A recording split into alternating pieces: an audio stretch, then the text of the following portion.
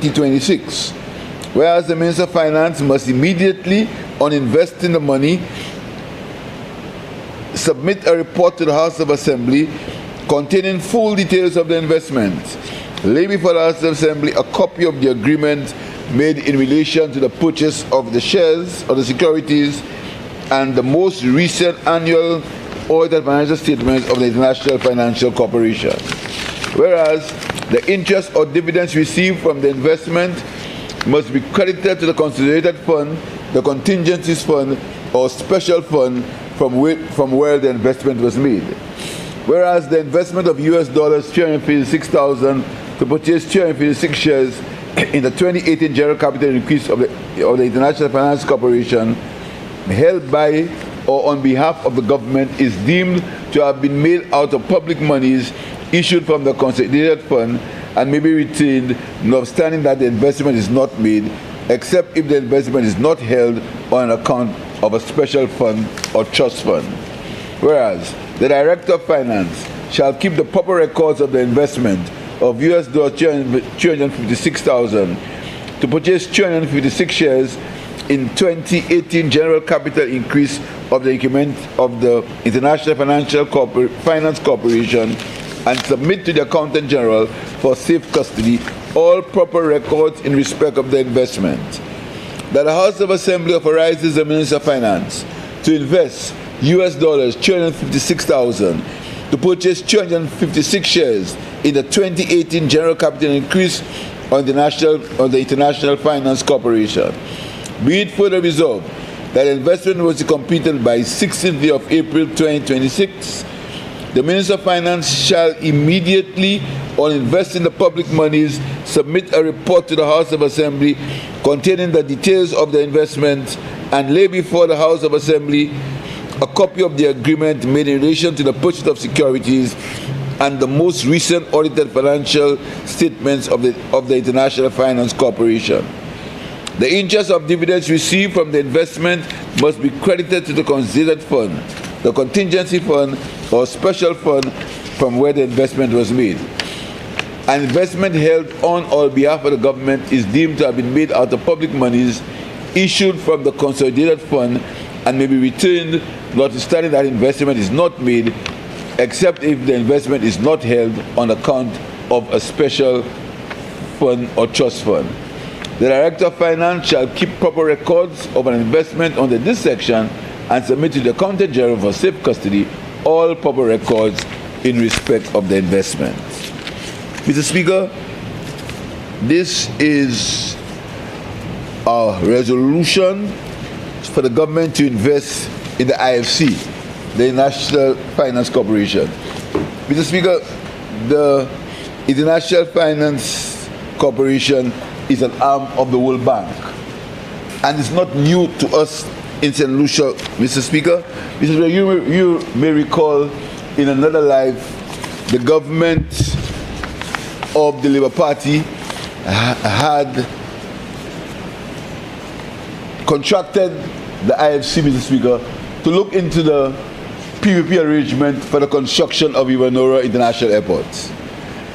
That arrangement meant that the airport would have been constructed with a private-public sector arrangement, Mr. Speaker.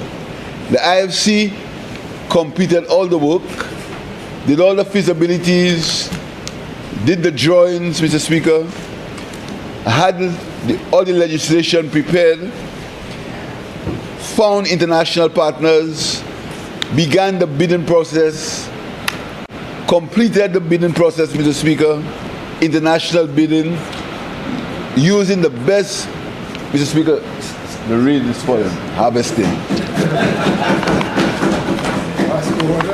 No, harvesting the water from to supplement Wasco. Using the best, most up-to-date financial methods and procurement, etc., Mr. Speaker, for the construction of the Ivanora International Airport, Mr. Speaker. That arrangement meant, Mr. Speaker, that the government of St. Lucia, the people of St. Lucia, would not have used or spent And when they speak about borrowing, 1 cent of taxpayers' money would have gone into that airport. Not even a sovereign guarantee, Mr. Speaker, was required.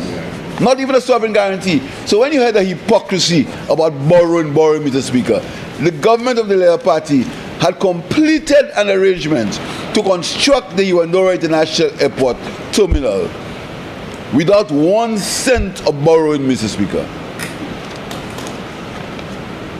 An international partner was chosen.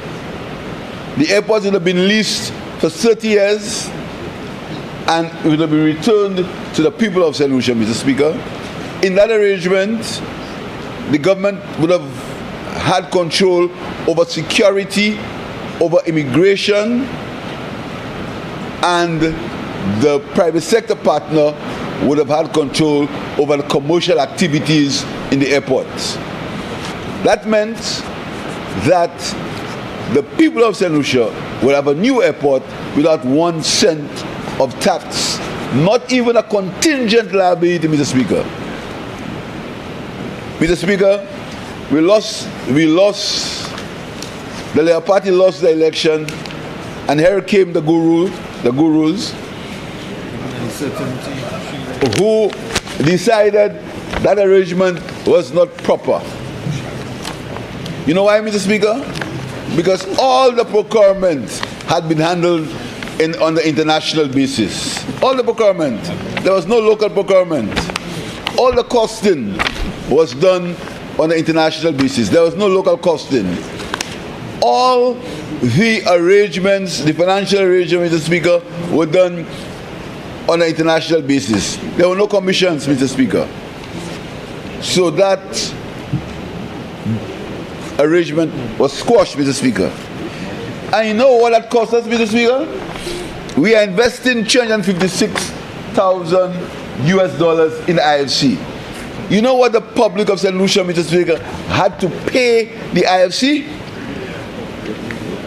9.5 million EC dollars. EC dollars. That is what the public, Mr. Speaker, sometimes I think that people have short memories.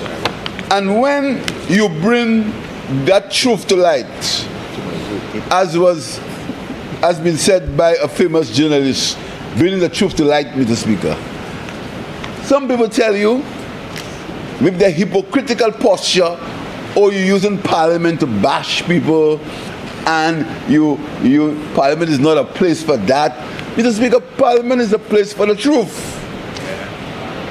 Parliament is the place where you have to tell people what happened in the country. And the government of the United Workers' Party, they took $9.5 million of taxpayers' money. They had to pay back the IFC for services rendered because they did not follow the previous arrangement, Mr. Speaker. And to add further insult, Mr. Speaker, the IFC is an arm of the World Bank. So you can imagine how the World Bank felt when the IFC was summarily dismissed, Mr. Speaker. Summarily dismissed, Mr. Speaker. And the rest is history. The member for Kashi Central gave a little history about this airport situation. The rest is history, Mr. Speaker. But I'll tell you, Mr. Speaker, that we have, together with SLASPA, or SLASPA has, on the instructions of the government, looked at this whole airport financing, Mr. Speaker, and I can tell you, it's fully transparent, and very shortly, an announcement is going to be made by SLASPA on who will be the new contractors for the Iwanora International Terminal building, Mr. Speaker. That will be said very shortly, Mr. Speaker, because we are committed to the construction of the Iwanora International Terminal building, Mr. Speaker. So that is on, but I regret, Mr. Speaker, that because of this short-sightedness of the United Workers' Party, that terminal has not been built, Mr. Speaker, when all arrangements were in place to ensure all arrangements were in place, Mr. Speaker, for that terminal to be built. But that is for another show. So, Mr. Speaker, the IFC is a globally recognized and financial institution within the World Bank Group, Mr. Speaker. What we're doing is we are buying shares, having an equity holding, buying some shares in it. So we're part of that huge international corporation, and when it makes money, the dividends are shared, Mr. Speaker. We can also deal with some of use the expertise, the IFC, Mr. Speaker. And I think that this is a worthwhile investment. The terms and conditions of that investment are clear. The Director of Finance must prepare a report, and the proceeds must go to consolidated fund, Mr. Speaker. So I think it's a worthwhile investment, and I can assure you that the government of St. Lucia will be seeking the services of the IFC as we look into forming a PPP arrangement for the WASCO. For WASCO, Mr. Speaker, we'll be asking the IFC for the World Bank to help us, Mr. Speaker. So I think it's a very good investment, $256,000 in an international institution, and all the rules and regulations and all the requirements have been met, Mr. Speaker. I urge members to support this resolution. I thank you, Mr. Speaker. Honourable members, I would wish you to look at your resolution, as the question I will be putting to you will be omitting the words in section E under this section. You can expunge those words, because the question I'll be putting to you does not include those words. Honourable members, the question is that the House of Assembly authorizes the Minister for Finance to invest $356,000 to purchase 356 shares in the 2018 general capital increase of the International Finance Corporation. Be it further resolved that A, the investment must be completed by the 16th day of April 2026. B, the Minister for Finance shall immediately, on investing the public monies, 1, submit a report to the House of Assembly containing full details of the investment, and 2, lay before the House of Assembly a copy of the agreement made in relation to the purchase of securities and the most recent annual audited financial statements of the International Finance Corporation. C, the interest or dividends received from the investment must be credited to the consolidated fund, the contingencies fund, or a special fund from where the investment was made. D, an investment held by or on behalf of the government is deemed to have been made out of public monies issued from the consolidated fund and may be retained notwithstanding that the investment is not made, except if the investment is not held on account of a special fund or trust fund. E, the Director of Finance shall keep proper records of an investment and submit to the Accountant General for safe custody all proper records in respect of the investment. Member for Ancillary Canaries.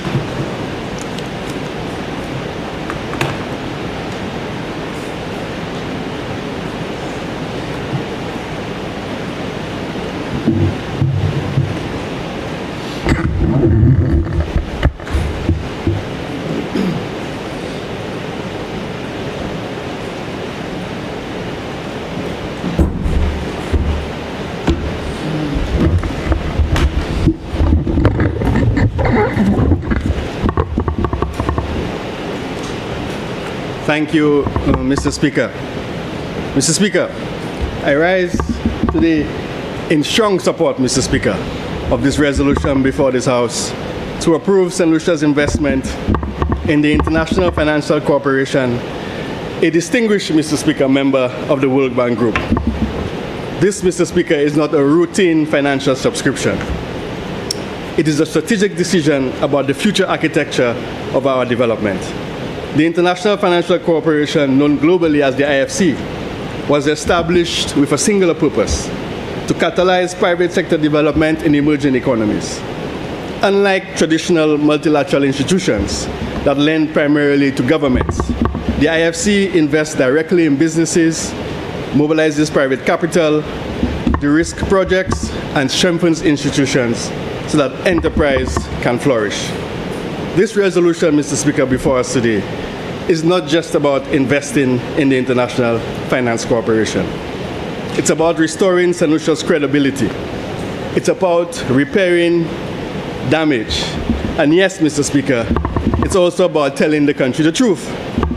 Let us not pretend, Mr. Speaker, our relationship with the IFC has been smooth and dignified in recent years.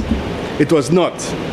Under the former administration, led by the member for Miku South, serious and unsavory allegations were leveled publicly against this respected international institution. An institution, Mr. Speaker, that is a core member of the World Bank Group.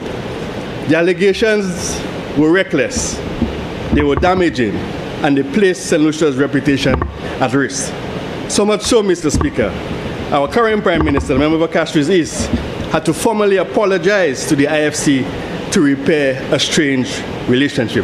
Mr. Speaker, I would like that to sink in for those who are watching and those in Parliament. The Prime Minister had to apologize to repair a strained relationship. A Prime Minister of St. Lucia had to apologize, Mr. Speaker, not because of the wrongdoing of the IFC, but because of the conduct of the previous government. International finance is built on one thing above all else, Mr. Speaker, and that is trust.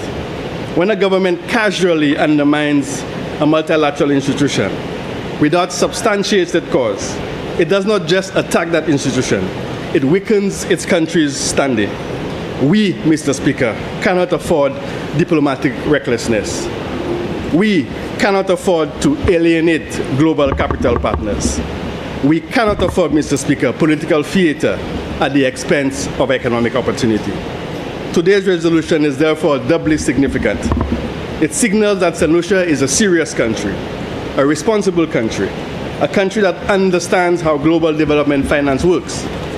We are not here, Mr. Speaker, to grandstand. We are here, Mr. Speaker, to deliver for the people of St. Lucia.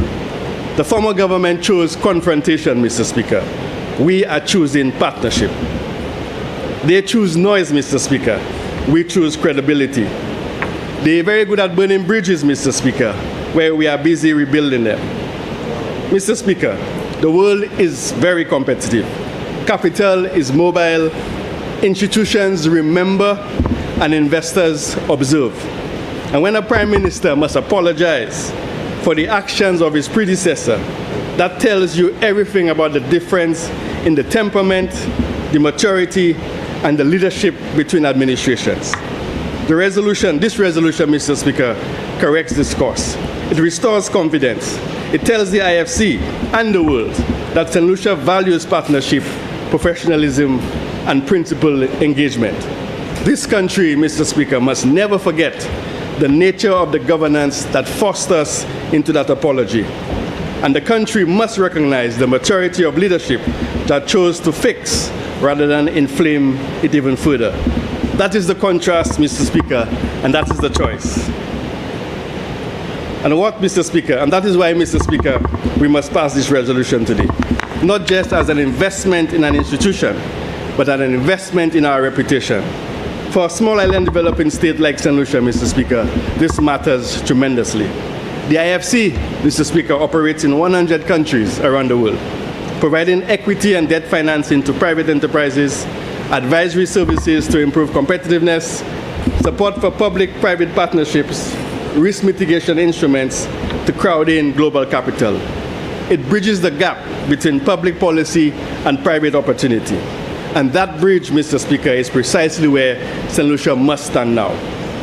As the Minister for Economic Development and Youth Economy, I see daily, Mr. Speaker, the constraints facing our economy.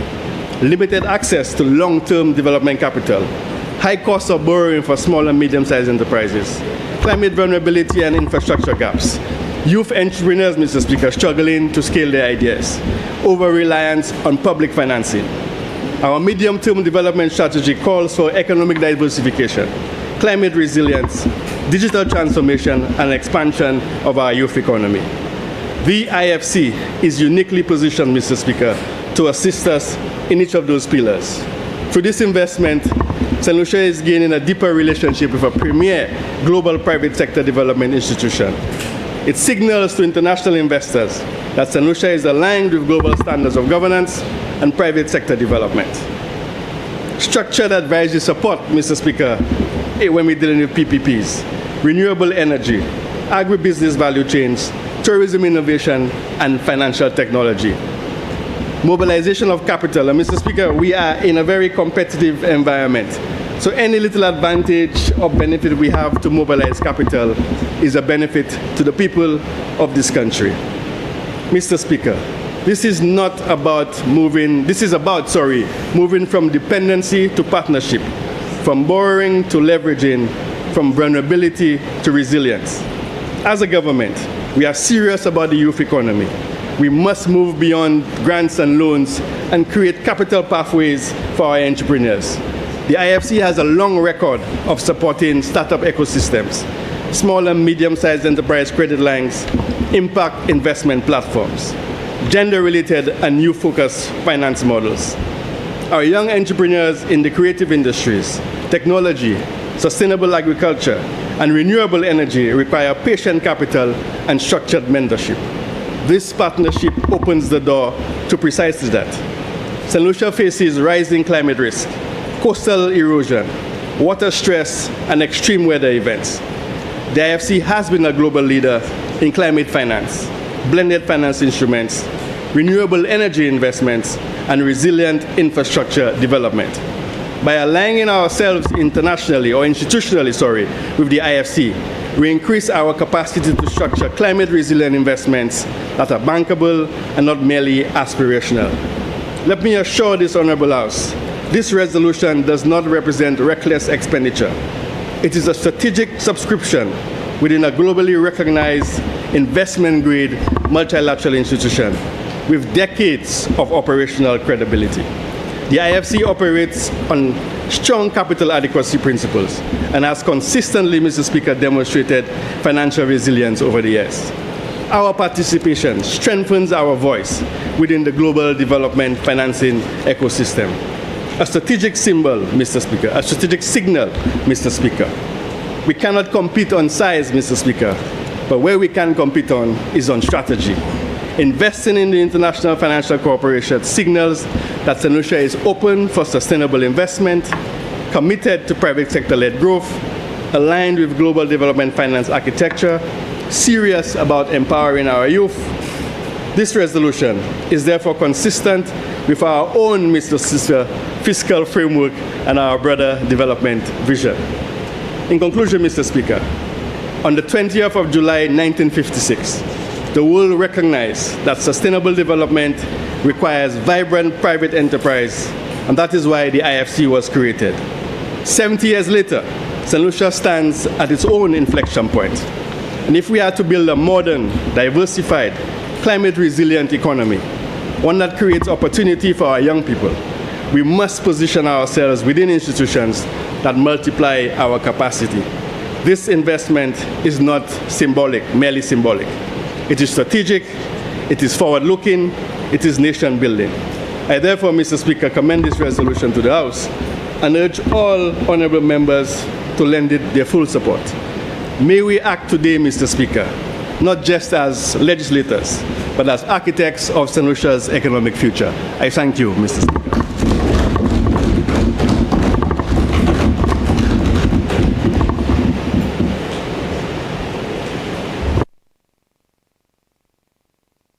Finance Minister. Speaker, the Minister for Economic Development has said all that has to be said. His contribution was succinct and accurate, and I move that members will support this resolution. Honorable members, the question is that the House of Assembly authorizes the Minister for Finance to invest US dollars 356,000 to purchase 356 shares in the 2018 general capital increase of the International Finance Corporation. Be it further resolved that A, the investment must be completed by the 16th day of April 2026. B, the Minister for Finance shall immediately, on investing the public monies, 1, submit a report to the House of Assembly containing full details of the investment, and 2, lay before the House of Assembly a copy of the agreement made in relation to the purchase of securities and the most recent annual audited financial statements of the International Finance Corporation.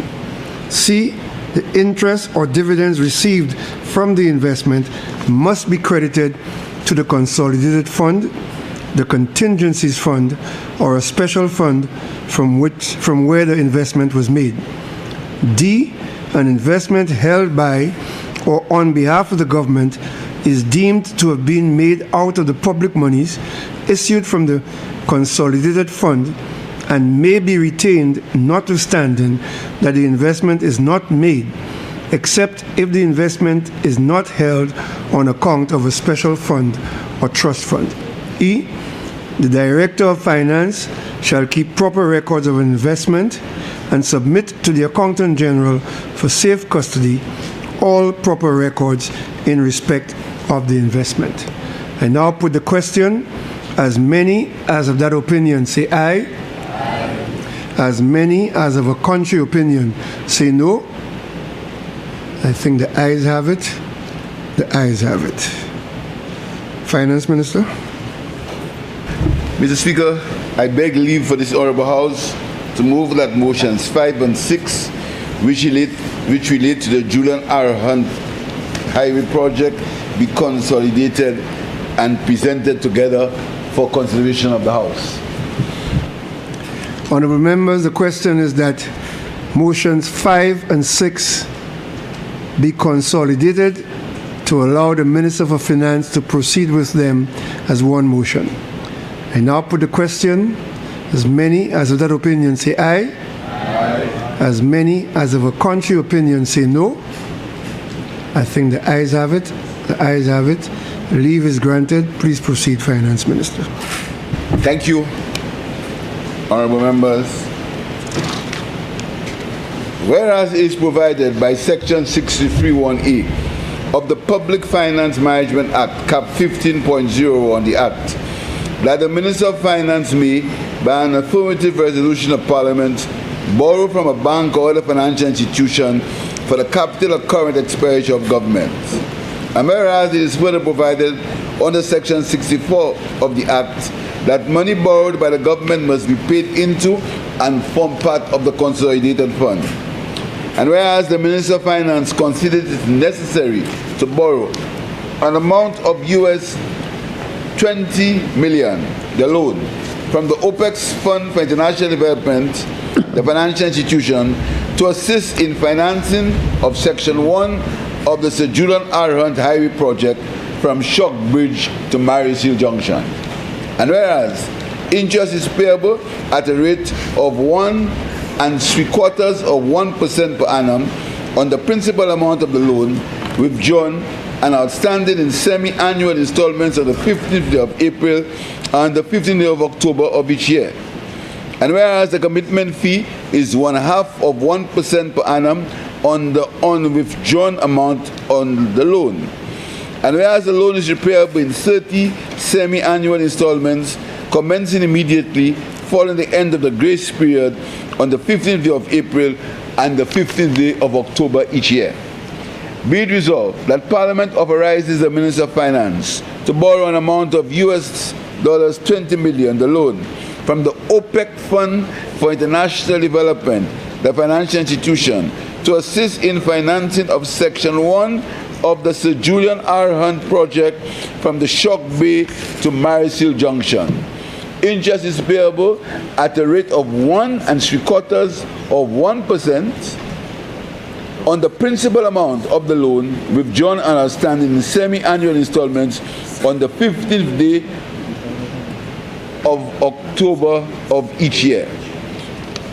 The commitment fee is 0.5% per annum on the withdrawn amount on the loan. The loan is payable in 30 semi-annual installments commencing immediately following the end of the grace period on the 15th day of April and the 15th day of October of each year. Resolution number 2. Whereas it is provided by Section 63(1)(a) of the Public Finance Management Act, Cap 1501, the Act, that the Minister of Finance may, by an affirmative resolution of Parliament, borrow from a bank or other financial institution for the capital or current expenditure of government. And whereas it is further provided under Section 64 of the Act that money borrowed by the government must be paid into and form part of the consolidated fund. And whereas the Minister of Finance considered it necessary to borrow an amount of 4 million Kuwaiti dollars from the Kuwaiti Fund for Arab Economic Development, the financial institution, to assist in financing the expansion of the Sir Julian R. Hunt Highway project from the Moshi Junction to Gozile Town Junction. And whereas interest is payable at a rate of 3% per annum on the principal amount of the loan withdrawn and outstanding in semi-annual installments on the first day of May and the first day of November each year. And whereas the service charge is 0.5% per annum on the amount withdrawn from the loan and outstanding. And whereas the special commitment charge is 0.5% per annum on the principal amount of the special commitment outstanding, in the event the financial institution and the government enter into a special irrevocable commitment at the request of the government. And whereas the loan is repayable over a period of 18 years with a grace period of 4 years. And whereas the loan is repayable in 28 semi-annual installments commencing 6 months after the grace period of 4 years. Be it resolved that the Parliament authorizes the Minister of Finance to borrow an amount of 4 million Kuwaiti dollars from the Kuwaiti Fund for Arab Economic Development, the financial institution, to finance the expansion of the Sir Julian R. Hunt Highway project from Moshi Junction to Gozile Town Junction. Interest is payable at a rate of 3% per annum on the principal amount of the loan withdrawn and outstanding in semi-annual installments on the first day of May and the first day of November of each year. The service charge is 0.5% per annum on the amounts withdrawn from the loan and outstanding. The special commitment charge is 0.5% per annum on the principal amount outstanding on a special commitment in the event that the financial institution and the government enter into a special irrevocable commitment at the request of the government.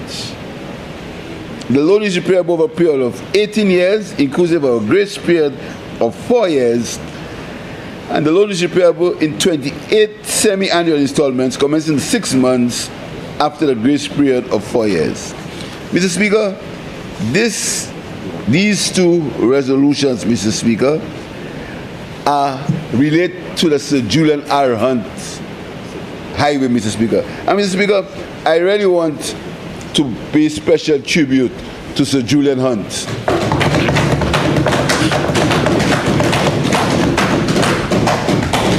Mr. Speaker, both for his contribution to St. Lucia, his contribution to the United Nations. He was a president of the United Nations, Mr. Speaker.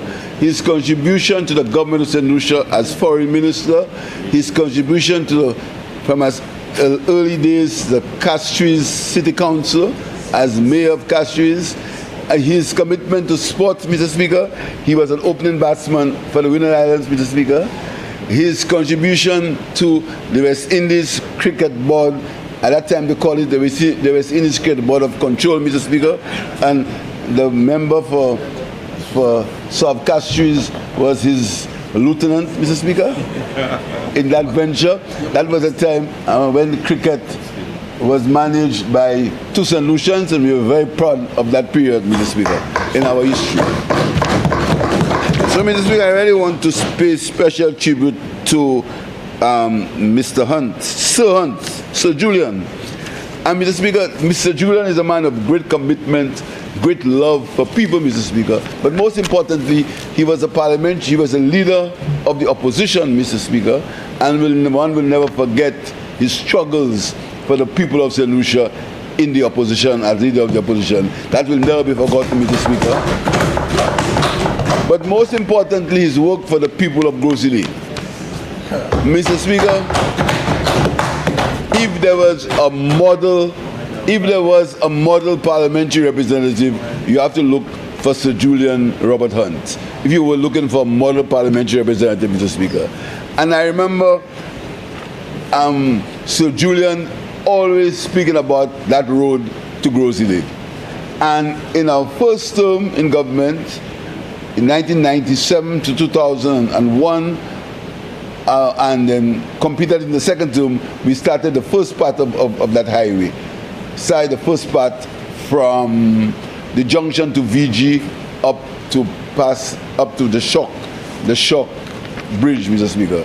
That was the first part of the highway, and as usual, after that, everything stopped.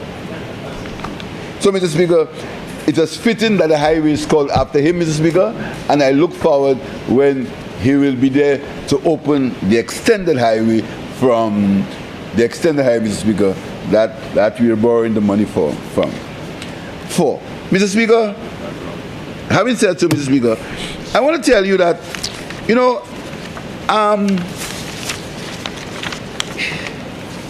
sometimes I'm baffled, Mr. Speaker, as to why some St. Lucians have an aversion to the truth, or an aversion to reality, Mr. Speaker.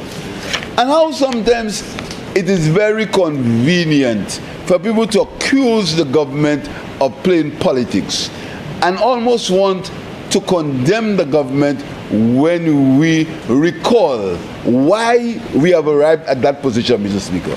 Mr. Speaker, to every action there's an equal and opposite reaction.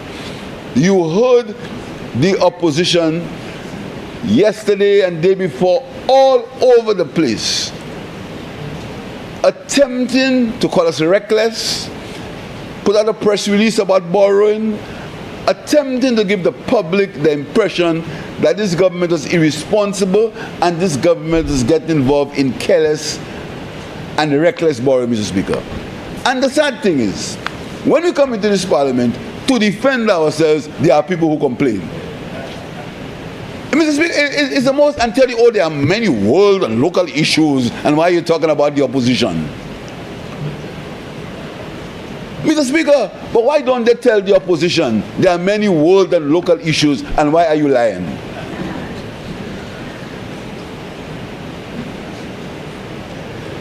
Mr. Speaker, it's a kind of pretense that is sickening. It's a pretense that believes that only we in this room are politicians, that everybody else is a saint, everybody else came from heaven, and everybody else has a right. They have a right to go on Facebook, they have a right to go on social media, they have a right to have podcasts, they have a right to say anything they want about you. And when you defend yourself, something is wrong with you, Mr. Speaker. But Mr. Speaker, while the good Lord has given me the breath, I will never allow my country to be maligned, Mr. Speaker. Because these people, they seem to rejoice when anything wrong happens, when they think anything wrong happens to St. Lucia. The member for Castries South this morning made a suggestion. He gave facts on a situation that will impact indirectly our financial situation. But some people found that he should not say it. he shouldn't talk about it. The opposition, they've been on our case, saying whatever they want about these issues. But when we defend ourselves, everybody complains. Anyhow, Mr. Speaker, the $20 million we are going to be borrowing is from the OPEC fund. And I want you to know, Mr. Speaker, one thing. The interest rate on that loan is 1 3/4%, payable 1 per annum, payable on the principal amount, Mr. Speaker. That is something I want you to note, Mr. Speaker. The interest rate on that loan, 1 3/4% per annum.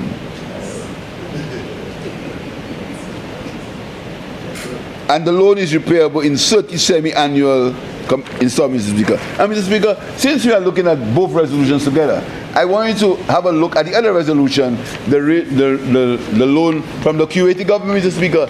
And the reason why I want to bring that to your attention, Mr. Speaker, is to tell you that all the financing for that highway was there when the United Workers' Party came to the government in 2016. Mr. Speaker, I recall being in my private office, because you see, Mr. Speaker, when I lose government, I never get chagrin pouvoir. I never go home and sulk and quarrel and cry and things. So what I do, I take my briefcase and I go to work when I lose government, because I'm prepared to live, to work in the real world. So I was in my office and I got a call from a gentleman who said to me, "Why have you all stopped the loan that we approved for you to build a grocery highway?" So I said, "Which you all? I had no loan to do nothing." He said to me, "The government of St. Lucia." I said, I'm not part of the government." So he thought that there had been a transition. They thought that there had been a transition of power, and then the new government would have connected with the former government and deal with things. So I said to him, "I know nothing about it." He sent me the note, and that'll be in my book, where the government of the United Workers' Party, they cancelled the loan for the grocery highway. They cancelled it. And some people will tell you, don't talk about that because there are world and local events to talk about. They cancelled it, Mr. Speaker. At that time, that road would have cost less than 30% of what it costs now, if not more. They cancelled it, Mr. Speaker. After everything had been done, just like the airport, they cancelled it with some scheme about putting the road through Corinth and going in the back and some kind of music, all because, Mr. Speaker, you had to tender for the contracts. That's what you had to do. You had to go for a process of procurement. They cancelled it. So if you note in the resolution from the Kuwaitis, I want you to turn your attention, Mr. Speaker, to the special commitment charge. And if you notice, that is not in the agreement for OPEC, Mr. Speaker. Have a look and correct me if I'm wrong. In C of the further resolve, it says a special commitment charge is 1% of 1% per annum on the principal amount outstanding on the special commitment in the event that the financial institution and the government enter into a special irrevocable commitment at the request of the government. A safeguard, Mr. Speaker. And look at that. It's not in the OPEC's resolution. Am I right or wrong? But not irrevocable. Right. Because the Kuwaitis, they've got burnt. They've got burnt by the government. And the minister can tell you, we had almost to beg and said this is a different government. That's not how things are done. Because a gentleman stood there and he accused the people of stealing toilet paper. Mr. Speaker, a guy stood there and he accused the people of stealing toilet paper. And these people, they felt insulted, Mr. Speaker. They accused them of all kinds of things. And the QATs, we literally had to beg them, to say to them, that's a different government. And even note, they only gave us $4 million, Mr. Speaker. And the interest rate is higher than OPEC. And if you look at the arrangement for the last loan, the loan that the United Workers' Party cancelled, you will see that the interest rate is less than 3%. But that is what we had to go through. And people don't want you to talk about it. They want you to keep quiet about it, Mr. Speaker. And they cancelled that loan.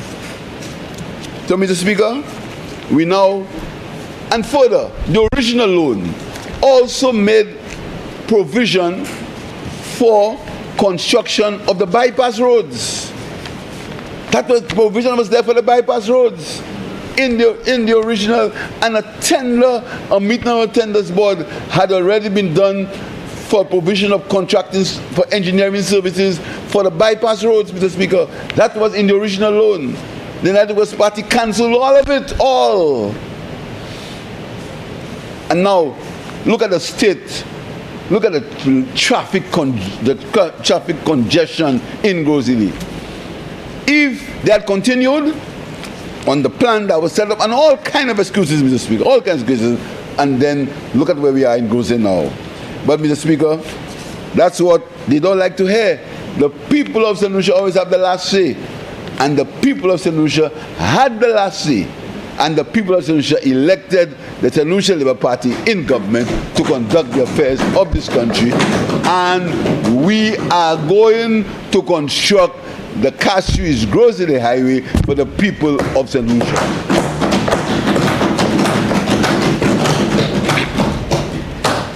So, Mr. Speaker, this loan for $20 million is from Shock Bridge to Marisil Junction.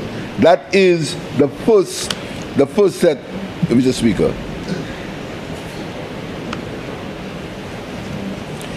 Phase 1 of the road, Mr. Speaker, I said from Vichy to Shock Bay, was completed in 2007. There were updates in 2014 and 2023. Updates in 2014 and 2023. In 2014, between 2014 to 2023, Mr. Speaker, the highway, the cost of the highway would be $76.7 million US. And if you look at the cost, Mr. Speaker, in 2014 or in 2012, you will see, Mr. Speaker, it's substantially less than that, Mr. Speaker. So, Mr. Speaker, we are embarking on that part of the highway and all the advantages of that part of the highway. I won't deal with it because I'm sure the Minister of Infrastructure will deal with it, and the member for Grozili, who is very happy, he will not be able to hide that one. Everybody will see it. He'll be very happy, Mr. Speaker. And the people of Grozili will never regret when they ensured that people move from there.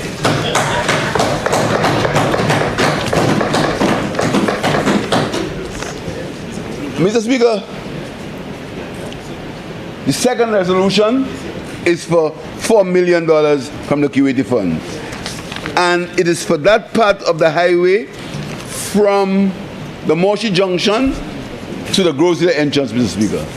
And if you go there, you will see something that was built there without any designs, without... Mr. Speaker, you know, sometimes they have a thing in particular called sans. But you know, when you have a country to run, Mr. Speaker, and you have men and women working for you who want to run the country. You know, sometimes you have to avoid getting involved in all this TMT and things. Because, Mr. Speaker, if you say you wanted to have TMT, we could have TMT also. Yeah, we could have big argument. I mean, people that complain and say we talk about the opposition. If we want to talk about the opposition, you know things we could have talked about? How a man that's in charge of gardens become an engineer. I mean, the member for Cassius North, he haven't opened his library yet. So, Mr. Speaker, but you know, the country is moving in such a direction. This morning you saw us visit the House of Justice, transforming Castries. And I told you already this morning, Mr. Speaker, we're going to fix your building for you. You understand, Mr. Speaker? So, sometimes we have to tell people what really is happening. So that the QAT will give $4 million from the Moshi Junction to Gozeton. Mr. Speaker, you know that piece of road that they started, that we did not continue for good reason. You know that was done without any plan? The minister can tell you. There was no plan. They just sent a man down there with a tractor and tell him do road. It's after, Mr. Speaker, he can tell you there was no plan. Nothing. 3 roundabouts or 4 roundabouts. Already, I mean, these guys have no shame, Mr. Speaker. Absolutely no shame. But I'm very happy that the people of St. Lucia understand that, Mr. Speaker. So we have the Moshi to Groze Town Junction, and then, as I said to you this morning, Mr. Speaker, we have ensured that the pipeline from Bonte to Grosile will not interfere with that construction. So we're not going to be digging there again, ever, after we put the pipes in there. And we ensured that happens. So the WASCO was instructed to talk to infrastructure to ensure that the pipe will not interfere, Mr. Speaker. So the road will not be damaged again. WASCO won't dig it again. Mr. Speaker, as I said, the Minister of Infrastructure and the member for Grosile will tell you about the benefits of that road, Mr. Speaker. But, Mr. Speaker, I don't live up there. But those who live up there will tell you how the road is a traffic nightmare. A traffic nightmare to get it on. You lose productive time. You understand, Mr. Speaker? A lot of economic time is lost on that highway. I'll tell you something. At the rate at which St. Lucia is developing, we may have to consider alternative means. And you must not put it beyond us if we think about an overpass at some point. That is not beyond. You see, Mr. Speaker, our country, look at what's happening in St. Lucia, Mr. Speaker. Look what's happening in St. Lucia. Alia Hotel, 500 rooms. 1,000. Huh? 1,400 rooms, Alia Hotel. Just imagine what's happening in St. Lucia, Mr. Speaker. Imagine. I know, Mr. Speaker, you have a good imagination. On the Rodney Bay Strip, Mr. Speaker, soon from now, we should start another 1,000 rooms on the Rodney Bay Strip, Mr. Speaker. I want you to continue to think about it, Mr. Speaker. Think about the housing development that is happening, the houses that are going up in Cap Estate, in Bonte, in Marisil, soon in Talvan. The Minister of Housing has not given a report for a long time about a Talvan housing. I would like to hear from him about what's happening to the Talvan housing. The houses that are going up in Grosile, Mr. Speaker, I see some apartments going up by a gas station on the road there, Mr. Speaker. I mean, that is going to create. Huh? What? A luxury condos here. They're going up there, Mr. Speaker. So all that development going on, Mr. Speaker. Also, the development going up in Tria, Mr. Speaker. Think about the shock. Think about the development in the shock housing, Mr. Speaker. Think about that's not on the highway. think about this, that development, Mr. Speaker. So that road very soon is going to become an issue. So we have to look into an overpass, but that's for another show, Mr. Speaker. So, Mr. Speaker, I really want to tell you that we are very pleased that we finally, and the final piece of that highway, Mr. Speaker, which is a junction from Marisil to Moshi, Mr. Speaker, we are in deep discussions in the Caribbean Development Bank to fund it, Mr. Speaker. The feasibilities are taking place, etc. But I also know that the QATs are interested because of the interest and the way, with the professionalism and the respect that this government has treated them with. They are very anxious in wanting to fund the other part of that road, Mr. Speaker. And why is this big, Mr. Speaker? To divert traffic from that highway, we have expanded the Viesicue Road. A new road, and Mr. Speaker, that came from local funds. It's cost between $20 and $22 million, and local funds, Mr. Speaker, that road is being constructed for local funds to remove some of the pressure on the highway when the construction is taking place, Mr. Speaker. So, Mr. Speaker, I'm very pleased that I was the government before and we started the construction of the Grosse Highway. And I'm back in government, Mr. Speaker, and we are continuing the construction of the Grosse Highway, Mr. Speaker. It's very pleasing to me, Mr. Speaker, very pleasing to me that God has given me the privilege to work with a government that will complete the construction of that Grosse Highway. And I'm sure it's very pleasing to the member for Grosse, Mr. Speaker, who has a very vibrant constituency and is given proper representation. And also a tribute to Sir Julian Hunt, who will see this highway completed and to his honor and the work he has produced. I thank you, Mr. Speaker.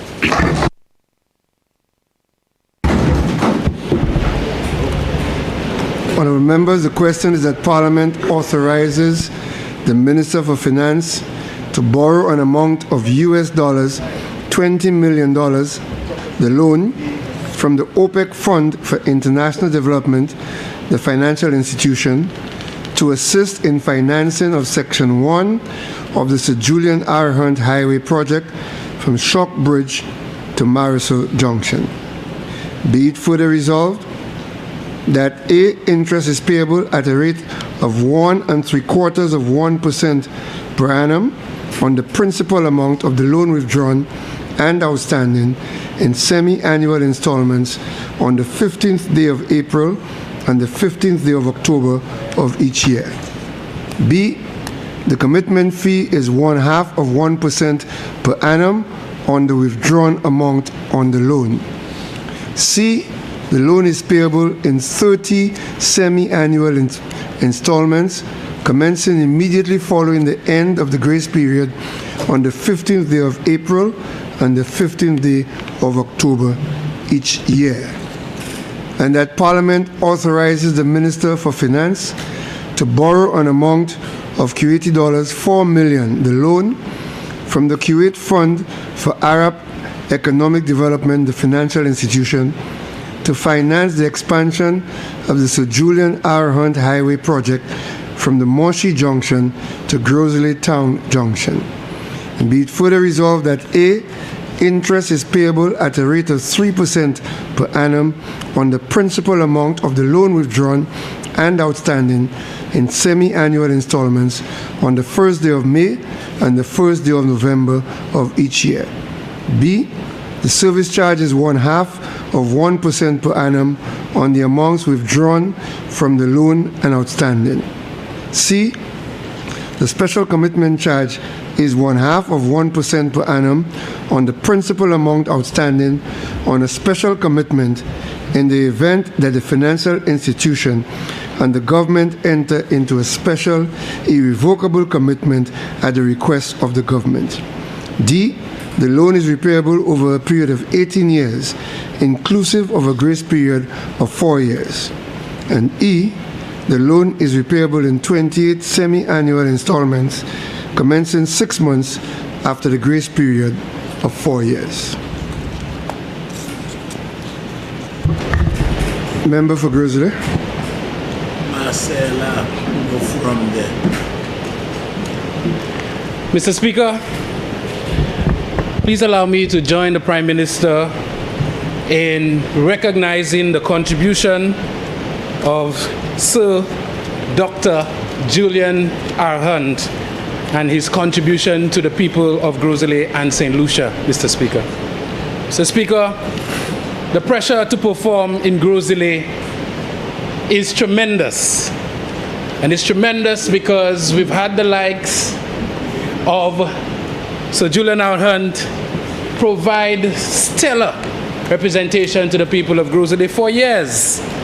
We're talking about the number of funerals that he would have ensured he played his part in. The expectation is there for yours truly as well.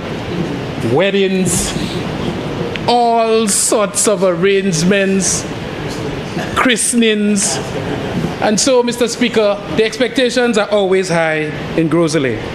And of course, the baton was passed on to Mario Michel, who again ensured that we had proper representation in the constituency of Grizzly. Unfortunately, as I said earlier, elections matter. And during that time that Honorable Mario Michel served the people of Grizzly well, the Minister of Infrastructure at that time is our now Prime Minister, who did all the legwork to ensure that what we are faced with today on the Castries-Grizzly Highway would have been thwarted by now. Unfortunately, elections matter. We went the other way. Nothing, absolutely nothing was done of substance. Nothing of substance to ensure that the traffic situation in Grizzly had changed. It was only at the end of their tenure in 2015 that magically we saw works commence in the Rodney Bay Ridgeway area. But Mr. Speaker, today I can smile. Today I am smiling. Mr. Speaker, the last time I smiled so much was when I held my twin baby girls for the first time on July 19, 2014, Mr. Speaker. That's the last time I smiled so much, Mr. Speaker. And I can smile today, Mr. Speaker. You didn't smile on December 1st. I smiled, but not as much. And so, Mr. Speaker, I can smile because I know not only the 30,000 residents, 20-something thousand, close to 30,000 residents are smiling. Not only the further 40, 50 in the Castries Basin are smiling, but all of St. Lucia should be smiling today as we get this road done, Mr. Speaker. All of St. Lucia, Mr. Speaker. It's a national road, Mr. Speaker. It's a road for the people of Grizzly and St. Lucia, Mr. Speaker. It's a road for the tourists who will visit St. Lucia, Mr. Speaker. It's the road for all and sundry, Mr. Speaker. And so we will all smile, Mr. Speaker.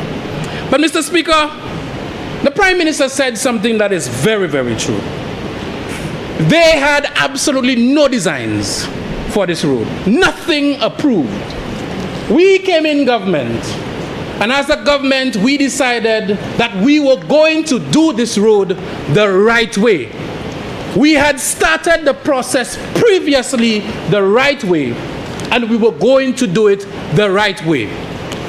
They came in their campaign and criticized this government for having not delivered a 4-lane Julian Hunt highway to them in a 4-year span, Mr. Speaker. They were all around the place campaigning as if to say they did the right thing, Mr. Speaker. And Mr. Speaker, they don't want us to speak about the facts. The fact is, what they left for us in 2021, it would have been impossible for us to have done all of what we did in addition to the falling in that period. And the fact is, the people of Grosley and St. Lucia, their eyes were opened, they discerned what was going on in this country, and they decided to stick with the St. Lucia Labour Party, and now they are getting their 4-lane highway up to Grosley, Mr. Speaker. And so, Mr. Speaker, I am duty-bound to remind all of Grosley and St. Lucia about the facts.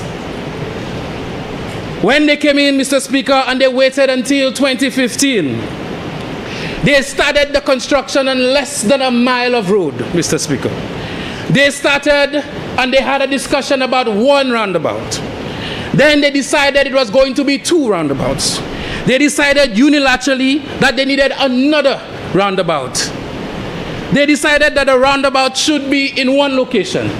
Then they decided to move the roundabout to another location.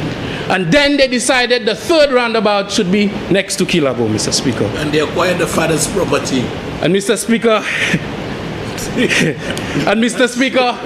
the people of Ragery and Rodney Bay and Grosley and the commuters from around this country looked in amazement as to what was going on, Mr. Speaker. Mr. Speaker, they unilaterally decided that the roundabout, Mr. Speaker, and the road next to the gas station should form some higher curve, Mr. Speaker. A higher curve that is almost the height of people's houses in Ragery, Mr. Speaker. And in some instances, higher than the houses in Rodney Bay, in Ragery, Mr. Speaker. And Mr. Speaker, all during that time, no consultation with the people of Grosley. Not 1 meeting, Mr. Speaker. And then finally, election is coming about. We're seeing an individual devoid of ideas, devoid of having represented the people of Grosley, coming to the people of Ragery and saying, me, I don't know what that's going on there. I have nothing to do with it. And of course, July 2021, they said to that individual, move from there. And they elected a government that would come in and would ensure that we get this done right now, Mr. Speaker. And so, Mr. Speaker, we had to go back to the drawing board. I have to explain to the people of Grosley, like the Prime Minister said, that this was not easy to renegotiate. This government had to swallow their pride and go back to the Kuwaiti government. They had to speak with them people and ask them to forgive our trespasses and allow us to complete this road, Mr. Speaker. And Mr. Speaker, when the Prime Minister was Minister of Infrastructure at the time, announced this 4-lane highway, there were plans for the bypass road. We were always going to deal with the bypass road first, because we understood the convenience, the inconvenience building a 4-lane highway would bring to commuters. And when we came in, after we told the first tall one to move from there, we started work on the Vesikwi highway, Mr. Speaker. Or Dave, Vesikwi people will kill me for saying highway because they already want speed bumps. But we started the bypass road through Corinth, Norbert, Vesikwi, into Monjuro, Kawef, Mr. Speaker. We as a government did not come to this house to borrow for that road. We did it because the economy was managed properly by this Minister of Finance. And now the people of St. Lucia have a road in Vesikwi that they can use as an alternative when they are going to cricket, like the member for Denry North. When they are going to get some form of activity in Rodney Bay and eat, like the member for Castries South who lives in that constituency. Of course, Mr. Speaker, this Vesikwi Road is nearing completion, and this will be the alternative for the people to traverse on. Mr. Speaker, I get a lot of pressure, Mr. Speaker, from my colleagues, all in good jest, because they all have roads that they want fixed. But, Mr. Speaker, it would be remiss of me not to thank the member for Castries North for the road network he created in Grosley over the last 4 years under the advisement of the Prime Minister. Because, Mr. Speaker, 90% of the roads we got done in our first term have implications for the now Julian Hunt Highway. 90%. When you look at that road that we built in Casaba, that road on the eastern side of Grosley town now connects to the Casaba-Boseju road that now connects to Kaimaje. And when the member for Castries North got the clear from the Prime Minister to build the Boseju road, to open up the Boseju road, that road now connects to Boseju. And when the Prime Minister saw it fitting, that road now left on the eastern side of Grosley connects to Riviemita. And when the all clear was given for Riviemita to Montsepa to Montseton, that road opens up for people to no longer have to go on the main Julian Hunt Highway to go to Babonneau, Mr. Speaker. And so, Mr. Speaker, the traffic congestion, dealing with this traffic congestion started very early under this administration, Mr. Speaker. And so, Mr. Speaker. By Johnson's. No, we didn't go there. And so, Mr. Speaker, when you look at that very same road that comes now into Vesikwi, connects into Nobe, when that all clear was given to connect to Corinth, you can go left, connect to Babonneau, connect to Union, and now connect to Castries. That deals with the traffic congestion before we even start the falling highway. But what did they do? They played politics, wasted 5 years, and came towards the end to build 1 mile of undesigned road. But we as a government, way more strategic than that. Mr. Speaker, when we connected the Marisil Junction into Corinth, this ensured, when we got that approval, Mr. Speaker, this ensured that the people headed north did not have to wait any longer to get off the main road to go into Grand Riviere, into Corinth, into Degazor, as they continue to have traffic along the main road, Mr. Speaker. Mr. Speaker, we did roads in Grosley.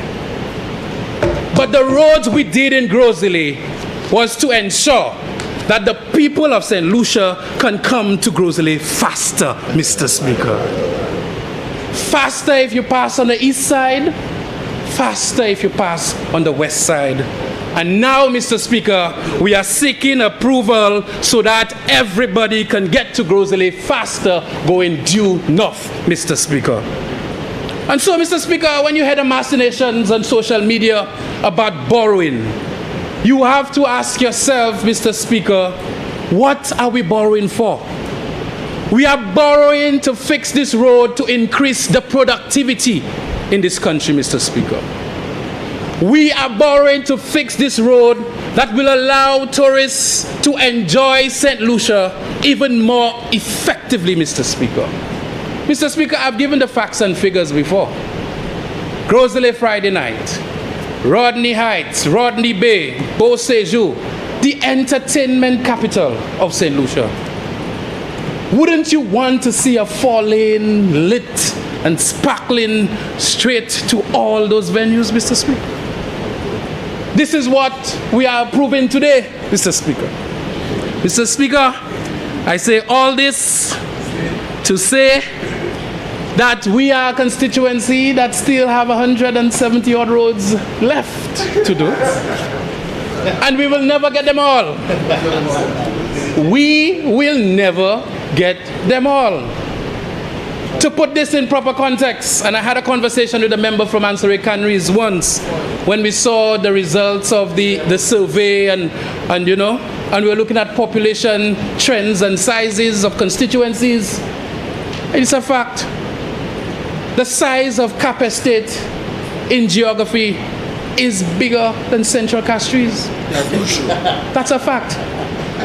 If you take one day to go and drive on every word of Cap Estate, you will be absolutely stunned at the size of Cap Estate. Come on. Just Cap Estate. To put that in perspective for you, Grand Riviere alone, we've measured in terms of Grand Riviere, Marisol, Corinth, the inner roads, tertiary roads, as the member for Castries North would often describe them. Over 60 tertiary roads. This is the nature of Groseley. This is the nature of people moving to the absolute entertainment and social capital of this country.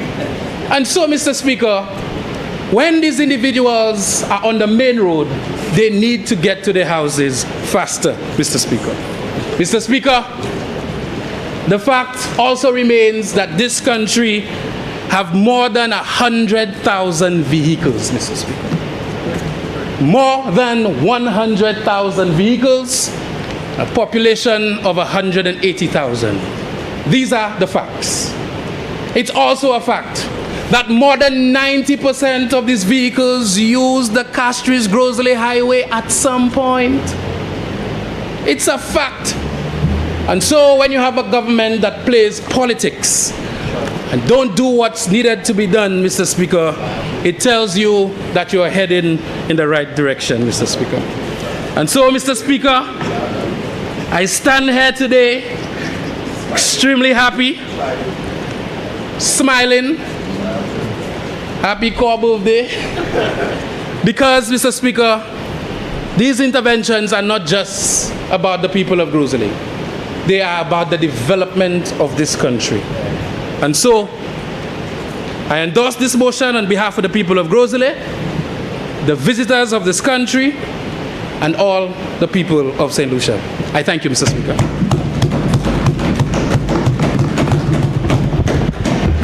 Member for Dennery North. Thank you, Mr. Speaker. The rapidity with which I turned on my mic almost suggested that I would be rebutting the member for Groseley with his national route doctrine, Mr. Speaker. Mr. Speaker, let me place on the record that I rise in support of the motion to borrow to rehabilitate the Sir Julian Hunt Highway. Experience has taught me, with budget debate being a few days away, Mr. Speaker, that mine ought to be a truncated presentation to just place in proper perspective the project that is before us. But before I delve into the substantive matter of the motion, Mr. Speaker, like my colleagues before me, I want to congratulate you on the attainment of your doctorate. And Mr. Speaker, I'm sure if one were to peruse Hansard, they will discover that I've placed on the record before that not only are you a standout presiding officer in St. Lucia, but I believe your reach continues to be hemispheric. Mr. Speaker, you will speak for yourself. Mr. Speaker, the Castries-Groseley Highway, as we once knew it, now the Sir Julian Hunt Highway, is a critical piece of road infrastructure in this country. And the project to be undertaken is one that is very necessary. And I could not, or I cannot speak about it with the enthusiasm of a member who understands what such a project can do for the development of his constituency. Mr. Speaker, this is easily the most congested thoroughfare in the country. And if we do not act now, the situation that is already a nightmare will be exacerbated. And when the Prime Minister spoke earlier, he alluded to the fact that when he was the Minister for Infrastructure, and I sat 3 or 4 chairs to his left in the cabinet, I know that our government at the time had taken steps to remedy the situation as it existed then. And of course, with the future in mind, we had made provisions to have a carriageway that would have dealt with the problems that we are currently facing today. Mr. Speaker, I believe this is money well spent. I believe it is necessary. And I believe given the increases we've seen in the volume of vehicles we have on our roads, we could not have found a better time to embark on such a project. Mr. Speaker, in the past 3 years, St. Lucia has imported approximately 9,298 motor vehicles, an average of 3,000 annually. And you must ask yourself, where is the road infrastructure to accommodate all those vehicles? Mr. Speaker, it used to take me 25 minutes from Denny Riviera in the Mabuya Valley to the city center. Mr. Speaker, if I do not leave home at least 1 hour and 15 minutes before an engagement in the city, rest assured I will be late. It has taken me more time to move from Government House to the Castries waterfront than from the Mabuya Valley to the Mon. Mr. Speaker, yes, I need to leave earlier. So, Mr. Speaker, when we speak of improving the carriageway on the Sir Julian Hunt Highway, as I indicated, this is a project that is up and that is very necessary. The Ministry of Infrastructure, during the tenure of the senior minister, they've decided to approach this project in 3 sections. Section 1, the Shock Bridge to the Marisil intersection. Section 2, the Marisil intersection to the Moshi Junction or the Monjiro Junction, if you like. And the 3rd section, from the Moshi intersection to the Grozile police station. Mr. Speaker, this particular project, as I indicated, will impact Grozile profoundly. We are talking of a consistent 4-lane carriageway from the Shock Bridge all the way up to the entrance of Grozile town, with roundabouts, pedestrian walkovers, and Mr. Speaker, we will have a solid median in the road to ensure safety and to ensure that all road users benefit tremendously from that particular intervention. But very importantly, and it is a phenomenon that has confronted every government in this country for the past 20 years. Mr. Speaker, we have to ensure that the utility companies complete all the projects and assignments that they're going to embark on before we begin construction of the road. There is nothing more disconcerting for a parliamentary rep or for a minister of infrastructure than days after you have given a tabletop surface to a community for the utility company to come in and to begin to dig to repair lines. So we've been given a commitment, I did not mention any name, Mr. Speaker, that there is a need for a 20-inch water main in the north. Monjiro to Bonte is already completed. And so that section of the road, Mr. Speaker, we anticipate will not be affected by any works to be undertaken by the utility company. Mr. Speaker, if the utility companies do not cooperate with the Ministry of Infrastructure, this can potentially delay the completion of this particular project. And the member for Grozile was right. The senior minister and the Prime Minister had the foresight to begin to rehabilitate the secondary roads to ensure that when construction activity begins on the main thoroughfare, that the inconvenience to road users will not be what we've seen happen in other parts of the country where people become irate and express frustration basically to deal with the situation as it unfolds before them. So, Mr. Speaker, I support this, and as I indicated before, this is going to be a truncated presentation because in a few days from now, when we take to the budget debate, you will be provided with much more details in terms of the construction period and the different measures we will be putting in place to ensure that there isn't too much inconvenience for the motoring public, pedestrians and people who reside in the vicinity of the construction site. So, Mr. Speaker, once again, I support the resolutions by the Prime Minister to rehabilitate. It would be remiss of me, Mr. Speaker, not to join the member for Grizzly and the Prime Minister himself to mention Sir Julian's contribution to St. Lucia. Sir Julian is an outstanding citizen. And not only must we rehabilitate a road in his honor, but we must ensure that the quality of road we produce is an adequate reflection of the man himself. Sir Julian is a man of standards. Sir Julian is a man who has represented his community with distinction. And Sir Julian, Mr. Speaker, is a man, when he represented our country at the highest level, projected St. Lucia in a light where we were looked at favorably and looked at as a respected people. So once again, I support the resolution, Mr. Speaker, and as I indicated, come budget debate, I will be giving a lot more details on that particular project from the Ministry of Infrastructure. And let me just add very quickly, Mr. Speaker, that the Shock Bridge is not part of the Sir Julian Hunt Highway Rehabilitation Project. The Shock Bridge is a standalone project that will cost the government of St. Lucia somewhere in the vicinity of $22 million. The engineers at the Ministry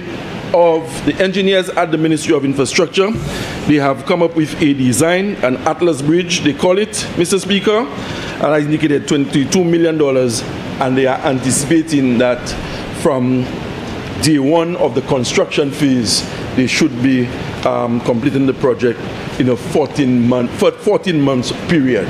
Again, Mr. Speaker, with this will come inconveniences, but what we do not want is for the motoring public to be inconvenienced by construction on the highway and then to be further inconvenienced by construction on the bridge. So what we are attempting to do at the Ministry of Infrastructure is to have the two happening simultaneously so as to minimize inconveniences for the residents of Grizzly and other road users or people from other parts of the country who traverse that particular thoroughfare.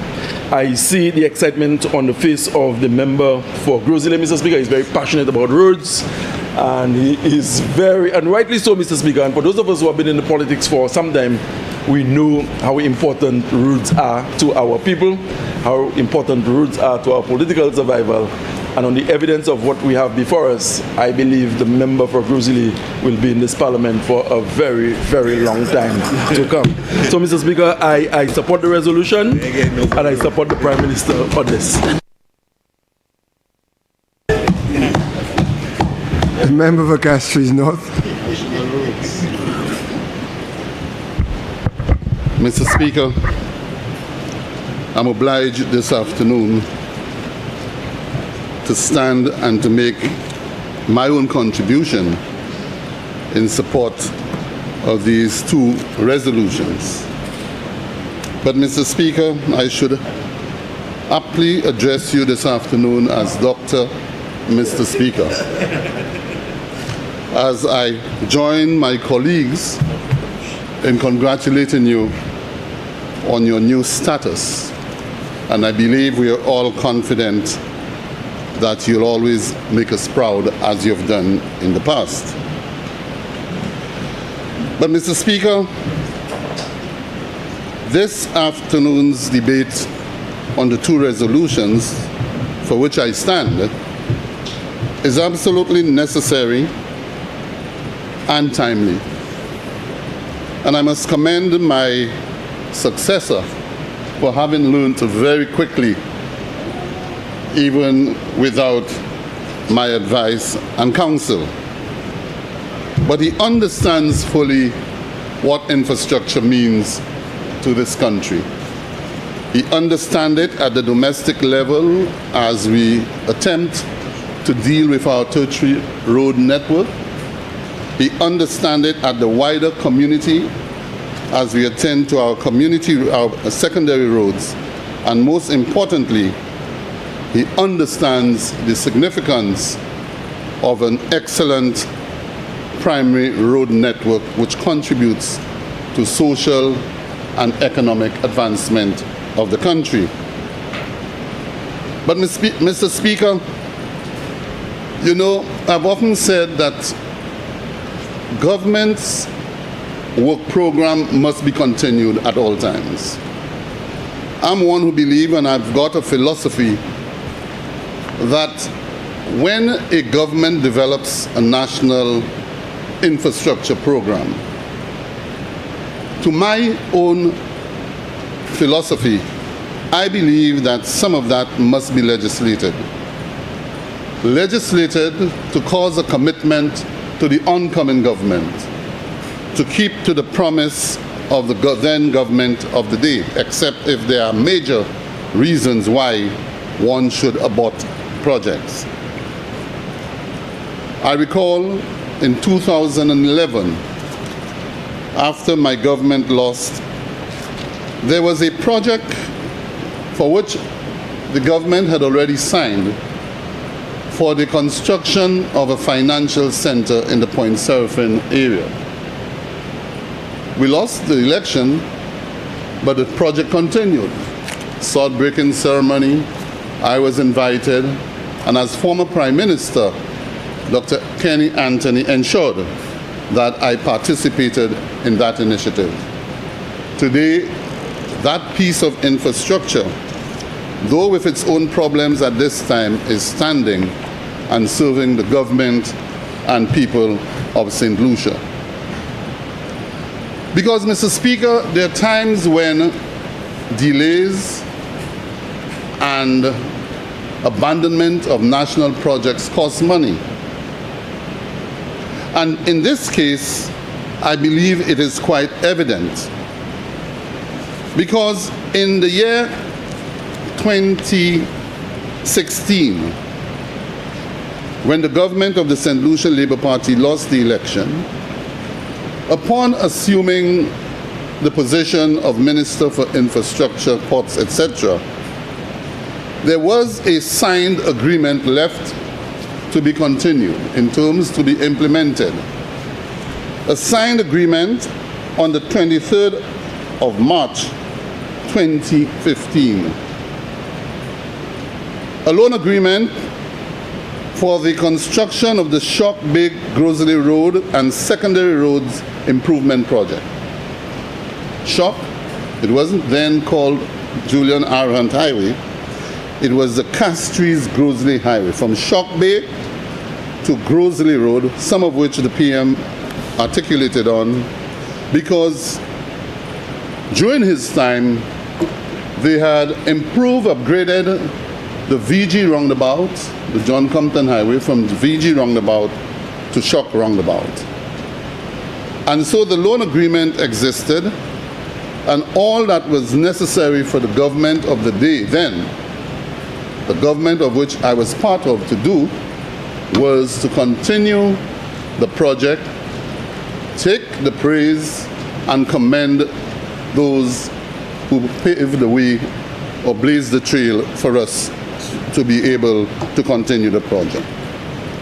But of course, there were those who felt that they should not embrace or endorse a project started by the previous administration. I had reason to beg and almost fight to see whether we can continue, because I felt it was a low-hanging fruit. That if all of the work had already been done, all of the feasibilities, the social feasibilities, the physical feasibilities, the financial feasibilities, designs, land acquisition, all of that was done, Mr. Speaker. And it was said there was no need to increase the debt to GDP ratio of the country. Yet still, on the heels of that, there were other commitments made by the same individuals, the same government, led by the Honorable Alan Shastney.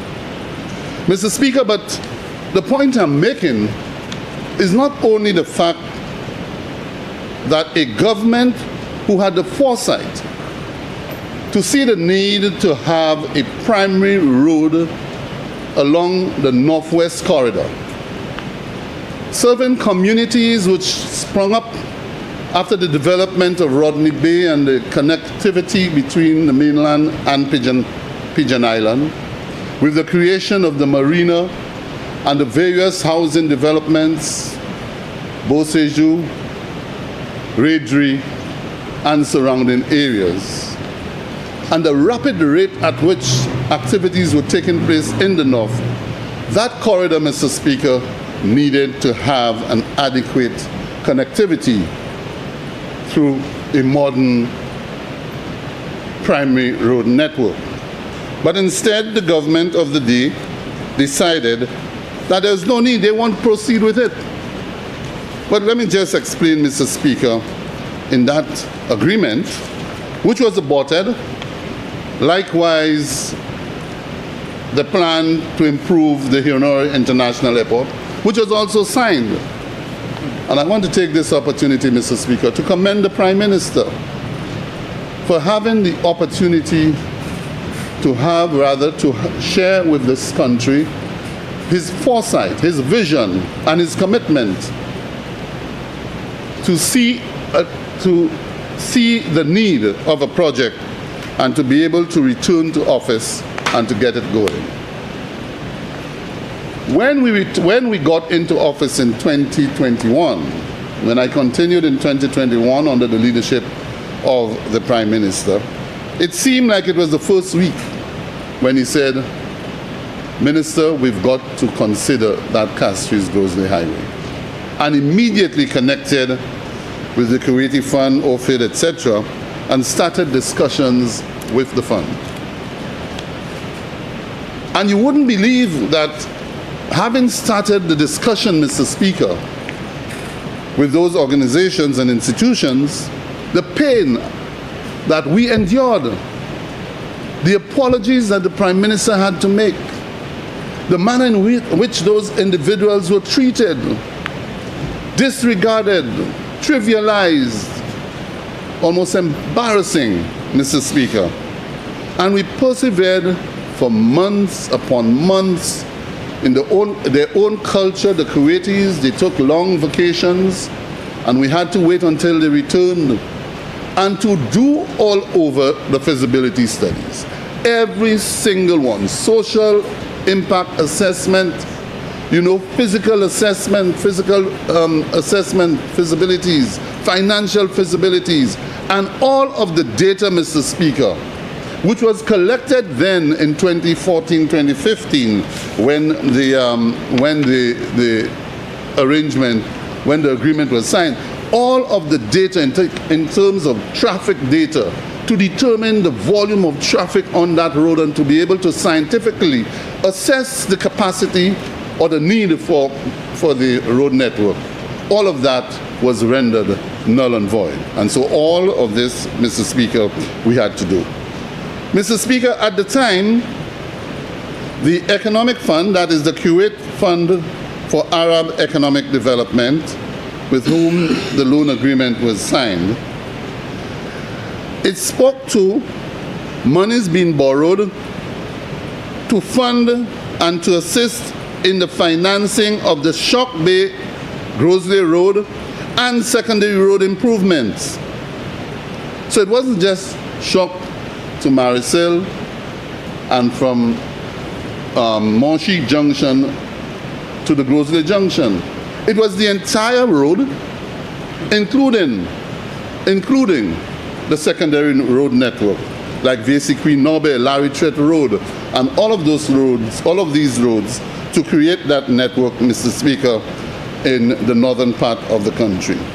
At the time, Mr. Speaker, the borrower, it says, intends to obtain from the OPEC Fund for International Development a loan in an approximate amount equivalent to $18 million US. $18 million US, Mr. Speaker. Today we are speaking of $20 million US. So even for one section, so even though 2 million may seem minimal, but at the time it was 18 million for the entire road. Today we are speaking, Mr. Speaker, of $20 million from the Shock Bridge to the Marisol Junction. That is the cost of stupidity. That is the cost of a government who saw political color rather than the interests of the people of this country. That's what it has cost us. Mr. Speaker, then you've got so you have the OPIC fund, and of course you have the OFID fund. All of that together, $18 million.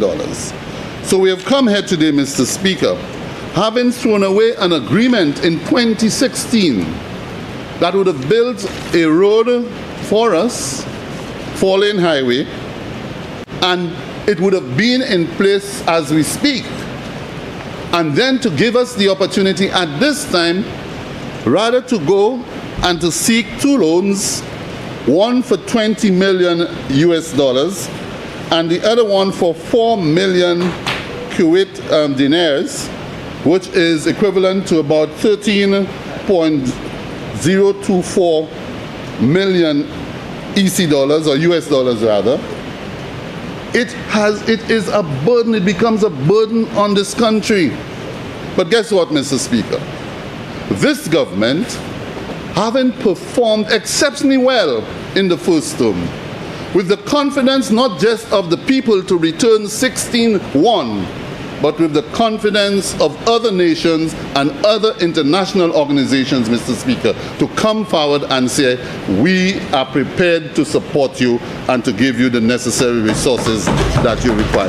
That is what is happening there today. So all those guys who are shouting out there, guys and girls who are shouting over there, after the whipping of the 1st of December, after that whipping, they still have not learned. They still have not learned. But the next time around, you will hear. The next time around, you will hear. I met one at Bolam the other day, Mr. Speaker. I don't know if you understand what that means.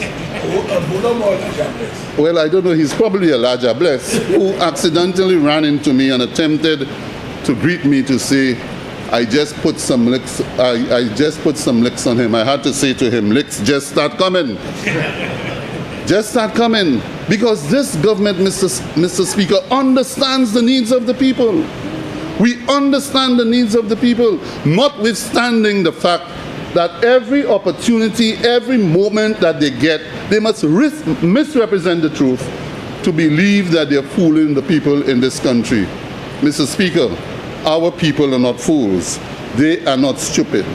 And so, Mr. Speaker, I want to commend the Prime Minister. I want to commend the Prime Minister, Mr. Speaker, on having seen the need, having remained steadfast from day one, hitting the ground running, maintaining his course, and keeping, as he always says, his eyes on the prize, and to be able to deliver to us today on this promise of building our infrastructure in this country. But this, Mr. Speaker, is very important because, as the Minister for Infrastructure alluded to early on, the number of vehicles that have come to this country in the last few years, Mr. Speaker, is worrying. Not just the fact that our roads, even though built with pavement strengths of 15 and 20 years, but the fact that the networks in the country are being fatigued, they are being overloaded and becoming less efficient in terms of moving people in this country. So very soon, between the Ministry of Infrastructure and the Ministry of Transport, we have to come up with a strategy in terms of public transportation. Public transportation that can move people quickly, but also to be able to put in place a reliable public transportation system that can guarantee people that at any given time in the day, they can board a bus, get to the city or go to the south, anywhere, spend the time and know that at a particular time they can board another bus and return to their home. That's what we need in the country. Because, Mr. Speaker, in many communities. Some of my communities in Castries North, at 6 o'clock, it stops. Can't get a bus. But this must not be dependent on private operators.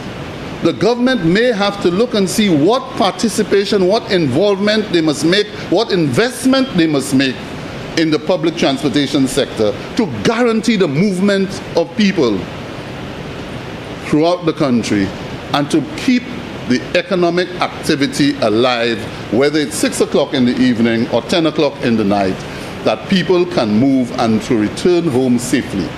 We've got to ensure that the system is in a way that even the operators can feel safe, so that they do not have to have cash on them at all. So the introduction of a cashless system is necessary, and that we are looking at as we speak, to look at a cashless system that will guarantee the bus drivers safe passage no matter what time of day they're moving. The other thing, Mr. Speaker, is as to whether you need to zone the country and to allow certain buses alone to be able to navigate from one point into the city, let people off and move on. And that is where government may have to come in. But these are ideas, Mr. Speaker, that we're looking at. Whether you have the small buses operating within the primary and tertiary network system and getting to the boundary of the city and to connect with larger buses that can take them into the city and do the city circuit, drop them at various locations, but picking up at the same time without having to stop and wait for those buses to get filled. And that, Mr. Speaker, is indeed some of the ideas which we are toying about, hoping that we will be able to alleviate the congestion that we're having, especially in the city. But more so now, as we look at it, you can see it expanding now onto the highway, the time it takes you to, say, move from Shock to Grosley. And we have seen with the widening, the expansion of the Vieux-Queen-Norbert-Corinth Road, that those who use that road would recognize that road is much more efficient than the Castries-Grosley Highway. Once you get there, you know, the road is wider, it is now looking very beautiful, it is being landscaped as we speak. You can move from Corinth to Grosley in probably 10 minutes, if not less, for those of you who are good drivers like me. You know, so you can get there in quick time. And that is what we need. That is what we need. Then we need to look and see how we can open up. That will be the Minister for Infrastructure. How we can, again, continue that network that the parliamentary rep for Grosley indicated. The network which he explained as national roads. That's not a national road. That is a primary road, a secondary road, okay, going through your constituency. So it is connecting, that's right, connecting communities and giving persons options based on where they are going. So if you want to get to Carolee and you live in Grosley, you don't have to get onto the Castries-Grosley Highway. You can take the back road, connects, and I'll show you a few areas where you will pass and nobody will see you. So, Mr. Speaker, these are the things, Mr. Speaker, that we have to sit down. And I believe the Prime Minister himself has indicated the need.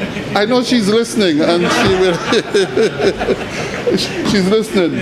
So these are some of the things, and that's why the idea of the Prime Minister, Mr. Speaker, in this term, about having those joint committees where we can work together and share ideas, infrastructure and transport and social development, etc., to meet occasionally and regularly and speak about the vision that we are talking, a vision that will make the people understand and appreciate the work of the government in putting in place infrastructure that benefits them. And therefore, Mr. Speaker, as we proceed to approve this resolution, I think it is opportune for me also to join some of my colleagues who spoke earlier on about the work of Sir Julian Hunt. And recently, during the baton relay, we had the opportunity of at least giving him a level of recognition for his contribution to St. Lucia. Many times I believe that there are some of us who may be on opposite sides of the political divide, and we tend to have this kind of how you call it, tussle, and sometimes don't even speak to others. But Sir Julian is an individual who I traced as a younger man, his days in the JC's movement and onward to the Castries City Council. He became mayor, and I recall making the joke that Sir Julian, as mayor of Castries, and he had a lot of foresight, Sir Julian recognized, Mr. Speaker, and you would remember that, Mr. Speaker, that the Castries Market Step Junction by the arcade, Castries Market, and the CDC building was becoming very congested sometime in the 70s. And so Julian decided that what is required there is a roundabout to regulate the traffic without stalling the traffic, which is what a roundabout is. And so Julian decided that the council, in those days the Castries City Council, had its own engineer, town engineer, Mr. Kajo was one of them, and they would do a lot of the infrastructure in the city, you know, all of the sidewalks, etc., etc. And so Mr. Kajo designed this roundabout, and they started doing the roundabout. And the then Prime Minister Sir John Compton coming down one morning and ran into the roundabout and got so annoyed he called the Ministry of Works at the time, Ministry of Communications and Works, and told them, go and get this thing out. It's obstructing traffic. And so they went and they moved it, and I believe that is where Sir Julian's journey with the Labour Party started, because of a roundabout. But he has made a tremendous contribution to this country. We maintained a relationship, even when I was on this side, probably in this chair here, and he was across there as the leader of the opposition. We had an excellent relationship, and in those days we had no cell phone, so some of you would wonder, how did we operate without a cell phone? But we were able to speak almost every other day, because he was calling me as Minister of Youth and Sports and Community Development to speak about his needs in the community, where he needed to build playing fields and other infrastructure for the community, to the extent that the Grosley Mini Stadium, as it is known, was one of the projects that we undertook at the time. And for those of you who remember the playing field, the road passed right in front of the post office, but we diverted the road around. And Mr. Speaker, in 1992, we had a sword breaking ceremony, Mr. Speaker, and that is where breaking glass in started. That's where it was coined, because Sir Julian was saying, you know, you cannot do that without I having full involvement in that road, in that whole mini stadium, because he was very much involved in sports. In the cricket, we had again a very good relationship. We spoke many times about cricket and what should be done, and Sir John was there, and Sir John attempted to ridicule him by saying, while we are breaking ground here, others are breaking glass. And he said, I'll break glass in your whatever. So, I mean, those are humorous moments, Mr. Speaker, but those are signature moments that more or less punctuated the political landscape of this country, but shows his commitment, his resolve, and his tenacity in the politics. And I believe it is an appropriate moment. I know we have named the highway, Mr. Minister, after him, but once that highway is finished, Mr. Speaker, Mr. PM, through you, Mr. Speaker, I would hope, in terms of the sign bearing his name, that we get a proper sign of dignity and presence to indicate that this is the Sir Julian Arhant Highway. Mr. Speaker, I thank you very much for your patience, and I sit and indicate my support for these two resolutions. I thank you.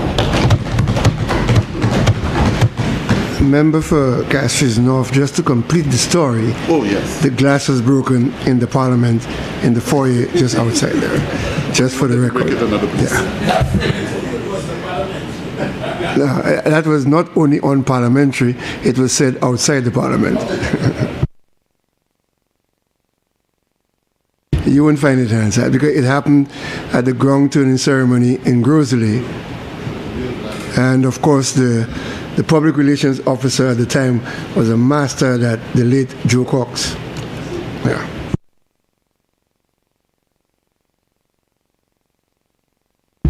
Finance Minister. Thank you, Mr. Speaker.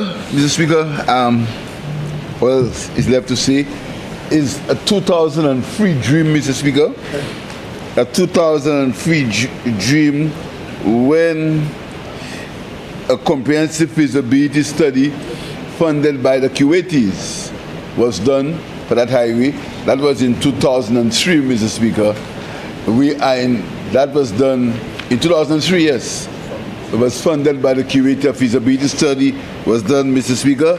And in 2026, Mr. Speaker, 23 years later, under this Labour government, the road is going to be completed.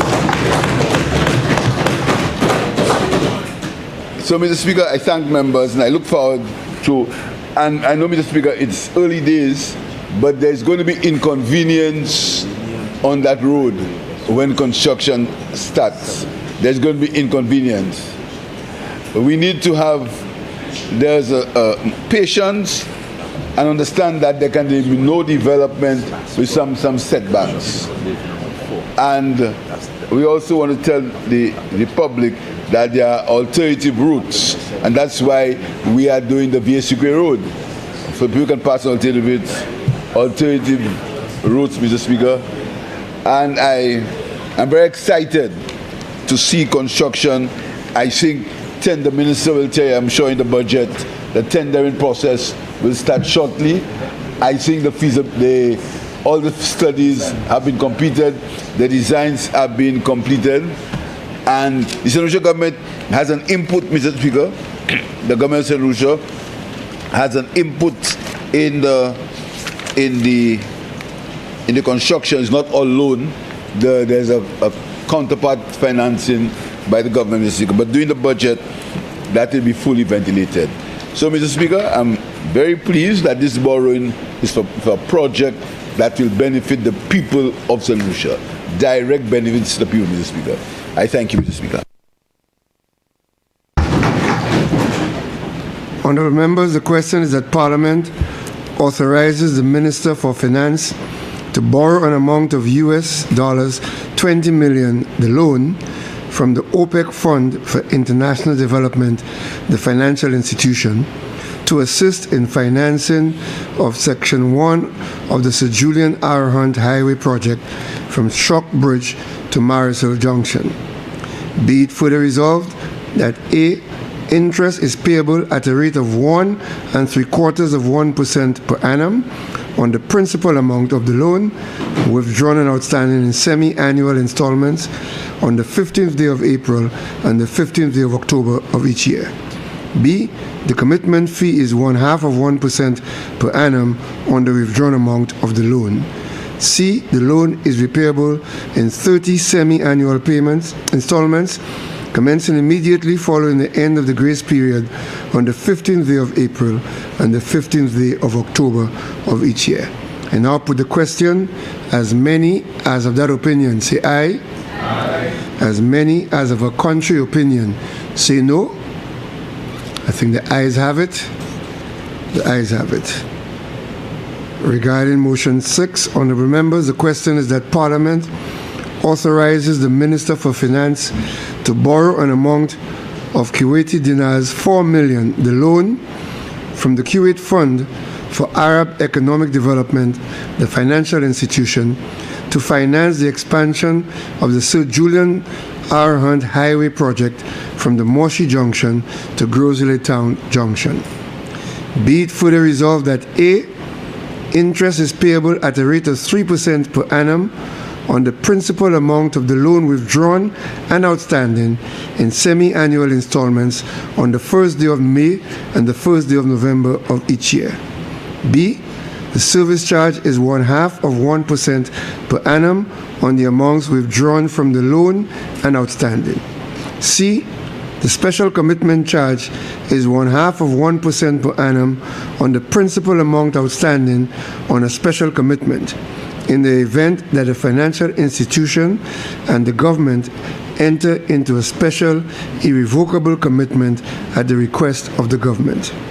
D, the loan is repayable over a period of 18 years, inclusive of a grace period of 4 years. E, the loan is repayable in 28 semi-annual installments commencing 6 months after the grace period of 4 years. I now put the question. As many as of that opinion say aye. As many as of a contrary opinion say no. I think the ayes have it. The ayes have it. Finance Minister.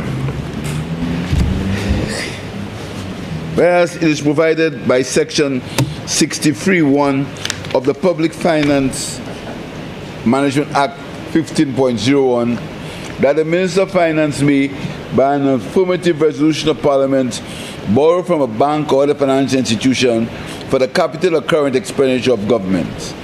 And whereas it is further provided by Section 64 of the Act that money borrowed by the government must be paid into and form part of the consolidated fund.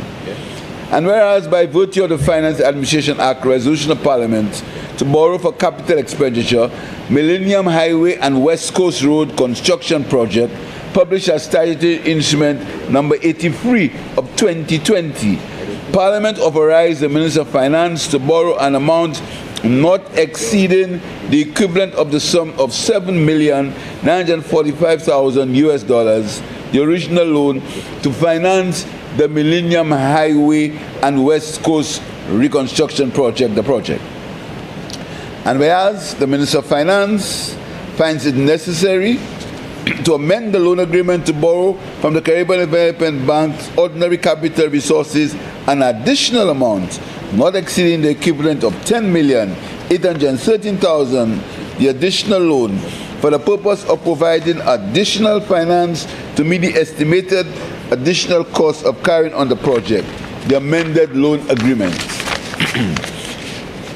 B, to change with respect to the additional loan, the request, the interest rate payable on the ordinary capital resources portion withdrawn and outstanding from time to time 4.8% to a variable interest rate of 5.6%. To insert with respect to the additional loan commitment change at a rate of 1% per annum, the amount of the ordinary capital resources portion withdrawn from time to time and which accrues on the date of the amended loan agreement. To insert the additional loan is repayable over a period of 12 years, following the grace period of 5 years, in 48 equal or approximately equal and consecutive quarterly installments on each due date or on such later date as the bank specifies in writing. Be it resolved that Parliament authorizes the Minister of Finance to amend the loan agreement to borrow from the Caribbean Development Bank ordinary capital resources an additional amount of $10,813,000, the additional loan, for the purpose of providing additional finance to meet the estimated additional cost of carrying out the project, the amended loan agreement. Being further resolved that the loan agreement is amended to change with respect to the additional loan, the interest rate payable on the ordinary capital resources portion withdrawn and outstanding from time to time from 4.8% to a variable interest rate of 5.6%.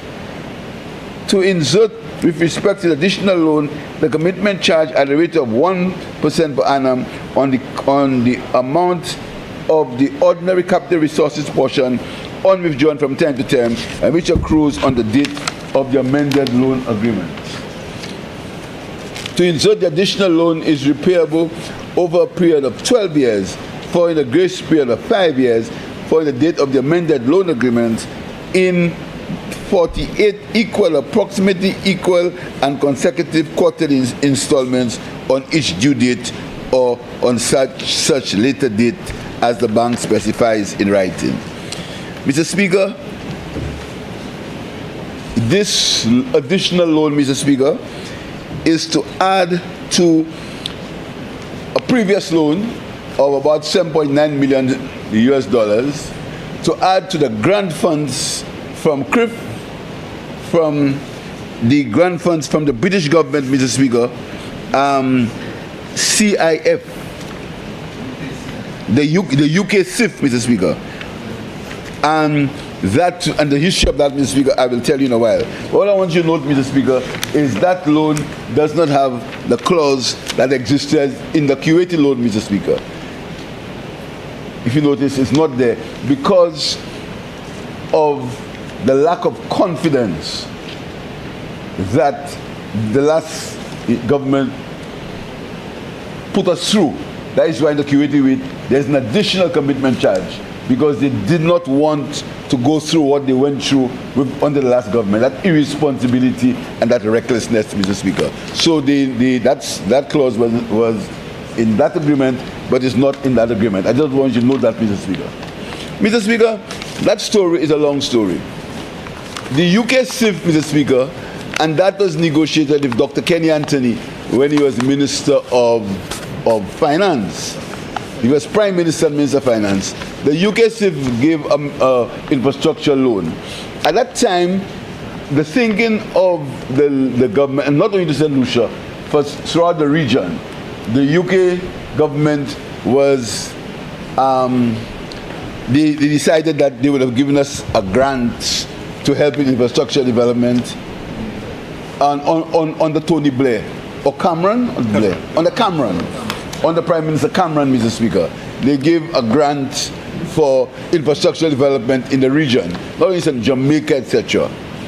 At that time, the government decided that that money would have been used for the construction of what is called a Chemin Royal, a highway from the north of the country to go across the island and land in Beaufort.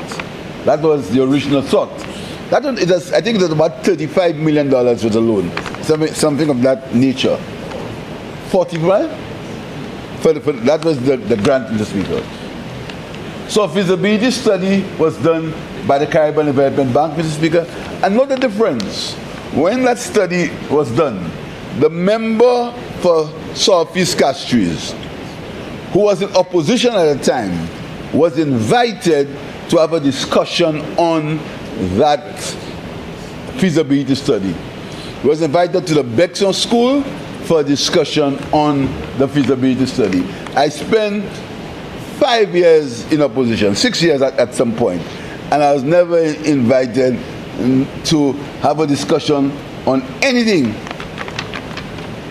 But Dr. Kenny Anthony insisted that he was a representative of the people, and he was invited to a discussion, Mr. Speaker. That's the difference between them and us, Mr. Speaker. That's the difference. He came to the meeting, and of course, he put his 5 cents, but as soon as he stood his back, his 5 cents turned to... As soon as he turned his back, Mr. Speaker, his 5 cents turned to 5 cents Guyanese dollars. But that's the nature. That's his nature, Mr. Speaker. That's his nature. Came to the room, I was there. All the people were there for the discussion. We said how we would go, etc. But that's history. The people dealt with him twice. So, Mr. Speaker, the government changed, and the then government, the United Workers' Party, decided that they were no longer pursuing that venture. Their choice, no longer pursuing that venture. They decided that they would put that money in the Millennium Highway, starting from Fulasho, in the constituency of the Attorney General, no, the constituency in the constituency of the Honorable Member for Castries South, and they would build the road, the Millennium Highway, and go up to Soufrière. That was the plan, Mr. Speaker. We're not going to go into all the procurement issues in that plan. The member for Castries North, if he's so minded, may want to give you the history. But you know, Mr. Speaker, I remember coming in this honorable house, and the then Prime Minister told the public of St. Lucia that that road would start and be completed in, I think, half a year or something nonsense so. And I remember saying that's almost impossible. So we got into government and we found the road under construction. With problems already. But we could have stopped it as they did to us. We could have stopped it. We could have said, nah, we're not doing that. We continued because we believed that if a government started a project, it had to continue, Mr. Speaker. That's how we are. And Mr. Speaker, the problems on that road, I had to go up there one day with the Minister of Infrastructure and literally use language that's not acceptable. That point, he was shocked. He didn't think I should, he never thought I could behave like that because I'm normally a well-behaved man. The Minister of Infrastructure, the Minister, the member for Castries North, Mr. Speaker. Mr. Speaker, I went up there and I said to the guys, I think people had to probably restrain me, Mr. Speaker, because these guys were not finishing the road. We are getting pressure, and you may recall, Mr. Speaker, you may recall, and that road just was not being completed. And they're the ones who create the problem, you know, but they join in giving us pressure about it. You understand? So, Mr. Speaker, that continued. We persevered. We had meetings over meetings, Mr. Speaker. We persevered. Then, Mr. Speaker, we had to revise the cost, the project cost for that road, Mr. Speaker. And the project cost for that road came to $64,009,000, $172,824,300 EC dollars for that medium highway, Mr. Speaker. That was the revised cost, Mr. Speaker. Mr. Speaker, the Ministry of Finance had to be literally begging UK CIF to extend the agreement, to extend the grant agreement, because the grant agreement, we were running out of time, because you have to use these grants in over a particular time, Mr. Speaker. We lost time. We had to beg them to extend it, Mr. Speaker. It had a terminal date, Mr. Speaker. We had to beg them, Mr. Speaker. Right now, it's been extended till 41st March, Mr. Speaker, that grant. I hope that we'll have time to complete the disbursements. But, Mr. Speaker, as in all these things, the cost of the road, the project, increased. All these delays, all these issues, the cost of the project increased, Mr. Speaker, and we found ourselves in a position where we were $10 million short. So we had to go to the CDB to borrow $10.8 million US, which is what we're doing now, to supplement the UK CIF grant to complete the road, Mr. Speaker. And I want to say I'm pleased that the road finally looked like it's going to be completed. Finally, it looks like it's going to be completed, Mr. Speaker, from the Millennium Highway, from Fulasho to Soufrière. Finally, it looks like that road is going to be completed. And whereas it took a very long time, I'm happy that it's going to be completed, Mr. Speaker.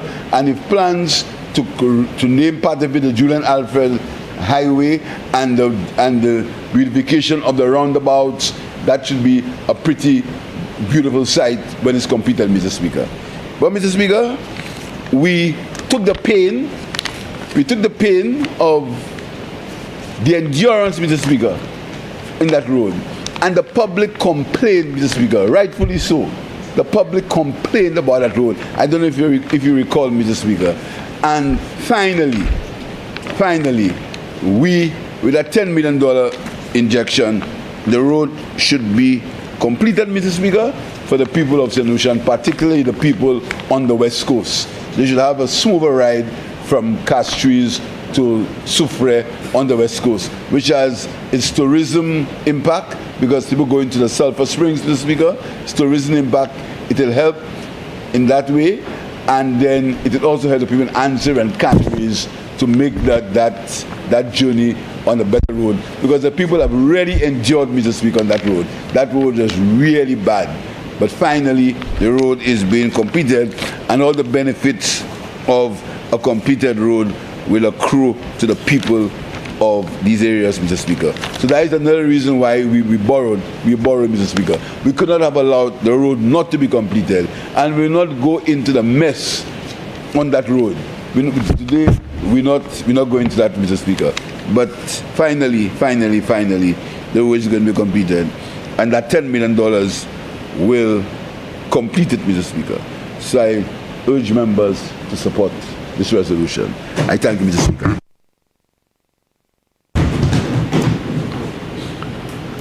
Honourable members, the question is that Parliament authorizes the Minister for Finance to amend the loan agreement to borrow from the Caribbean Development Bank's ordinary capital resources an additional amount not exceeding the equivalent of $10,813,000. The additional loan for the purpose of providing additional financing to meet the estimated additional cost of carrying out the Millennium Highway and West Coast Road reconstruction project, the amended loan agreement. Be it further resolved that the loan agreement is amended A, to change with respect to the additional loan the interest rate payable on the ordinary capital resources portion withdrawn and outstanding from time to time from 4% to a variable interest rate of 5.6% per annum. B, to insert with respect to the additional loan the commitment charge at the rate of 1% per annum on the amount of the ordinary capital resources portion on withdrawn from time to time and which accrues on the date of the amended loan agreement. C, to insert the additional loan is repayable over a period of 12 years, following a grace period of 5 years following the date of the amended loan agreement, in 48 equal or approximately equal and consecutive quarterly installments on each due date or on such later due date as the bank specifies in writing.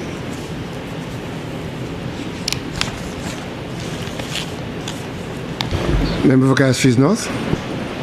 Mr. Speaker, I will be very short in supporting this resolution.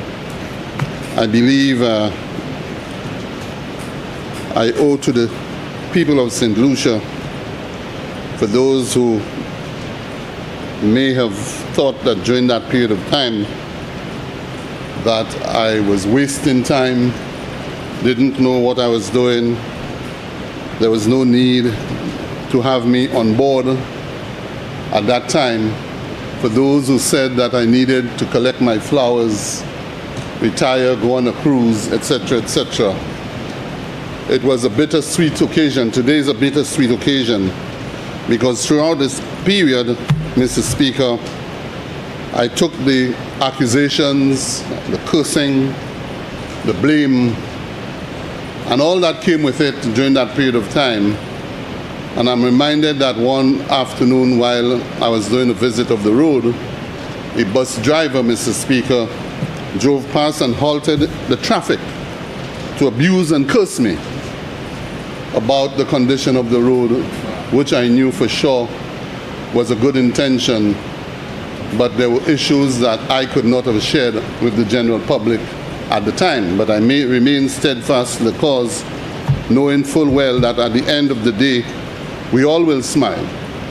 So I say, Mr. Speaker, that the completion of this road to me is one of vindication and validation. Vindication for all those who felt that I was useless, I didn't understand what was needed, that I was not efficient enough to get it done, and that I should go and get someone else to do it. I'm happy that we're getting to the end of it. But validation that the fact that this road is a necessity. And for those who are now driving on it, not just the Millennium Highway, but going to Soufrière, ancillary canneries, Soufrière and Choiseul, I'm sure they're quite pleased with what is coming out of this road, even though that I myself has just a few issues as far as the road is concerned. The road, Mr. Speaker, is a road which should last maybe 20 years with a pavement strength of 20, and one that has taken into consideration resiliency, whole question of climate change, with the Japanese bridge which was built to withstand hurricanes, one in 50 years, etc., much higher than what was there before, so no hurricane whatsoever will ever paralyze the West Coast of its economic and social activity in the event of another Thomas or Debbie or one of those. But also, Mr. Speaker, the design of this road, Mr. Speaker, has brought into it a design of compassion, a design of forgiveness for motorists. So you'd notice, Mr. Speaker, and I know the Minister for Infrastructure will continue that standard of ensuring that all of our roads, when necessary, are given sidewalks for those who want to walk, those who want to train, to give them an opportunity to walk and train.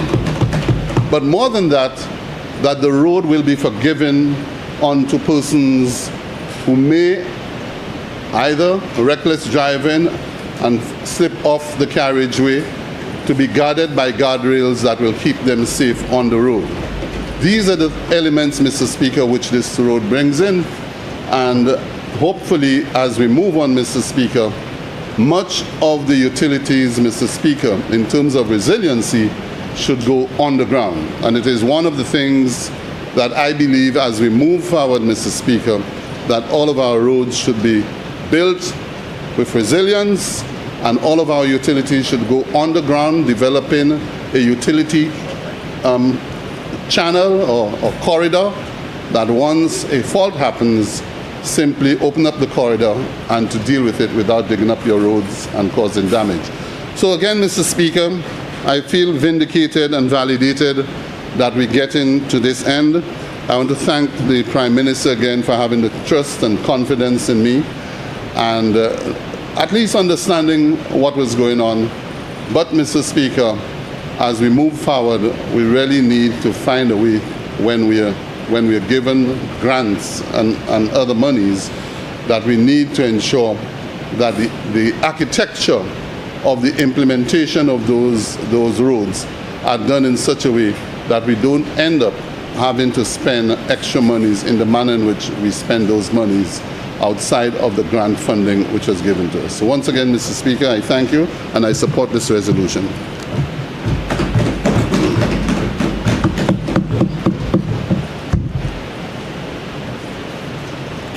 Finance Minister, do you want to add anything? Looking forward for the road to be completed, and the opening of the road, Mr. Speaker.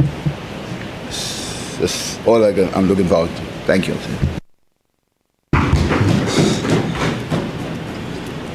Notwithstanding the fact of the things that were said by the MP for Ancillary Canneries, heavily supported by the MP for Miko North, I'm not sure I have any intention of driving along the road in a hurry.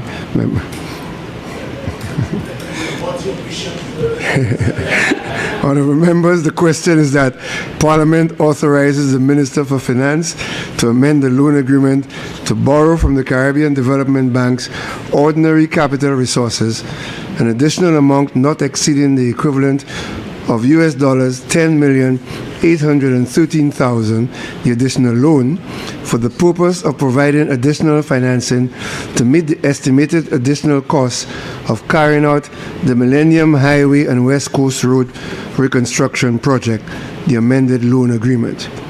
Be it further resolved that the loan agreement is amended, A, to change with respect to the additional loan the interest rate payable on the ordinary capital resources portion withdrawn and outstanding from time to time from 4.8% to a variable interest rate of 5.6 per annum.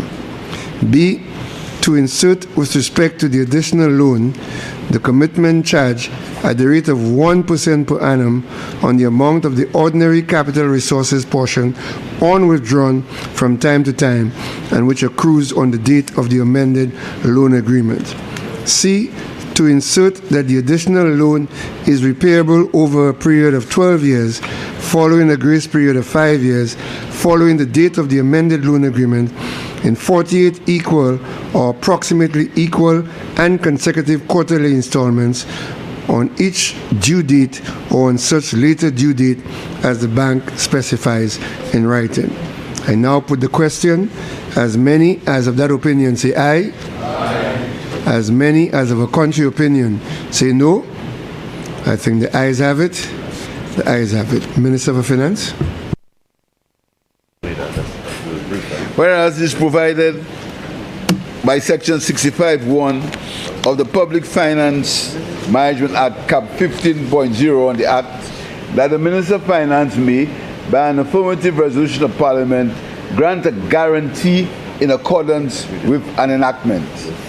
And whereas it is further provided under Section 69(2) of the Act, that a guarantee issued by the government or a contingent liability created by the government in accordance with the regulation under the Act and in accordance with another enactment shall be a charge on and paid out of the consolidated fund. And whereas it is provided by Section 28 of the Lucia and Support Authority Act, Cap 813, that with the approval of Parliament, the government may guarantee in such manner and on such conditions as it may think fit the repayment of principal and the payment of interest and other charges in respect of any borrowing by the Lucia and Support Authority. And whereas the Minister of Finance considered it necessary to guarantee an amount in the sum of 121,500,000 EC dollars from a syndicate of financial institutions led by the Bank of St. Lucia Limited, the bank, consisting of the National Insurance Corporation, established in the National Insurance Corporation Act 16.01, and the National Bank of Dominica, borrowed by the St. Lucia and Support Authority to support the financing of the reconstruction of booth number 4 at Port Castries. And whereas the total loan is repayable in a combined principal and interest payment of EC 2,962,884.32, payable quarterly, or EC 985,246.50, payable monthly over 156 months. And whereas the total loan is repayable in 15 years, inclusive of a 2-year moratorium on the principal repayment at a rate of 3% per annum.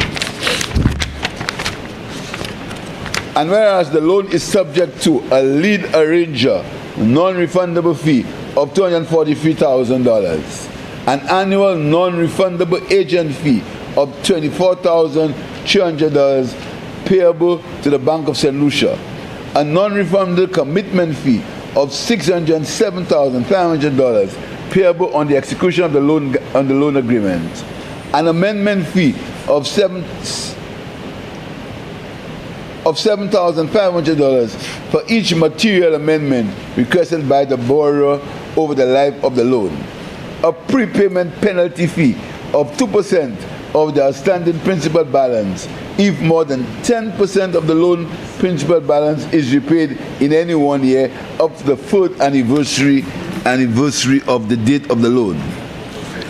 Be it resolved that Parliament authorizes the Minister of Finance to guarantee an amount in the sum of $121,500,000, the loan from a syndicate of financial institutions led by the Bank of St. Lucia Limited, the bank, consisting of the National Insurance Corporation, established under the National Insurance Corporation Act, Cap 16.01, and the National Bank of Dominica, borrowed by the Lucia and Support Authority to support the financing of the reconstruction booth number 4 at Port Castries. Be it further resolved that the loan is repayable in a combined principal and interest payment of EC $2,962,884.32, payable quarterly, or EC $985,246.50, payable monthly over 156 months. Be it further resolved that the total loan is repayable in 15 years, inclusive of a 2-year moratorium on the principal repayment at a rate of 3.75% per annum. Be it further resolved that the loan is subject to a leader ranger non-refundable fee of EC $243,000, an annual non-refundable agent fee of $24,300 payable to the Bank of St. Lucia, a non-refundable commitment fee of EC $607,500 payable on the execution of the loan agreement, an amendment fee of $7,500 for each material amendment requested by the borrower over the life of the loan, a prepayment penalty fee of 2% of the outstanding principal balance if more than 10% of the loan principal balance is repaid in any 1 year up to the 4th anniversary of the date of the loan. Mr. Speaker, the final condition E that I reminisce is very interesting. You pay if you pay on time. If you pay before time, you pay, Mr. Speaker. So it is the bank wishes you not to pay before the time of payment of the loan, Mr. Speaker. Mr. Speaker, it's the same thing with some mortgages. The bank charges you a penalty if you pay beforehand, Mr. Speaker.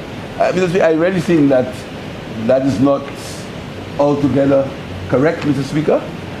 And, you know, Mr. Speaker,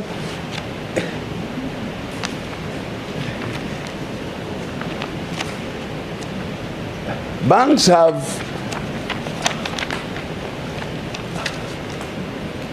that's for another show. Mr. Speaker, this I see the PS in the Ministry of Finance laughing because he knows what I think. And he's worked with me for a while, he knows what I'll say. So he's cautioned me with a smile not to say anything. So I'm not going to say anything, Mr. Speaker, about. Perhaps that is where he's going. I wonder. Mr. Speaker, first of all, contrary to the rumors, Mr. Speaker, the government is not borrowing money. The government is guaranteeing money, Mr. Guaranteeing. Very important, guaranteeing. Because you heard on the outside, and I don't want you to refute these statements, that the government is borrowing. The government is not borrowing. The government is guaranteeing for SLASPA, and it becomes a contingent liability on the government. And the taxpayers will not have to pay directly unless SLASPA does not pay. Secondly, Mr. Speaker, is a syndicate of banks. A syndicate. That means the risk is shared. And the risk is shared also by the Bank of Dominica that has enough confidence and looked at the feasibility to know that the borrowing is solid, SLASPA can repay, and Bank of Dominica also put their money in together with the National Insurance Corporation, Mr. Speaker, and the Bank of St. Lucia. So it's a syndicate of organizations. 2 in St. Lucia and 1 in Dominica, Mr. Speaker. Secondly, Mr. Speaker, SLASPA has, and Mr. Speaker, this morning I called the manager of SLASPA and I said to him, sometimes statutory boards want to go on the frolic of their own. And they don't want people to interfere with them because they say that when you interfere with them, we are making them political. Now, I always try to understand what's the meaning of political. I never understand that word, but anyhow. But Mr. Speaker, this morning, the pressure that came on the government is we. We are the ones who get the pressure on borrowing, Mr. Speaker. We are the ones who get the pressure. And we are the ones who have to come to the Parliament and defend it, Mr. Speaker. So sometimes when we ask questions of these statutory boards, not because we want to interfere, because we are the ones who are accountable to the people of St. Lucia, Mr. Speaker, when these issues come. So it's not a matter of wanting to interfere. It's a matter of accountability, Mr. Speaker. And that's something you always try to explain to public servants, that not a matter of interference, it's a matter of accountable. Because in the final analysis, it all falls on the blame of the political directorate, Mr. Speaker. It all falls on them, Mr. Speaker. And there is no job, there is no minister who has a title in front of his name called poorment. SLASPA, Mr. Speaker, the financial statements for March 2024, in the report I think it's already documented in the House, honoring the past and shaping the future, Mr. Speaker. They have their independent auditors report, Mr. Speaker, and it says that SLASPA made profit from operating activities for the year ended 2024 of $34 million, according to the report, Mr. Speaker. And after finance charges, the profit was $31 million, Mr. Speaker. And it showed that SLASPA's long-term liabilities, the borrowings, Mr. Speaker, the bank overdraft current 2.5 million, and the borrowings 6.5 million at the time, and the non-current borrowings were $204 million, Mr. Speaker. It shows that SLASPA was worth $676 million, the total reserves and liabilities. The revenue for 2024 increased by $5 million, the gross margin by $5 million, the expenses by $7 million, and the profit from operating activities of $44 million, Mr. Speaker. So it shows that SLASPA at that time was in a pretty stable financial situation, and they could meet the cost of that borrowing because they would not have, a syndicate of banks would not have borrowed that money to them if they could not make it, Mr. Speaker. And I understand that this year, Mr. Speaker, for 2025, Mr. Speaker, SLASPA will make a profit of $40 million after the airport facility development fund, Mr. Speaker. So that was that's for this year, but in 2024, that is the situation as envisaged in the report, Mr. Speaker. Mr. Speaker, both for Mr. Speaker, is in Port Castries, which is the island's main commercial seaport. And both four comprises of reinforced concrete wharf structure located along the southern perimeter of Port Castries. It's approximately 150 meters, 500 feet long, and 15 meters wide.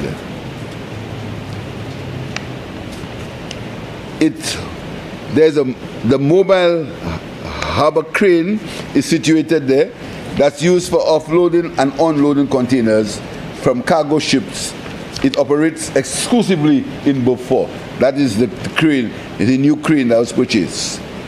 It was constructed in the 1970s. That means approximately 50 years old, and it is near its typical design lifespan, Mr. Speaker, for marine structures. It's utilized primarily for container cargo handling, break bulk cargo handling, and new and used vehicle handling. Mr. Speaker, I just want to pause, and I'm sure the Minister for Tourism and the Minister in charge of SLASPA's operations will speak about it, Mr. Speaker. That has nothing to do with GPH. Beaufort has nothing to do with GPH. Let me say it again. Beaufort has nothing to do with GPH. Beaufort deals with container cargo handling, break bulk cargo handling, and new and used vehicle handling, Mr. Speaker. And you heard this morning from the Minister of Infrastructure the number of vehicles that have been imported into St. Lucia between the year 2022 and 2025, Mr. Speaker. From my calculation, 2 and 3, 5 and 8, 9,000 vehicles, Mr. Speaker, including 3,689 vehicles in 2024 to 2025, Mr. Speaker. So much so that there was new space had to be found for the containers on the wharf, Mr. Speaker. So, Mr. Speaker, again, they don't want us to defend, they don't want us to speak the truth, Mr. Speaker. GPH has nothing to do with Beaufort, nothing at all. Two different things, Mr. Speaker. Two different issues. GPH and Beaufort, Mr. Speaker. But, Mr. Speaker, understandably, $120 million is a lot of money. But, Mr. Speaker, it is necessary and essential that we repair Beaufort because of what happens in Beaufort. And because of the age of the structure, Mr. Speaker, it's important that after structural assessment was made, Mr. Speaker, it was decided that it had to be demolished and reconstructed, Mr. Speaker.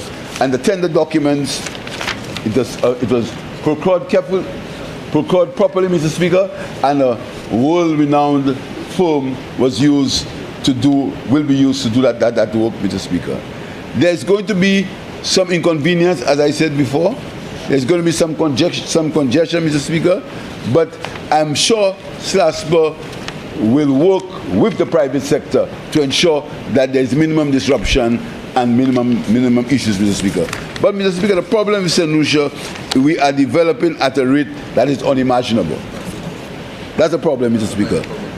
It's a good problem to have, but sometimes a difficult problem for planners, Mr. Speaker. Nobody expected us in our utilities, Mr. Speaker. We are just expanding at a faster rate than is imaginable. That is why we have such issues on the ports. Such issues on the port, Mr. Speaker. But we have to work with it, and that's a very good problem to have, Mr. Speaker. Mr. Speaker, also, I want to congratulate SLASPA. I was not at the handing over ceremony, Mr. Speaker, but SLASPA got the award as being the best sport in the Caribbean. So, Mr. Speaker, whereas sometimes I have to talk to SLASPA, I think when it's needed, when congratulations are needed, they must receive it. They won the award the best sport in the Caribbean, and I want to congratulate them for that, Mr. Speaker. But they have to continuously improve. They have to understand. They have to work for the people of the country. They cannot remain in any Tower of Babel. They have to understand that their service is for the people of St. Lucia. And they have to work with the people of St. Lucia, and they have to work particularly with the private sector, because port imports are extremely important, Mr. Speaker. So, Mr. Speaker, I want to urge members to support this resolution, and I want them to know that whereas the contractors are marine contractors, they'll also be using local employees and local contractors in this $41 million project, Mr. Speaker. Local contractors will be used, and we hope that that will help in the unemployment situation for construction workers, because there is need for construction workers, skilled construction workers in our country, Mr. Speaker. Mr. Speaker, that came without the government also, apart from the guarantee, the government also supported the construction. There were waivers of duties, waivers of taxes for the construction, Mr. Speaker. There were waivers of corporate profit, Mr. Speaker, and we helped them in the withholding fees. We waived that, Mr. Speaker. So SLASPA is supported by the government, not only in the guarantee, but also supported in other ways, Mr. Speaker. And talking about SLASPA, Mr. Speaker, we think it's time that SLASPA looks to new horizons. And that is why we have appointed a consultant to look at SLASPA. SLASPA has a hybrid management of the Minister of Infrastructure and the Finance Minister. And we think that the time is coming when we must look at a complete reconstruction of the governance of SLASPA so it can be attuned to modern times, Mr. Speaker. There is nothing wrong in saying that SLASPA can be a public company. with people being able to buy shares in it, modernizing our situation, so locals can buy shares in Strasbourg. The private sector can buy shares in Strasbourg, Mr. Speaker. So these are things that we are thinking of, because we need to have a modern commercial sector. We need to have a sector where local people can invest, can buy equity, can buy shares, like what's happening at Lucia. Where locals can buy shares, Mr. Speaker, at the brewery. And I want to congratulate them on their 50th anniversary, which they're going to be celebrating tomorrow. And the Minister of Commerce will be there. The 50th anniversary, Mr. Speaker, of Strasbourg, of Heineken Brewery tomorrow. Where locals can buy shares, Mr. Speaker. So, Strasbourg must look into that. We can't continue in this situation where Minister of Infrastructure, Minister of Finance, we need to modernize it, Mr. Speaker. We need to create a new commercial entity. We need to create a new commercial space for investment and wealth creation, Mr. Speaker. We have to look into that to modernize the economy, to modernize the vehicles for savings and investments. So, Mr. Speaker, I want to commend this resolution to our members and ask them for their support. I thank you, Mr. Speaker. Honourable members, the question is that Parliament authorizes the Minister for Finance to guarantee an amount in the sum of ECD $121,500,000 a loan from a syndicate of financial institutions led by the Bank of St. Lucia Limited, the bank, consisting of the National Insurance Corporation, established under the National Insurance Corporation Act, Cap 16.01, and the National Bank of Dominica, borrowed by the St. Lucia Air and Seaports Authority to support the financing of the reconstruction of booth number 4 at Port Castries.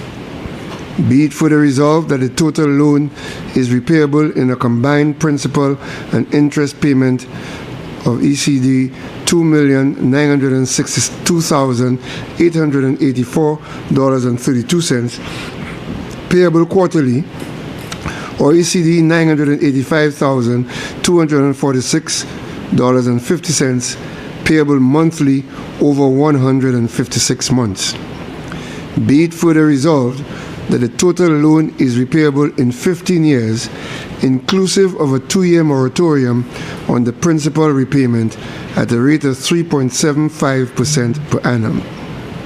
Be it further resolved that the loan is subject to A, a lead arranger non-refundable fee of ECD $243,000, B, an annual non-refundable agent fee of ECD $24,300 payable to Bank of St. Lucia, C, non-refundable commitment fee of ECD $607,500 payable on the execution of the loan agreement, D, an amendment fee of ECD $7,500 for each material amendment requested by the borrower over the life of the loan, and E, a prepayment penalty fee of 2% of the outstanding principal balance if more than 10% of the loan principal balance is repaid in any 1 year up to the 3rd anniversary date of the loan.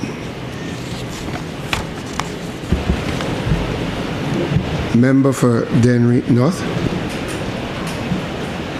Thank you, Mr. Speaker. Mr. Speaker, I rise to support the resolution as presented by the Honorable Prime Minister.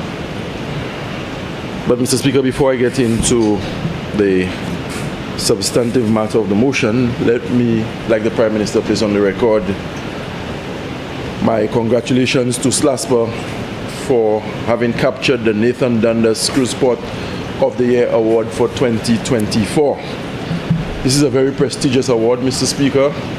The competition for such an award is stiff across the Caribbean, and the fact that Strasbourg was able to win it speaks to the high level of efficiency, the dedication, and the commitment that comes from the staff of Strasbourg and their partners as far as operations at Port Castries is concerned.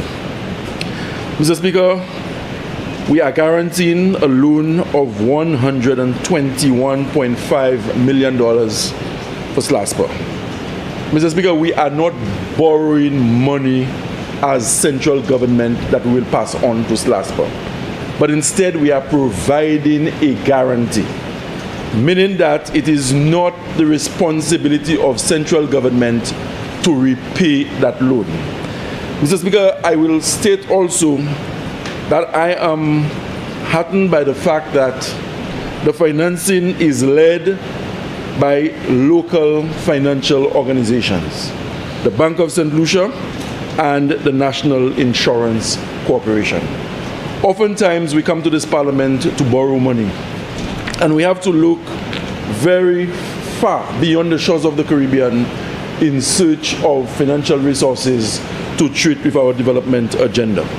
But when you can come to a parliament and you can read on the other paper that local financial institutions have the capacity to make monies available in this quantum to undertake projects of national development, Mr. Speaker, you ought to be proud of the management of not just the institutions themselves, but the manner in which our country is being governed. And that by itself, Mr. Speaker, is a statement of confidence in the institutions themselves. It is a statement of confidence in the leadership of our country, and it is a statement in the confidence that people have in St. Lucia as a whole. And so, Mr. Speaker, I am particularly pleased and proud that the Bank of St. Lucia and the National Insurance Corporation are at the center of the financing arrangements for this particular project, of course, supported by the National Bank of Dominica. And the Prime Minister made the point when he was on his feet.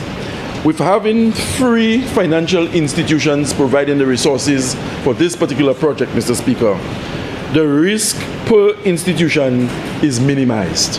And so you have less to worry about if something were to go wrong. As I indicated, we are guaranteeing the loan, Mr. Speaker. The government of St. Lucia or any institution that is solid, that is well run, will not guarantee loan, particularly in such large figures, for any entity if you do not believe that the entity has the capacity to repay its loan. So this, Mr. Speaker, is a vote of confidence in the leadership and the management of SLASPA and their ability to repay the loan. By guaranteeing the loan, Mr. Speaker, it does not preclude the government or prevent the government from having revenues to construct roads in Cedar Heights. By guaranteeing the loan, you are not affecting government revenue to prevent more roads, Mr. Speaker, justifiably so or not, in Grosile. By guaranteeing a loan, you are not preventing the government from making resources available to have supplies in schools and in hospitals. It is only a guarantee. And SLASPA has demonstrated over time that they have the capacity to generate revenue that would cause them to service their loans. So there is no risk to the government of St. Lucia, as some of the naysayers would make it seem, taken to social media, Mr. Speaker, conveniently as prophets of doom and gloom. Mr. Speaker, the economic value of Beaufort in this country is something that cannot be disputed. You cannot underappreciate the value of Beaufort to trade and to revenue generation to our country. Mr. Speaker, as the Prime Minister quite rightly said, Beaufort was constructed in the late 1970s, and it has reached the end of its design lifetime, Mr. Speaker. Structural deterioration has accelerated in recent years, culminating in a localized deck slab failure in 2022. And in recent times, SLASPA is reporting that they have seen more signs of deterioration, and to avert a major collapse of Beaufort, they believe it is opportune to embark on a reconstruction project almost immediately. Mr. Speaker, Beaufort has absolutely nothing to do with GPH. Absolutely nothing. Beaufort is exclusively reserved for the crane that offloads containers and other cargo of vessels. And if the piles or the structure is already compromised because of the shear weight of the crane itself, you can well imagine what happens when that crane on a daily basis offloads hundreds of containers of vessels as they come into Port Castries. So I believe this investment is timely, it is necessary, and given the amount of economic activity we have in Port Castries, Mr. Speaker, I think now is the time to undertake that particular project. There have been moments in Port Castries, Mr. Speaker, where vessels have to stay on the outside and literally wait their turn to come into Port Castries because of the busy demand there is for space. Containers are being imported by the hundreds on a weekly basis. Cruise vessels are coming into Port Castries with alarming regularity. And all of this speaks to a country where there is economic buoyancy. And instead, Mr. Speaker, of just sitting by and wondering what the next move ought to be, I believe in collaboration with SLASPA, we are doing the right thing by borrowing $45 million US to ensure the reconstruction of a berth that will serve our country well in the future. Mr. Speaker, there have been moments when cargo operations in Port Castries have to give way to accommodate passenger vessels. And in Port Castries, I can tell you, more than 500,000 cruise passengers disembark in Port Castries annually. And given the figures that we've seen coming from the Tourism Authority, that number is expected to grow exponentially. And the only way you can remain competitive in the maritime industry is to ensure that you have facilities that can accommodate modern vessels and facilities and equipment that can help you stave off competition from neighboring islands. So, Mr. Speaker, as I would have indicated when I spoke on this Julian Hunt Highway Rehabilitation Project, I will be saying a lot more on the reconstruction of before and the benefits to be derived from such a project when we debate the estimates of expenditure in 2 to 3 weeks' time, and subsequent to that, the debate on the appropriation bill 2026-2027. So, Mr. Speaker, with these few words, I support wholeheartedly the resolution as presented by the Prime Minister and Minister for Finance to borrow $121.5 million for the reconstruction of Beaufort in Port Castries. Thank you, Mr. Speaker.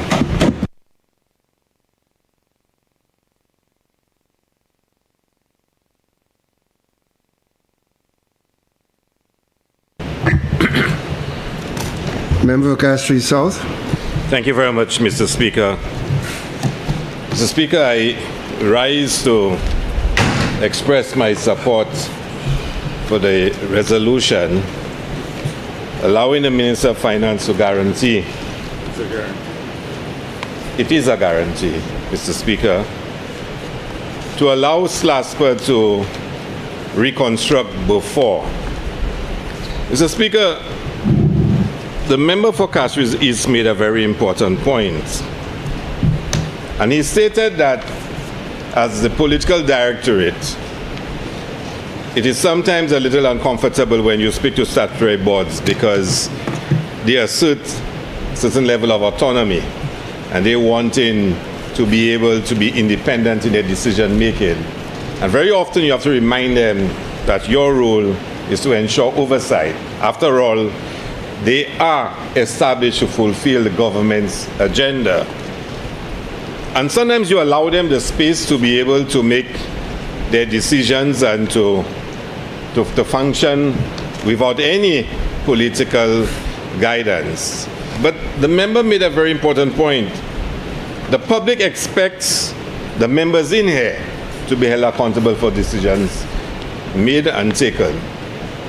And very often, you wait for statutory boards to come out and to explain to the public the reason why decisions are made and why they are acting in a particular manner. And you hardly ever hear any statutory board come out and engage the public and put before the people of St. Lucia their rationale for their course of action. And we can give you numerous examples, Mr. Speaker, over the last few years. And you respect sometimes the statutory board don't want to get involved in what is not necessarily constructive public discourse, but rabid political, shenanigans, Mr. Speaker, and arguments. And I can see why they would not want to become engrossed in it, Mr. Speaker. But there are times when statutory board should really come out and explain to the public what the facts are, and ensure that persons who want to be informed and persons who are interested in truth can actually find out what are the facts as it relates to public policy, Mr. Speaker. And this is a classic case, Mr. Speaker. A classic case. We all know, Mr. Speaker, that the opposition has for many years, ever since this government announced that it was in the process of finalizing an agreement with GPH, the opposition has been relentless. And let me take you back, Mr. Speaker. We did not start discussions with GPH. We did not. We came into government with a draft GPH discussion already on the table, Mr. Speaker. One of the first actions of the Labour Party government in 2021 was to refuse what was on the table, and Cabinet asked that it be renegotiated. Let's go back there. There was a GPH agreement, there was a memo taken. And the thing about the opposition, and he will not learn, Mr. Speaker, they actually tried to present to the public of St. Lucia as if the memo which our cabinet had rejected was ours, that we were the ones who rejected our own memo for GPH agreements.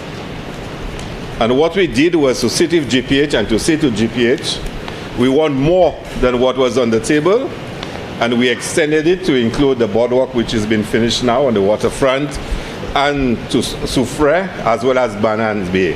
Because Banans Bay was going to be a separate independent development away from GPH. It was not under GPH. And I know that now better, because the person who had been engaged to take the lead on that was somebody who had gone up against me, who happened to have been a friend of mine, and who was very engaged in the last election campaign with me, Mr. Speaker. So Mr. Speaker, I know for a fact, and I saw the draft agreement, I saw what was on the table. And we were able to sit with GPH and to have an agreement as to how they can get a concession to manage cruise services in St. Lucia. And you recall the national debate that took place, that we had sold the port, and tried to convince St. Lucians that we sold the port in Castries to GPH. And they went on and on and on and on that we had sold the port. Of course, the people of St. Lucia did not fall for that misinformation. But there were a few who created that narrative. And you know what? Despite the severe beating they've gotten, the worst beating in the history of electoral politics, Mr. Speaker, the worst, they have not relented.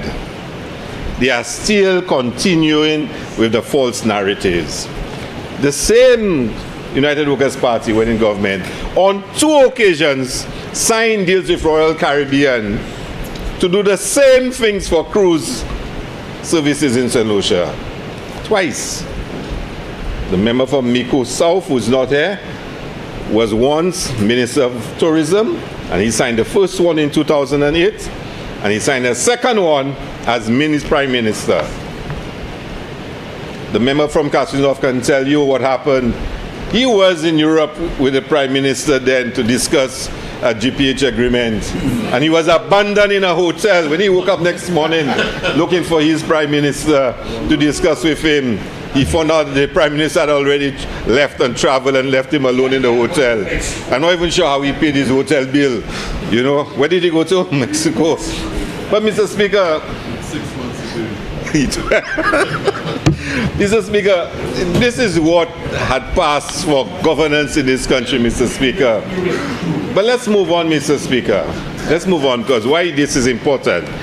Because I want to say to St. Lucians, when you see all those postings, all those flyers, all the misinformation, to put it in context, it is cheap political gimmickry, Mr. Speaker. Cheap, Mr. Speaker. To just spread lies, just spread misinformation, and try to mislead people into thinking that something untold is happening. This is not borrowing by the government of St. Lucia. This is guaranteeing for SLASPA to be able to reconstruct before. Now, a right-thinking St. Lucian may ask, because it had been raised by the opposition, and they may want to ask, and there is some validity in asking, why is it we're repairing the booth, reconstructing it for such a huge amount when it is GPH that will benefit from it? Somebody may ask that question. But a member from Dennery North, the Minister for Infrastructure, has answered it, and a member from Castries is that booth 4 is not related to GPH operations. Booth 4 is where the crane and the ridge stacker, how they call it? That's where they operate from, and largely it's for cargo handling, Mr. Speaker.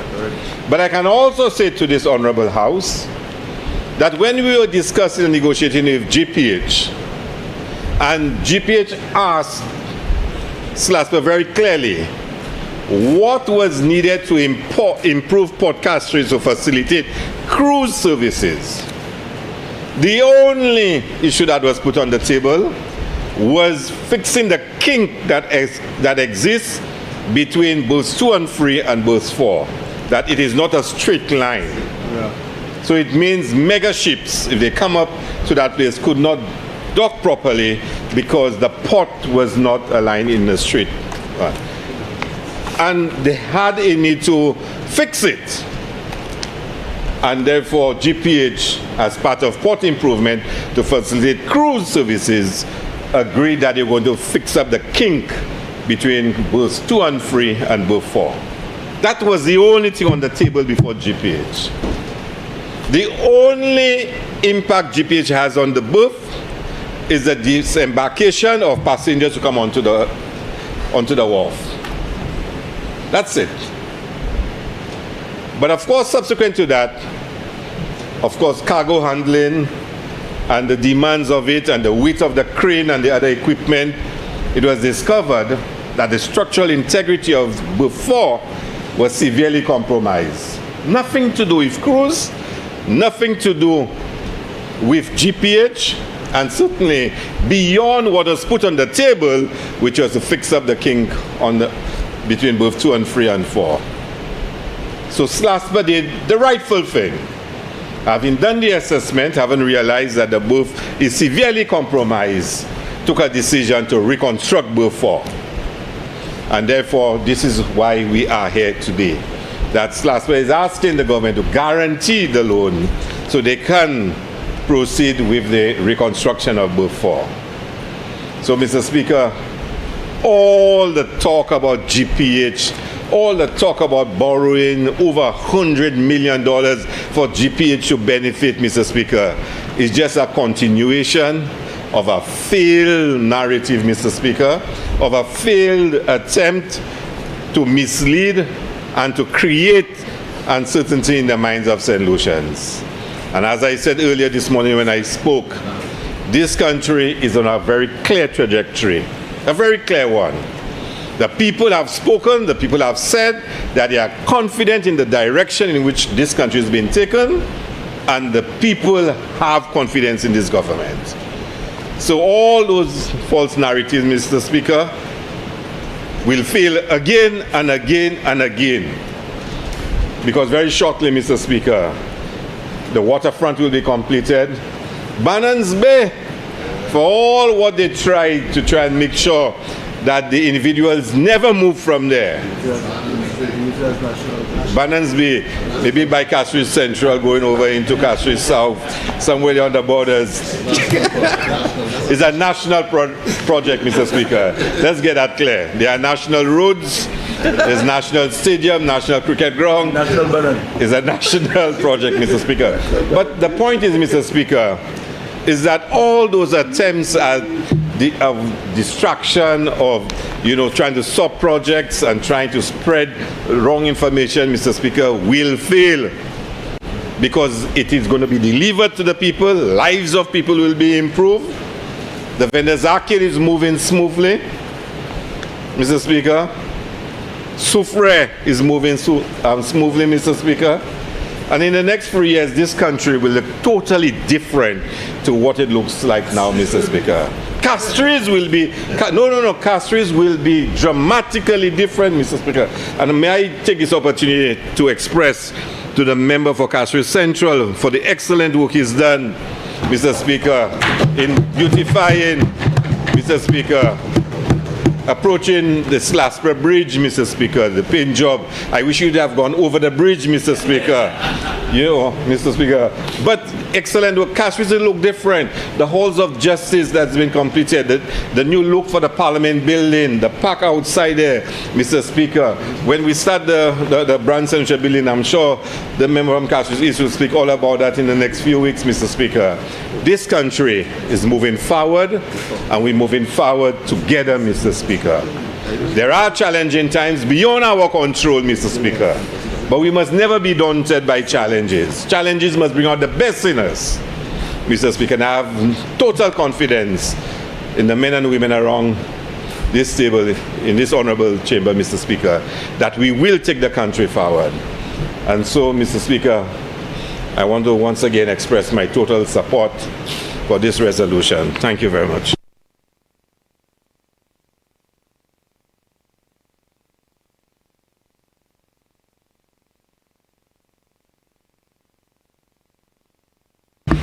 Minister for Finance. Thank you, Mr. Speaker. Mr. Speaker, just for the final time, to remind St. Lucians, because it is repeated, Beaufort has nothing to do with GPH. Two different things, Naidi and Patois. Ça qu'a fait en...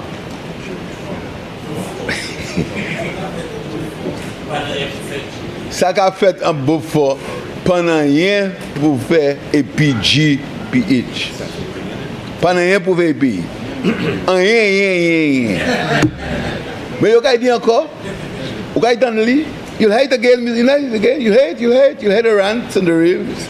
And when you respond, they say you mustn't do anything because things happen in the world, so you must let it go. So, Mr. Speaker, we hope that SLASPA continues on its trajectory of growth, Mr. Speaker. SLASPA has some big projects. The Iwanora International Airport Terminal is another big project that SLASPA will be managing.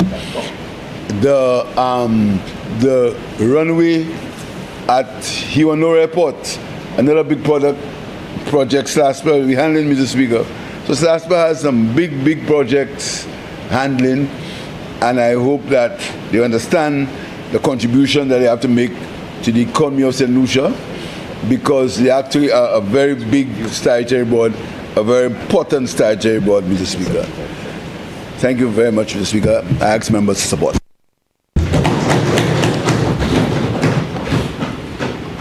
Honourable members, the question is that Parliament authorizes the Minister for Finance to guarantee an amount in the sum of ECD $121,500,000, the loan from a syndicate of financial institutions led by the Bank of St. Lucia Limited, the bank, consisting of the National Insurance Corporation, established under the National Insurance Corporation Act, Cap 16.01, and the National Bank of Dominica, borrowed by the St. Lucia Air and Seaports Authority to support the financing of the reconstruction of berth number 4 at Port Castries.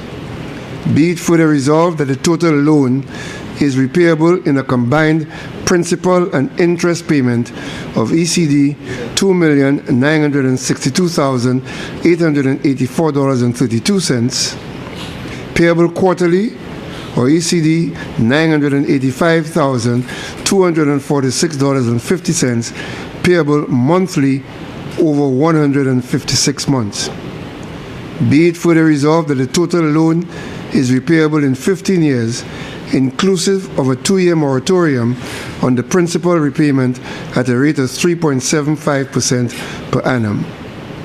Be it further resolved that the loan is subject to a leader ranger non-refundable fee of ECD $243,000, b, an annual non-refundable agent fee of ECD $24,300 payable to Bank of St. Lucia, c, non-refundable commitment fee of ECD $607,500 payable on the execution of the loan agreement, d, an amendment fee of ECD $7,500 for each material amendment requested by the borrower over the life of the loan, and e, a prepayment penalty fee of 2% of the outstanding principal balance if more than 10% of the loan principal balance is repaid in any 1 year up to the 3rd anniversary date of the loan.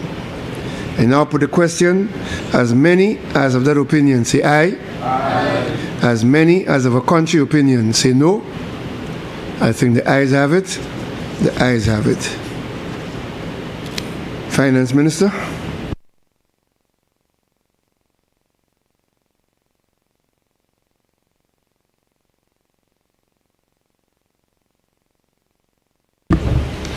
Whereas is provided under Section 63(1)(a) of the Public Finance Management Act, Cap 15.0 on the Act, that the Minister of Finance may, by an affirmative resolution of Parliament, borrow from a bank or other financial institution for the capital or current expenditure of government. And whereas is further provided under Section 64 of the Act, that money borrowed by government must be paid into and form part of the consolidated fund. And whereas the Minister of Finance considered it necessary to borrow an amount of $94,871,706 the loan from the Export-Import Bank of the Republic of China to finance the implementation of national development projects, initiatives, and COVID-19 mitigation measures. And whereas the loan is repayable in 30 consecutive equal or nearly equal as possible semi-annual installments, the first of which has been made on the last day of the 66th month from the date of the first advance under the loan, is made by the Export-Import Bank of the Republic of China, and thereafter on the last day of each successive 6-month period. And whereas if the full amount of the loan has been drawn down, each principal installment must be in the amount of US $3,162,391, except the last principal installment is in the amount of US $3,162,367. And whereas interest is payable at the 6 months secured overnight financing rate plus 0.2% per annum. And whereas the loan is repayable in 20 years, commencing from the date of disbursement of the loan, inclusive of a grace period, be it resolved that Parliament authorizes the Minister of Finance to borrow an amount of US $94,871,706 from the Export-Import Bank of the Republic of China to finance the implementation of national development projects, initiatives, and COVID-19 mitigation measures. The loan is repayable in 30 consecutive equal or as nearly equal as possible semi-annual installments, the first of which must be made on the last day of the 66-month period from the date of the first advance under the loan is made by the Export-Import Bank of the Republic of China, and thereafter on the last day of each successive 6-month period. B, if the full amount of the loan has been drawn down, each principal installment must be in the amount of US $3,162,391, except the last principal installment is in the amount of US $3,162,367. Interest is payable at the 6-month secured overnight financing rate plus 0.2% per annum. The loan is repayable in 20 years, commencing from the date of disbursement of the loan, inclusive of a grace period of 5 years. Mr. Speaker, I want to make a few things abundantly clear about this resolution, Mr. Speaker. Mr. Speaker, this 97 million US dollars was part of an original loan that was negotiated between the Ministry of Finance, the Ministry of Economic Development, through the Ministry of External Affairs, with the government of Taiwan in the year 2022.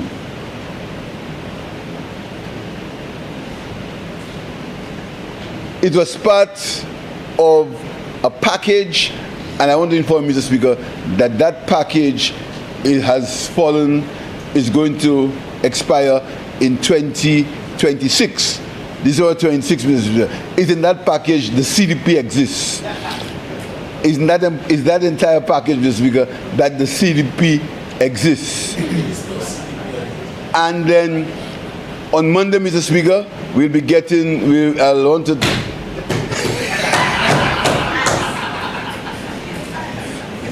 on Monday, Mr. Speaker, the CDP will be,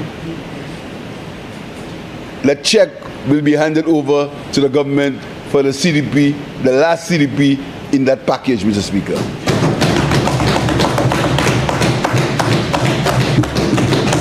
Even though, Mr. Speaker, it may be for information purposes only.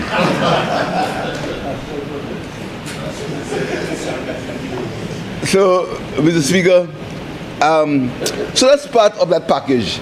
In there, Mr. Speaker, there is grant funding, that a number of projects happened, there is the CDP, and there was that loan, part of that package, Mr. Speaker. But, and if you notice, Mr. Speaker, the interest, Mr. Speaker, is Secured Overnight Finance, or SOFR, and it fluctuates. So at some point it's higher, and some point it's lower. So SOFR plus 2% per annum. If you notice, that's the only resolution where the exact interest rate has not been stated because it fluctuates, Mr. Speaker. And that is very important in the scheme of things when you're deciding on the drawdown. So, Mr. Speaker, that $197 million package was expected to fund government expenditure from 2002. But the government did not find, the Ministry of Finance did not find it necessary to draw down on that entire loan in 2002, Mr. Speaker. We drew down, we used $100 million out of the $197 million. That's what we used. But there's $97 million that we did not use because we financed the government from cash flow, from treasury bills, and cash flow, Mr. Speaker, and dealing on the RSM market. I mean, I want to tell you that any time the government of St. Lucia publishes bonds on the RSM market, it sells almost immediately, Mr. Speaker. That's the confidence that the people of the region have in the government of St. Lucia bonds, Mr. Speaker. So it was not necessary for us to draw down on that $97 million.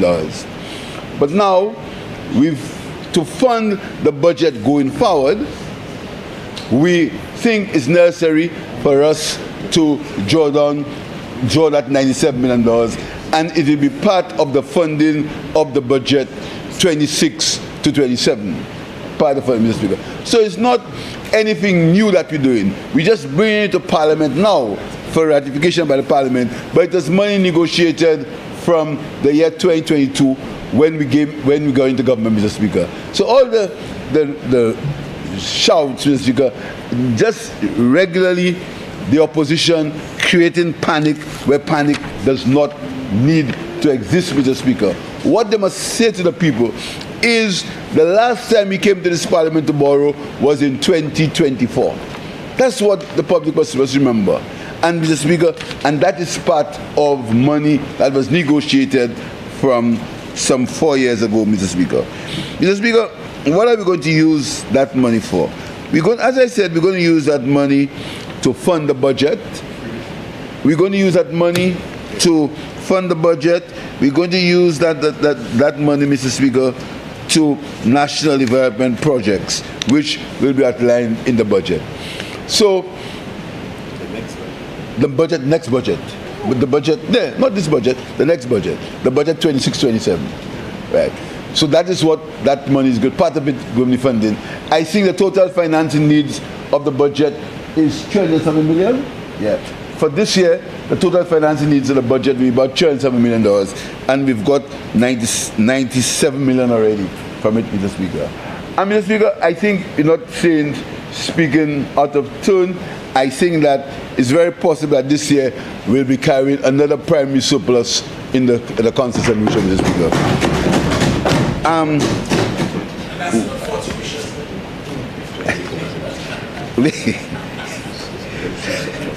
So, Mr. Speaker, what will we use that money for? We'll use that money for roads, for infrastructure, for both capital expenditure, Mr. Speaker, and thankfully we have not had to borrow directly for recurrent expenditure. We have met our recurrent expenditure from our cash flow and the manipulation of treasury bills, Mr. Speaker. We have not had to borrow for that, Mr. Speaker. And you may recall, Mr. Speaker, that was not always the state of the economy of this country. And if you have to, and history is a good thing, Mr. Speaker, because there are people in the opposition who are, I want to raise my hand, I'm not an economist. There are people in the opposition who profess to be economists, Mr. Speaker. But yeah, at least 5 of them, economists, mixed degrees, all kinds of things.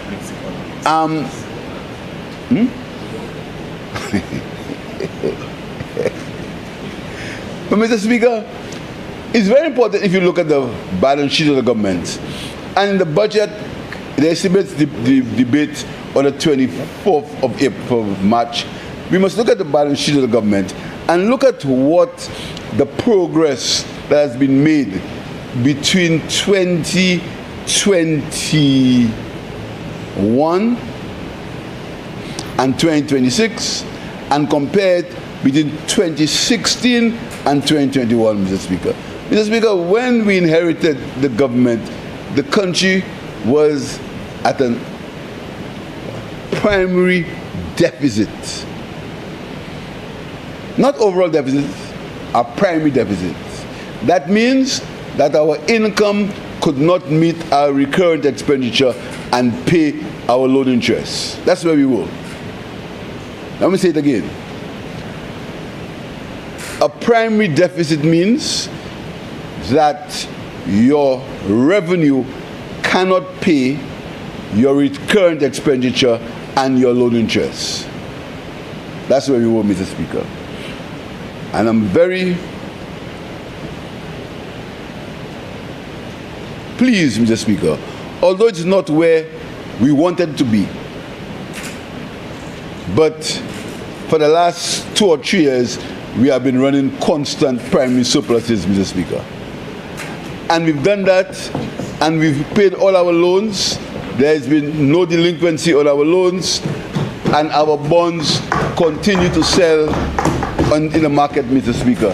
And there are people who are asking to get involved in direct finance agreements with us or PPP arrangements, Mr. Speaker. But, Mr. Speaker, we have to take a step back and look at what's happening in the world and decide where we are going. Because we do not want to put this economy in jeopardy, Mr. Speaker. We have been able to stay away from the packages that have been offered by international financial institutions, Mr. Speaker. We've been able, Mr. Speaker, I want to tell you, in talking about debt, we are the government that has published a quarterly debt bulletin. No hiding for the public to see. So when they speak about debt, Mr. Speaker, we have said to the public of St. Lucia, that is the debt position of the government, Mr. Speaker. And for those who pretend that they do not know, as at December 2025, total public debt is reported at $5,431,431 million. That's the debt of the country. Nothing to hide. A public document. And you can go in there and you can see who owes what, when, and how. So we have nothing to hide as far as debt is concerned, because all our borrowings have been necessary borrowings, Mr. Speaker. All our borrowings have been to advance the welfare of the people of St. Lucia, Mr. Speaker.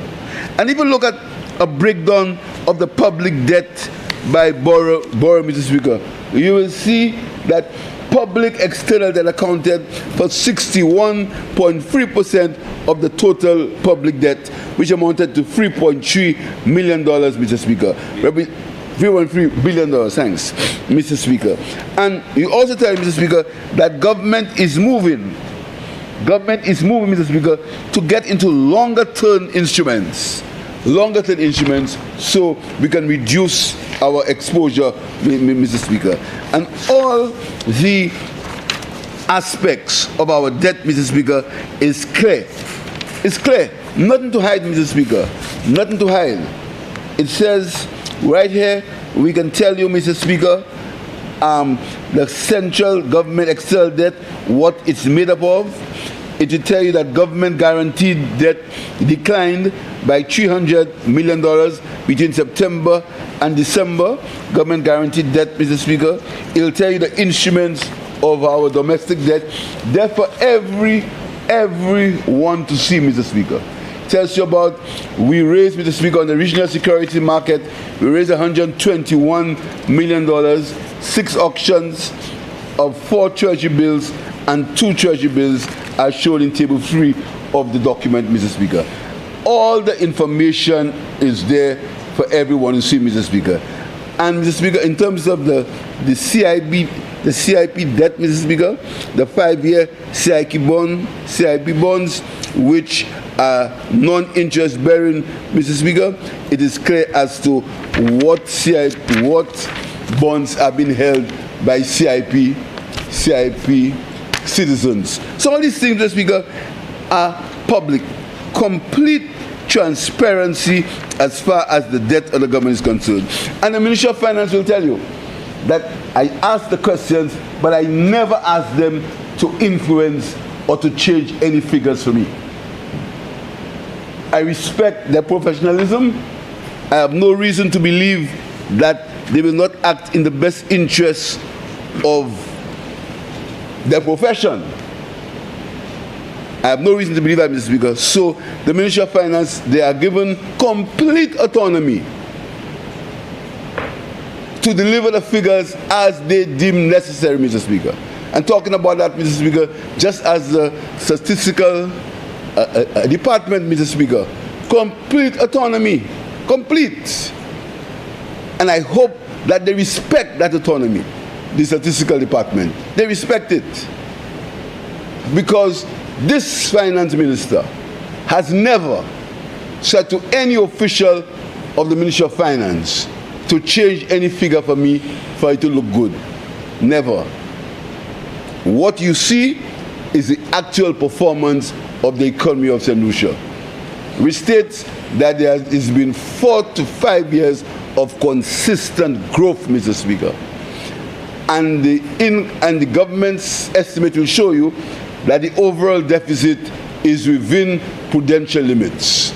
And we are hoping that it will be reduced, Mr. Speaker, but there are many factors that may affect us in terms of the international economic environment, which we are watching closely. So, Mr. Speaker, I think that this resolution is just completing the process that started from 2022 when we came into government. It's nothing new. It's nothing secret, because everyone knew that in that package there was $197 million borrowed from the Taiwanese government, Mr. Speaker. And in the coming budget, we have exciting news for housing. Very exciting news for housing, Mr. Speaker. Very exciting news for housing.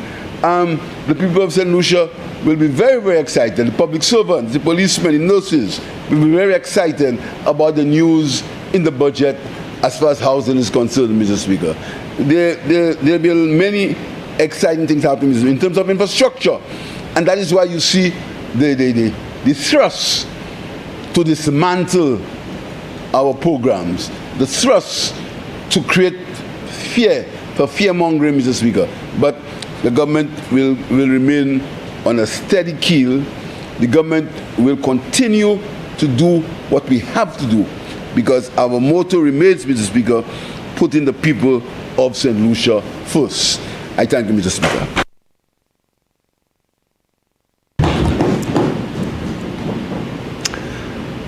Honourable members, the question is that Parliament authorizes the Minister for Finance to borrow an amount of US $94,871,706 from the Export-Import Bank of the Republic of China to finance the implementation of national development projects, initiatives, and COVID-19 mitigation measures. Be it further resolved that A, the loan is repayable in 30 consecutive equal or as nearly equal as possible semi-annual installments, the first of which must be made on the last day of the 66-month period from the date of the first advance under the loan is made by the Export-Import Bank of the Republic of China, and thereafter on the last day of each successive 6-month period. B, if the full amount of the loan has been drawn down, each principal installment must be in the amount of US $3,162,391, except that the last principal installment is in the amount of US $3,162,367. C, interest is payable at the 6-month secured overnight financing rate plus 0.2% plus 1% per annum. D, the loan is repayable in 20 years, commencing from the date of disbursement of the loan, inclusive of a grace period of 5 years.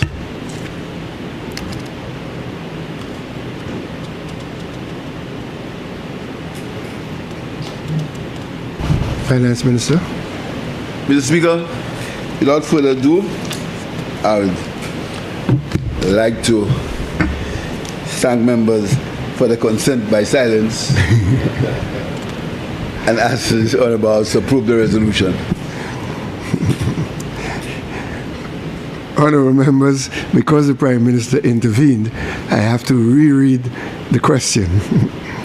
The question is that the Parliament authorizes the Minister for Finance to borrow an amount of US $94,871,706 from the Export-Import Bank of the Republic of China to finance the implementation of national development projects, initiatives, and COVID-19 mitigation measures.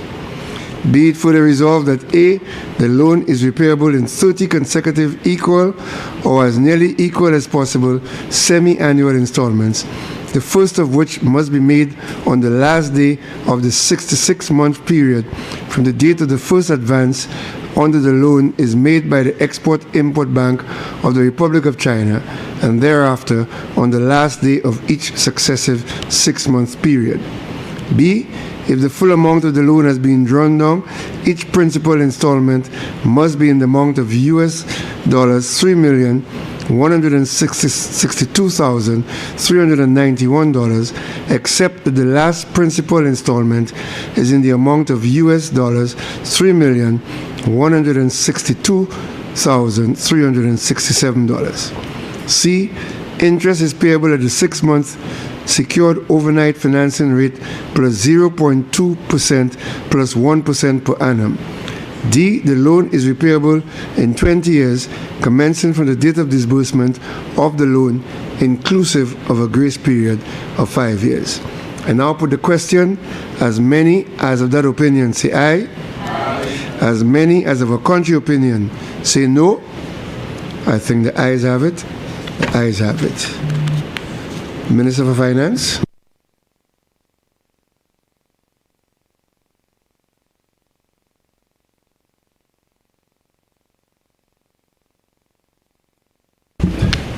Of the Public Finance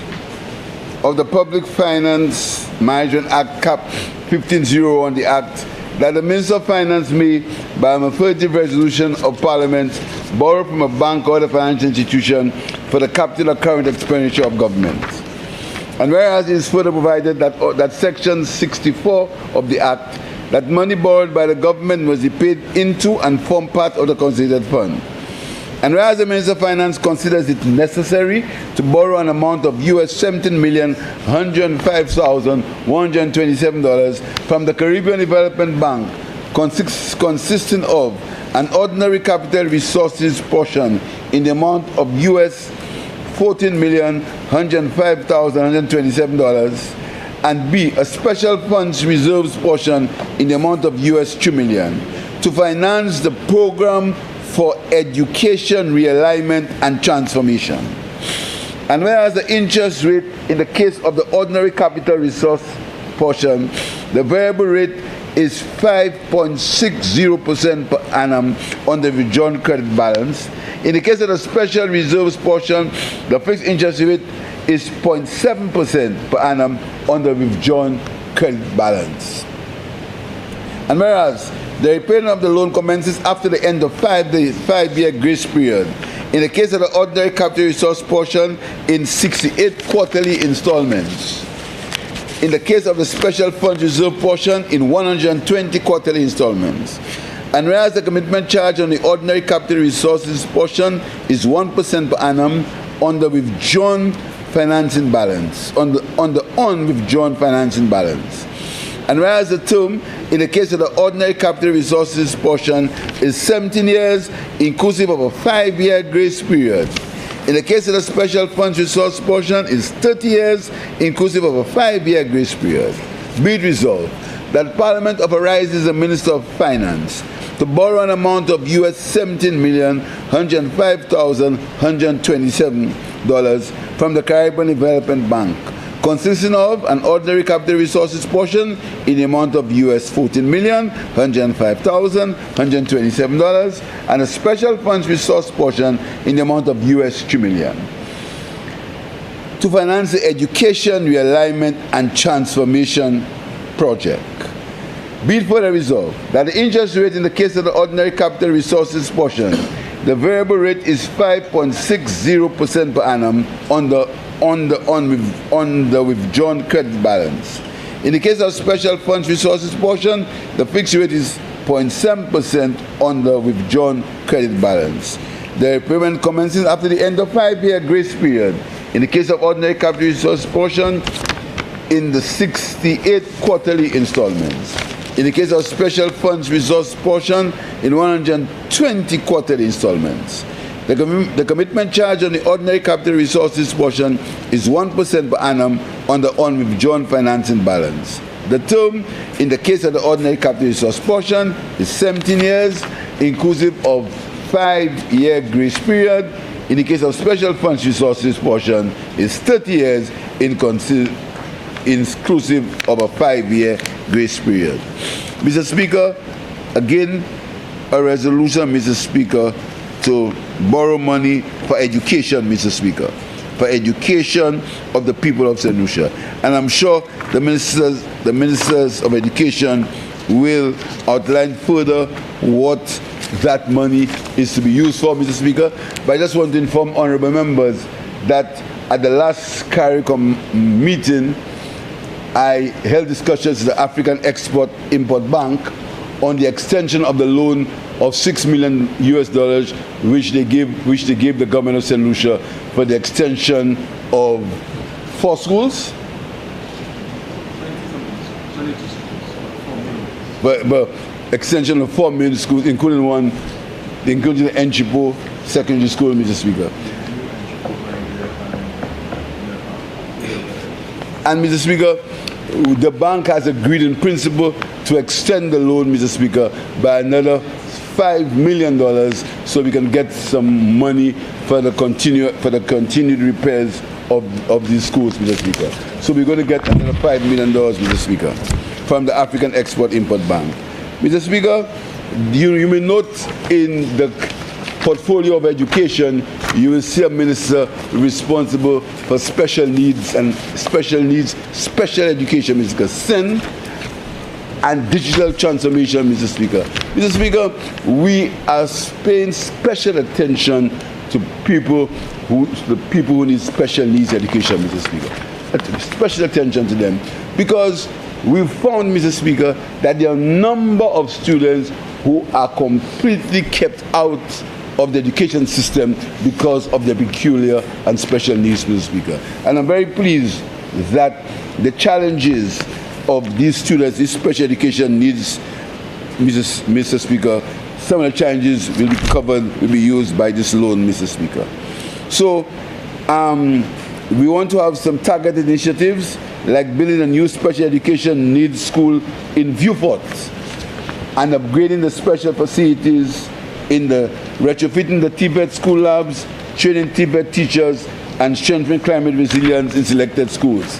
And Mr. Speaker, speaking about special needs, Mr. Speaker, there are teachers in this country who really do commit human service to the children in this country, Mr. Speaker. And I really want to applaud these teachers, most teachers, Mr. Speaker. And I want to speak one simple example of a teacher in the Bocage Secondary School. The Bocage Secondary School, Mr. Speaker,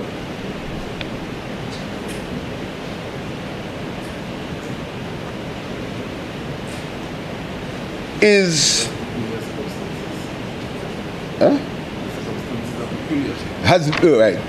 Thank you. It operates under very peculiar circumstances. If I can quote the former Minister of Education. And Mr. Speaker, with the help of the CDP resources, Mr. Speaker, we have a teacher has outfitted a special room with 15 or so computers funded by the parliamentary rep through the CDP.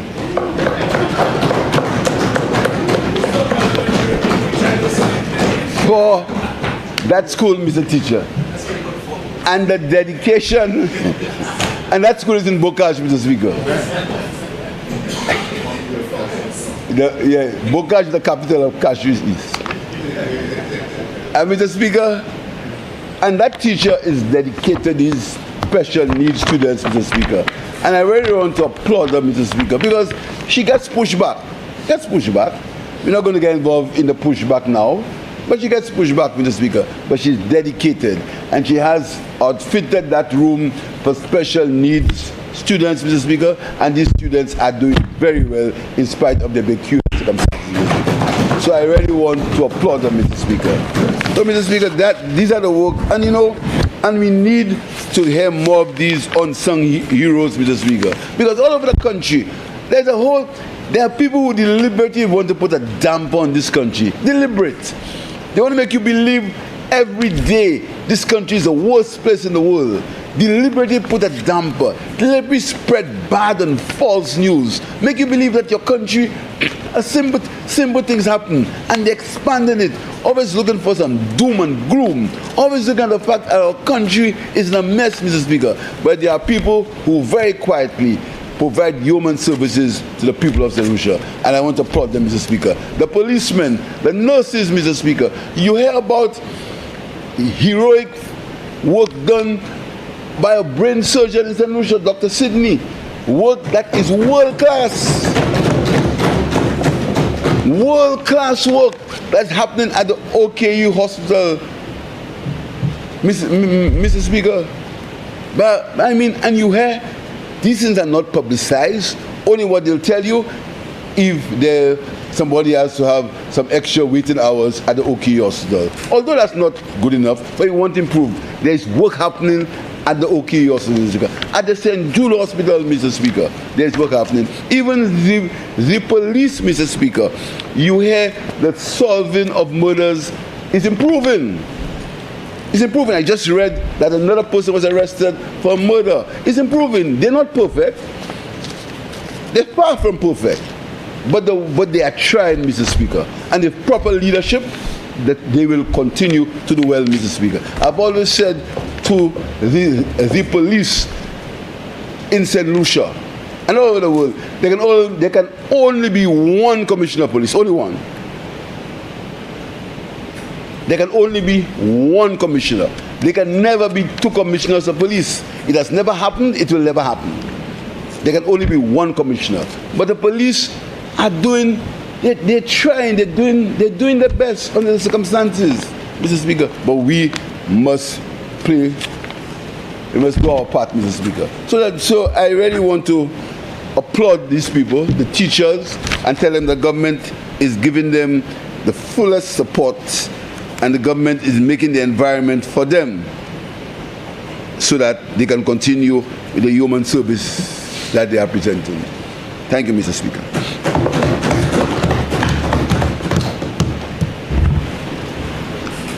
Honourable members, the question is that Parliament authorizes the Minister for Finance to borrow an amount of US dollars 17,105,127 from the Caribbean Development Bank, consisting of A, an ordinary capital resources portion in the amount of US dollars 14,105,127, and B, a special funds resource portion in the amount of US $3 million to finance the Program for Education Realignment and Transformation Project.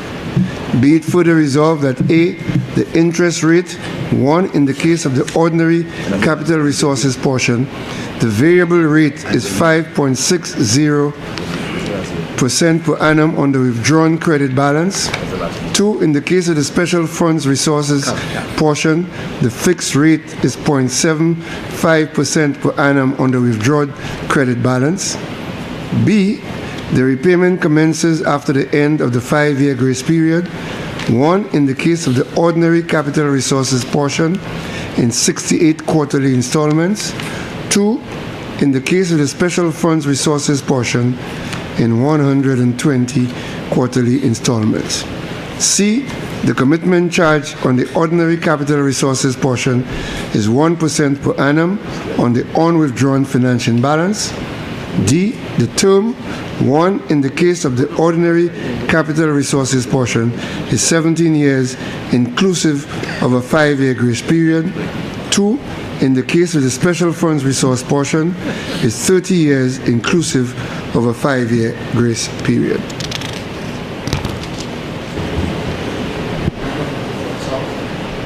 Member of Beaufort South.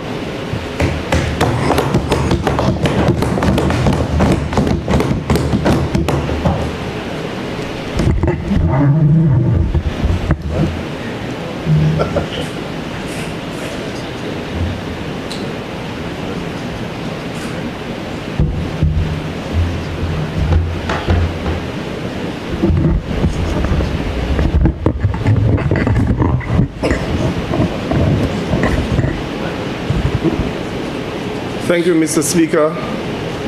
Mr. Speaker, it's only natural that I rise in support of this resolution, especially considering the fact that together with the honorable member from Grozile, we share direct responsibility with the persons and with the students involved in this resolution.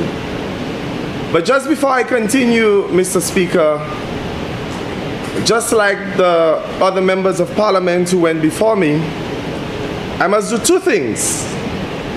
One, I must share my deepest love for the women of Beaufort South who have been integral in my personal development, but also in my professional and political development. And when you want to look for women who could win, when you want to look for voters who could win polling divisions for you, and who could win boxes for you, and who could wake up at 2 a.m. in the morning to guard each polling station, then you have to thank the women of Beaufort South. And so I want to tell them thank you for their support. I've been in this honorable house for almost 12 hours because I came very early, and I've heard that you've been referred to as Dr. Honorable, Sir Dr. Honorable Speaker, Mr. Speaker, And for a moment, when I called you Mr. Speaker, I thought you would have not responded. But irrespective of the derivative, irrespective of any diversions of the names, what it says is that you are a man of great pedigree, and whatever accolades that have been bestowed upon you, they have been rightfully bestowed upon you. And so I want to congratulate you on your excellent academic achievements. Mr. Speaker, having said this, as I enter into my contribution, there is something provocative about numbers. There is something intentionally stimulating about numbers.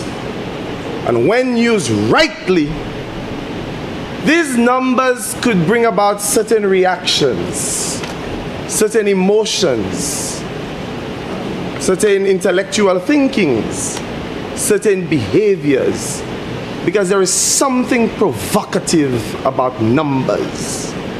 And I believe that this is what members opposite, they've tried to do by just quoting numbers, oftentimes miscalculated, just quoting numbers and placing them into the public sphere because they want that emotion from people. They want that kind of feelings from people. 600 million, borrowing 600 million. You come here on Tuesday and you're borrowing 600 million, and automatically people get upset because there is something provocative about numbers. But whether they have calculated well or whether they've miscalculated, I want to share with them valuable numbers. Valuable numbers. Numbers that connect with the reason why we're borrowing $17 million for the education sector. And I crave your indulgence as I call out those numbers.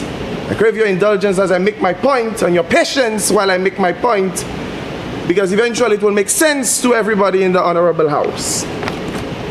133, 463, 5,318.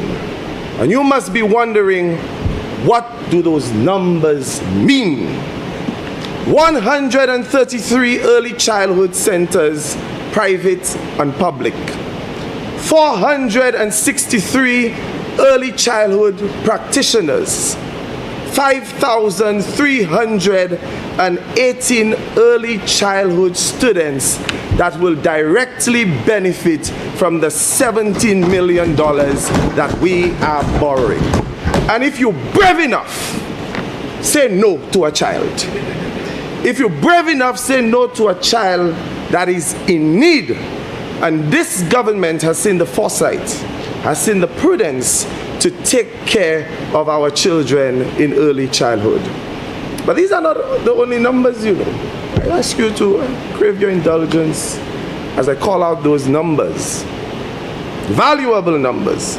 They're not big like $600 million, you know, miscalculated. But these are valuable numbers. In 2021, take my time with this one, 119 students. 2022, 156 students. 2023, 180 students. I want you to record that the numbers, they're increasing. In 2024, 210 students. In 2025, 244 students. These are our special needs students to date who have been diagnosed.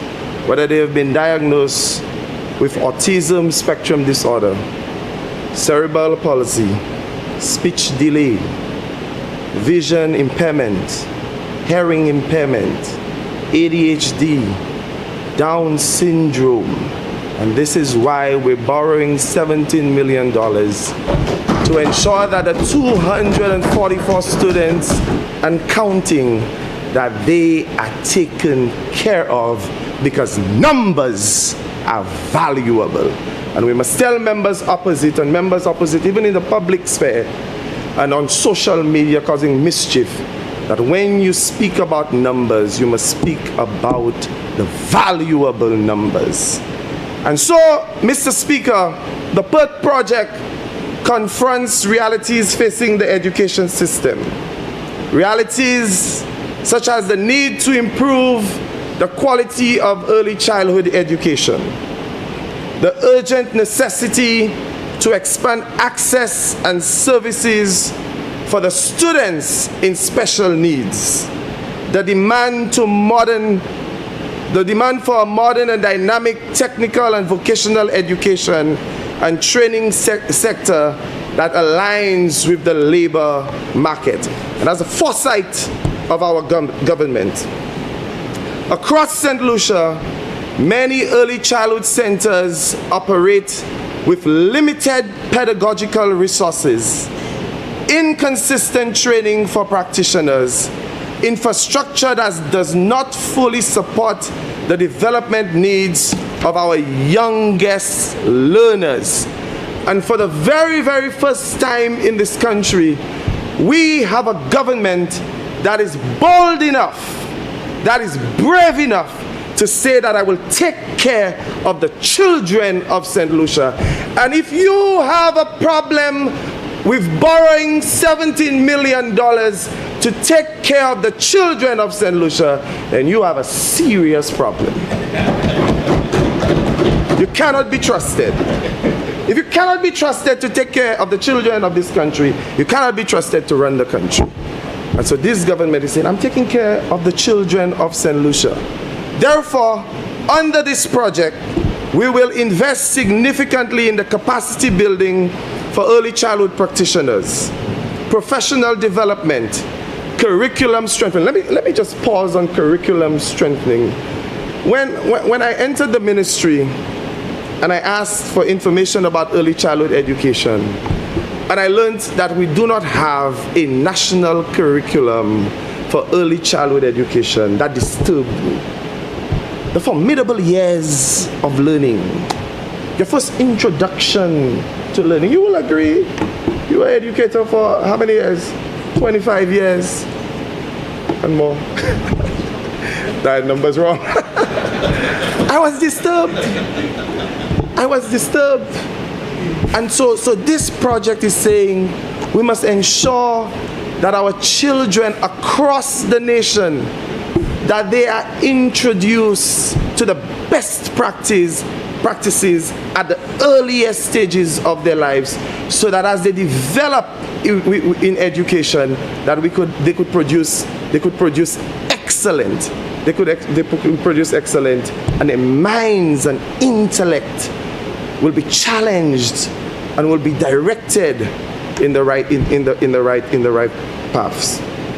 But perhaps, Mr. Speaker, even adding to early childhood education, one of the most profound and transformative elements of this PERT project lies in the expansion of services to the students with special needs. And you will hear me speaking about special needs for a very long time. I intend to be here for 28 years.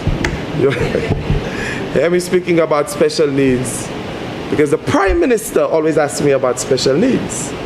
And I told you a few months ago that the Prime Minister says that this is his heart. He cherishes this is his heart. Gives me the responsibility of protecting his heart. And I must be careful when people point God, I must make sure I protect the Prime Minister's heart carefully. My CDP is at stake.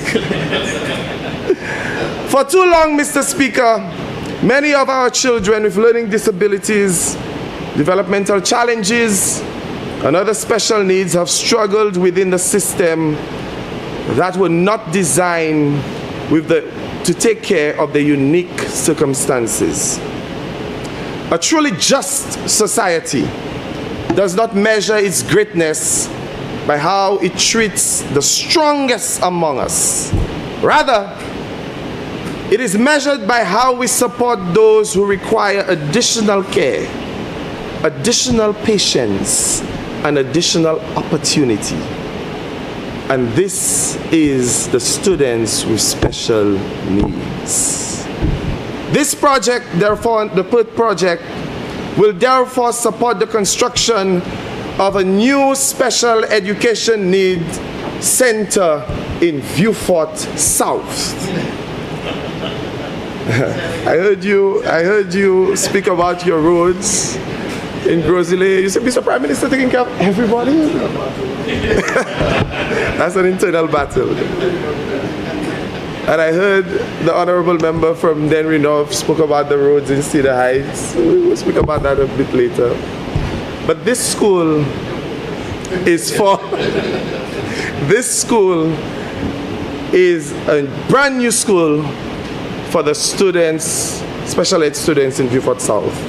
Let me just take the opportunity, just like the Honorable Prime Minister, to thank the teachers of special ed. And just for tonight, let me single out the staff, the students, and the principal of the special ed school in Vieux-Fort South. They give premium educational output under the most strenuous conditions. And I ask myself, how do they do it? I've never seen this principal downtrodden. I've never seen her depressed. I always see her so bubbly and ready to go and ready to give the students the best that she can in every opportunity. And I want to thank them, and I want to tell them that relief is coming to them. I want the honorable member, Mr. Speaker, take all my accolades and say she's from Vieux-Fort North. But she works in Vieux-Fort South. But I also want to say that this school, although it will be in Vieux-Fort South, Mr. Speaker, this institution will represent a transformational milestone in education for the southern region of our country. For families in the South and surrounding communities, it will provide dedicated learning environment designed specifically to meet the developmental and educational needs of students with disabilities. In essence, Mr. Speaker, students from Labrie, students from Vieux-Fort North, students from Micoud North, students from Micoud South. I know the honorable member is not there, but you would give him the news. Students from Micoud South could also find the best practices in this new facility. This new facility will incorporate modern instructional spaces, therapeutic learning environment, and specialized support infrastructure that allows teachers, therapists, and caregivers to deliver the highest quality interventions for our students. And for me, that is commendable. But not only in Vieux-Fort South, in addition to the construction of the new facility in Vieux-Fort, the project will also support expansion of the Soufrière Special Education Needs School, allowing us to serve a greater number of students and provide improved educational support services. And I know the member for Soufrière Forcé-Jacques, when she hears this, she will be exceedingly glad. Mr. Speaker, another critical pillar of the PERT project is the strengthening of the technical and vocational and educational training. It is no secret that we live in a rapidly evolving global economy characterized by technological changes, digital transformation, and emerging industries. Our education system must therefore produce graduates who are technically skilled and innovative. And too far, our technical and vocational education has been viewed as secondary option rather than a prestigious and valuable pathway to national development. I will say this one more time because I want it to sink in your minds. For too long, technical and vocational education has been viewed as a secondary option rather than a prestigious and valuable pathway to national development. There is this term the honorable member from Grosile uses all the time. What's the term that he uses all the time? Parity? Parity of esteem. It's a term that I learned from him, which he will explain for you. This government is committed to changing that narrative. Under this project, we will undertake modernization of TVET laboratories, the procurement of updated technical equipment, and the training and certification of TVET instructors. This will ensure that our students receive industry-relevant training in areas and support national economic priorities, including renewable energy, construction technology, hospitality service, digital industry, and technical fields essential for sustainable development. Mr. Speaker, as I end, because I know the hour is late, as I end, I want to just address a little more about the issue of borrowing, because in this honorable house, fiscal prudence must always guide our actions. And when we speak about borrowing, when done strategically, when done responsibly, because when it's done in that matter, we could trust the numbers. And what we are saying today, that the PERT project, when we consider the advancement in technical education, when we look at that our children in early childhood education will be taken care of with the thrust and the move and the thinking of universal early childhood education, when we look at that our special ed students will be taken care of, then you could agree with me that $17 million is justified, it's right, and it's prudent. But just before I take my seat, there is this special ed school in Lakai, Dennery. I think it's in Dennery South. In Lakai, Dennery, that we cannot forget. I'll tell you why we cannot forget it. Visited the school. You know, in politics, you must be careful of promises you make.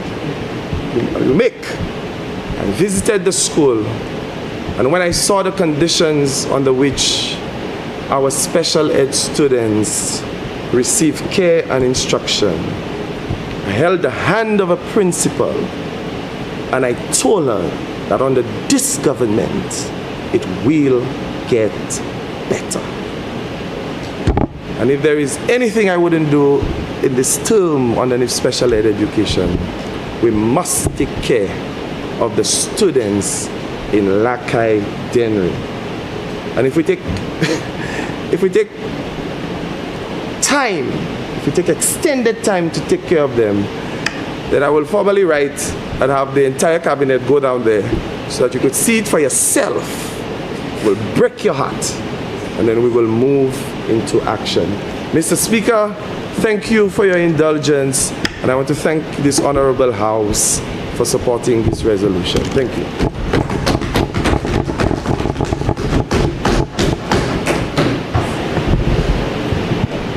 Member for Grosile. Just very briefly, Mr. Speaker, I rise to support the motion to authorize the Minister of Finance to borrow $17 million for this PERT program. But Mr. Speaker, while I sat and I listened to the member for Vieux-Fort North, Vieux-Fort South, I thought a little bit about the member for Castries East and his deliberate strategies in this present government working together. Individual silos need to be a thing of the past. And when he decided that the member for Castries South and the member from Grosley would establish a North-South relationship to take the St. Lucia education system to another level, beyond all what we've already established as a St. Lucia Labour Party historically. I said Castries East? Castries East? Okay, it's been a long time. Yeah, the Prime Minister, Castries East. The member from Beaufort South, the member for Grosley, established a North-South link to ensure that we continue to take education to another level. I felt that there would have been a lot of discussions that were absolutely necessary. And of course, when he spoke tonight about this PUT program, I remembered some of the very good conversations we've had so far.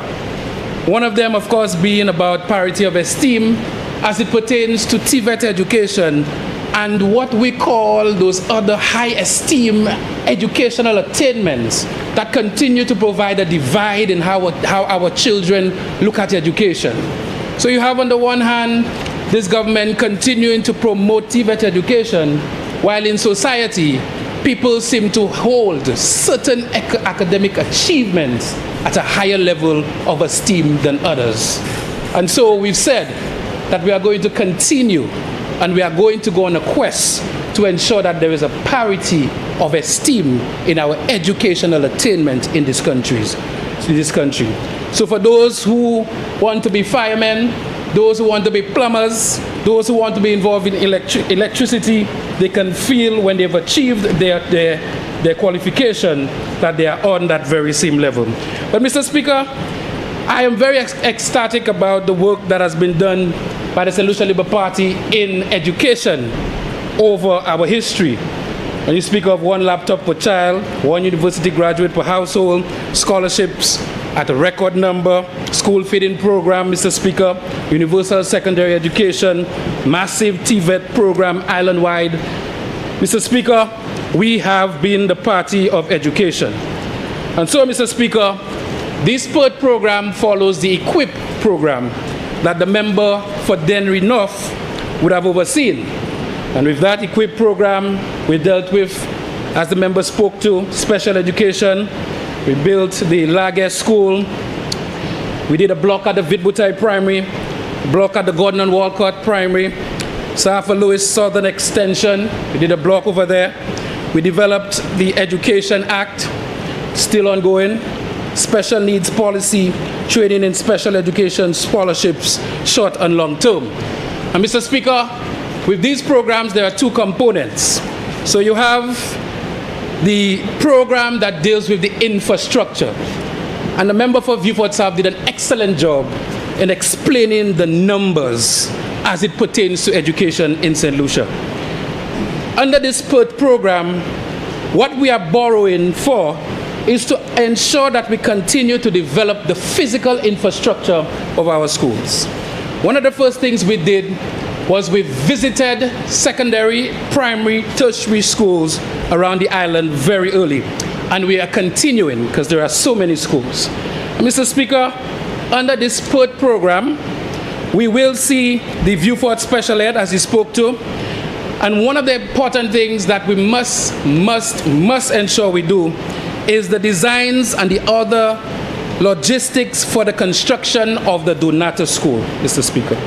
Mr. Speaker, this is a school that has served St. Lucia very well, and the infrastructure and the finances used there is very well worth it, Mr. Speaker. Mr. Speaker, the money will also be used to upgrade 8 schools to make them less vulnerable, and also enhance TVET labs at secondary schools to meet industry standards. Mr. Speaker, we will be having extensive discussions when we have the budget debate. But when you hear the machinations about borrowing $17 million, you look at the maths for what we need for education in St. Lucia, and much like healthcare and infrastructure, as the young people will say, the maths just not mathsing. One of the first things we did as ministers in the ministry was to get the full view of what is needed in education in St. Lucia. And when we sent the technocrats in, they declared that after all the actuary work and the calculations, that we currently have a backlog of $85 million of maintenance issues around our island schools. Let me say this again. In terms of the repairs that are needed at our island's institutions, in terms of the electrical repairs that are needed at all schools, the plumbing repairs, the roofing, the windows, the structural repairs in terms of cracks, and bringing our schools up to code to make them climate resilient. Because we have to remember some schools like SMC, St. Joseph's Convent, these schools were built more than 100 years ago. And to bring them up to speed for every single school on the island, it will cost this country $85 million. Yes, $85 million, so that every single school on this island will be up to par. So after they brought in that analysis, we said if we bring all the schools up to par, we will need them maintained. And if you look at the figure and you speak to any engineer, any contractor, they would tell you once you bring it up to that level, you need a preventative maintenance program so that the schools do not get back into a state of disrepair. And so, as ministers, we asked, well, what would that number be? And the answer was, for you to find a figure for preventative maintenance, the first thing you need to do is multiply the amount of schools by the total value of each school. So if we have 140 schools in this nation, and each school is valued at close to $1 million, you're talking about $140 million as the total value. And then your maintenance or preventative maintenance figure is 7.5% of the total value per annum. So at 140 schools, each valued close to $1 million, the preventative maintenance figure for schools in this country would be almost $11 million a year. So when we come as a government and we say that we want to have the basics done, and we quote a figure of $17 million, and then you take to all radio programs that you are afforded a voice, you take to all social media, and you cry Bloody Mary. It means to me that when you were in government, you never did the analysis of what's needed in our education system. And I can be pleased to say tonight that as a government and as a ministry and as a minister, we have done the analysis and we are working towards getting better and better every day. And so, Mr. Speaker, with this amount that we are asking for the approval for, it will work very well for our young people, whether it be special ed, whether it be TVET education, whether it be early childhood education, and we will continue to press forward, step by step, phase by phase, as we continue to be the party and the government that takes education to its rightful place in this country. I thank you, Mr. Speaker.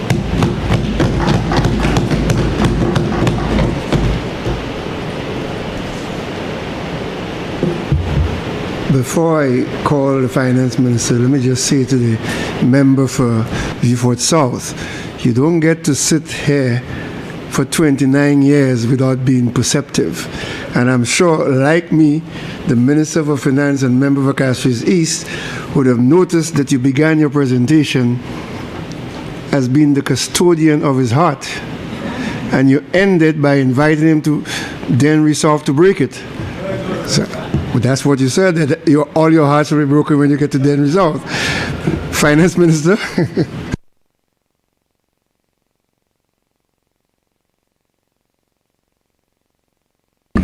Ask honourable members to support the resolution. Thank you, Prime Minister.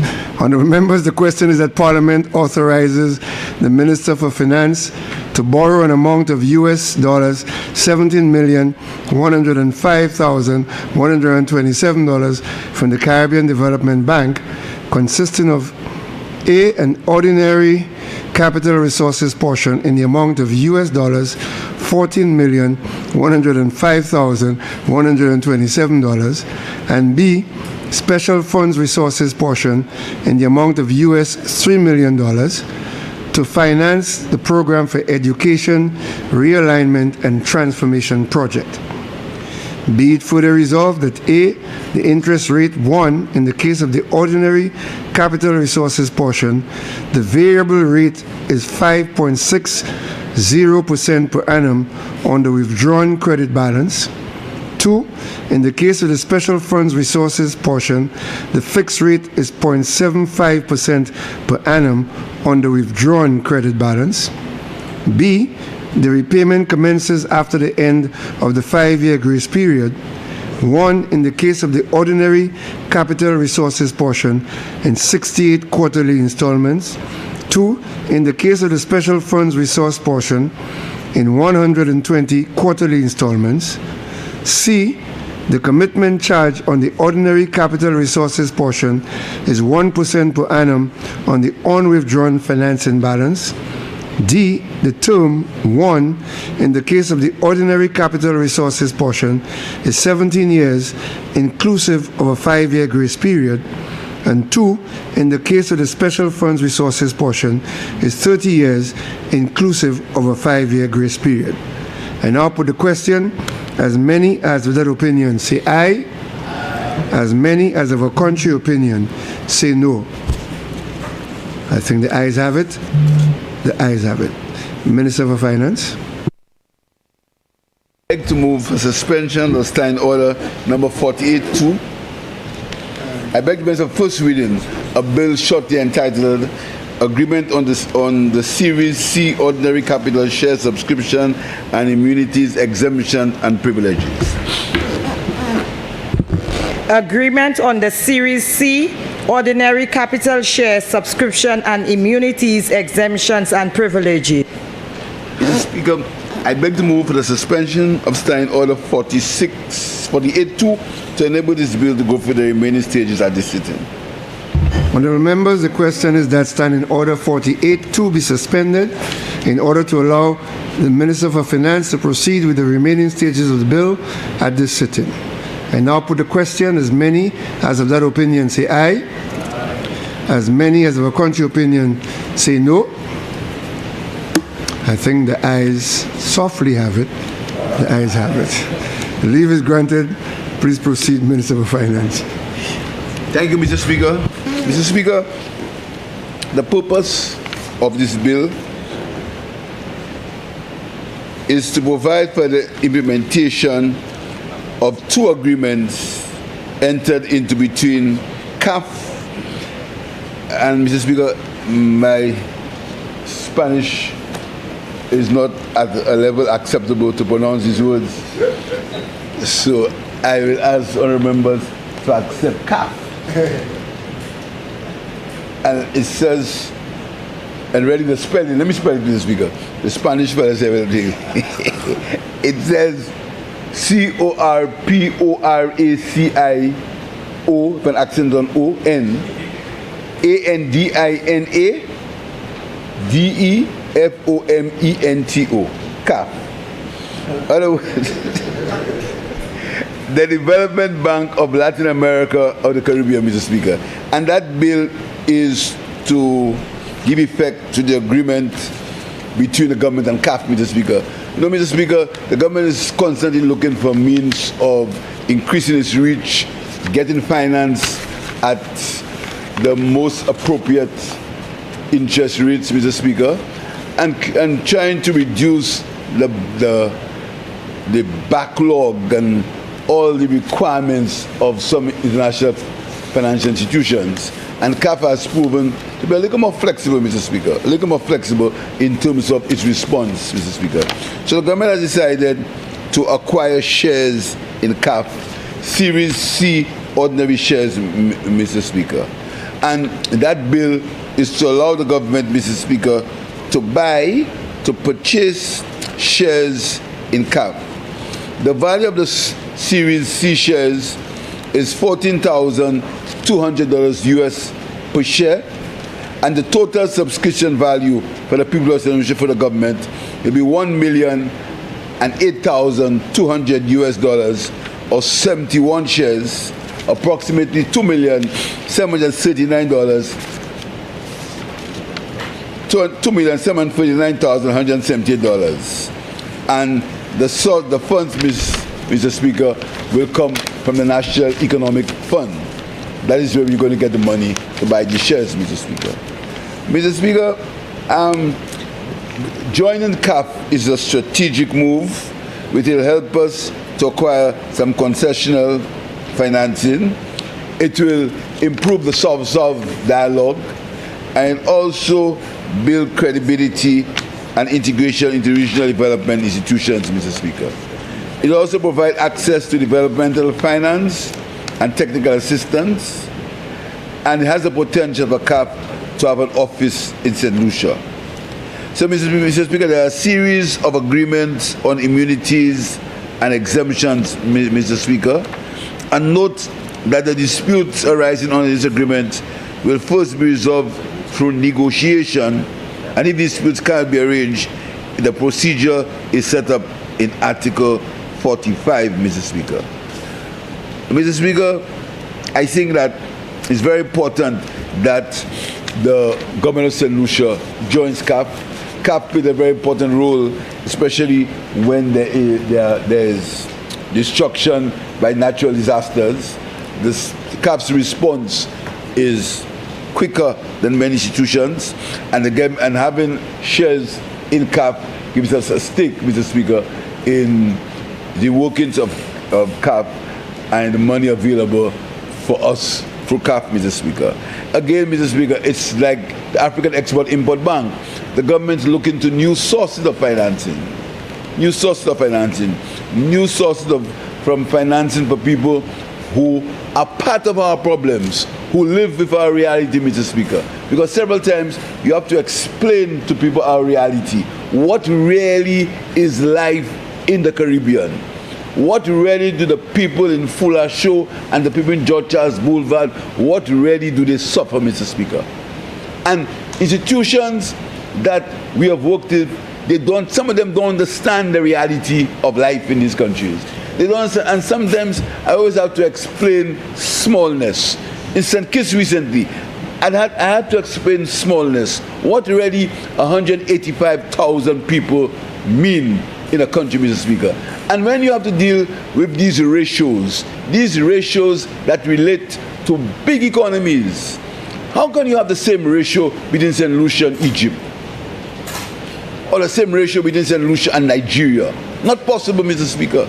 But we have to live with that, Mr. The fiscal rules of Nigeria and Egypt, and they tell you they are amended for you, Mr. Speaker. Same thing, Membet, Memwell. So, Mr. Speaker, and Mr. Speaker, and that is why, and I want to come back a little bit to the CIP, and that's why the CIP is so important to us. And before I am not saying much, I want to ask people who criticize the CIP to think a little. Just think. Just think about the CIP has done for Dominica, what it has done for St. Kitts, what it has done for Cyprus, for Malta, for Turkey. Just think about it. Just think. And remove the emotion and the political machinations. Just think back a little bit and think about what the CIP has done for these countries. Just think about it, Mr. Speaker. So we are always seeking new sources of finance and new sources of aid and new sources of support for our economy, Mr. Speaker. We are a very small economy, Mr. Speaker. And every day I beg and I plead that you cannot have the same matrix, Mr. Speaker. Mr. Speaker, there are some countries recently that received $8 billion from the National Financial Institution. $8 billion US, Mr. Speaker.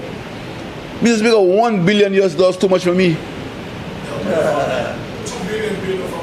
Yes, $1 billion US, too much to me, 1 billion. If I get $1 billion US, I don't know what to do with it. That would be for Mr. Speaker. I plead all the time when I speak to these people, look at our peculiar circumstances. Please, I am begging you, look at it. Don't paint us with the same brush, Mr. Speaker. Don't use the same ratios, debt to GDP ratio, bring it down to 60% by the year 2045, because if not, you're not sustainable, and your people must starve. Why is you doing that? Mr. Speaker, I thank the institutions for what they've done, but I plead all the time to them. I'm looking forward to the Bridgetown Accord, Mr. Speaker. The Bridgetown Accord was something that we speak about. Where is the Bridgetown Accord?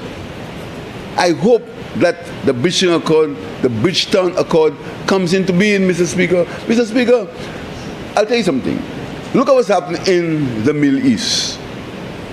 And the Ministry of Finance, they now have to think of, if we can collect zero taxes, zero excise taxes from fuel, they have to do a what-if scenario, a sensitivity analysis of what will happen to our revenue if we have zero revenue from excise tax and fuel, Mr. Speaker.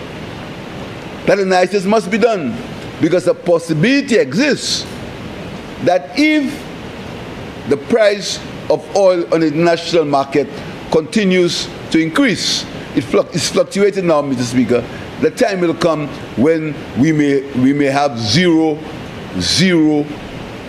revenue from excise taxes.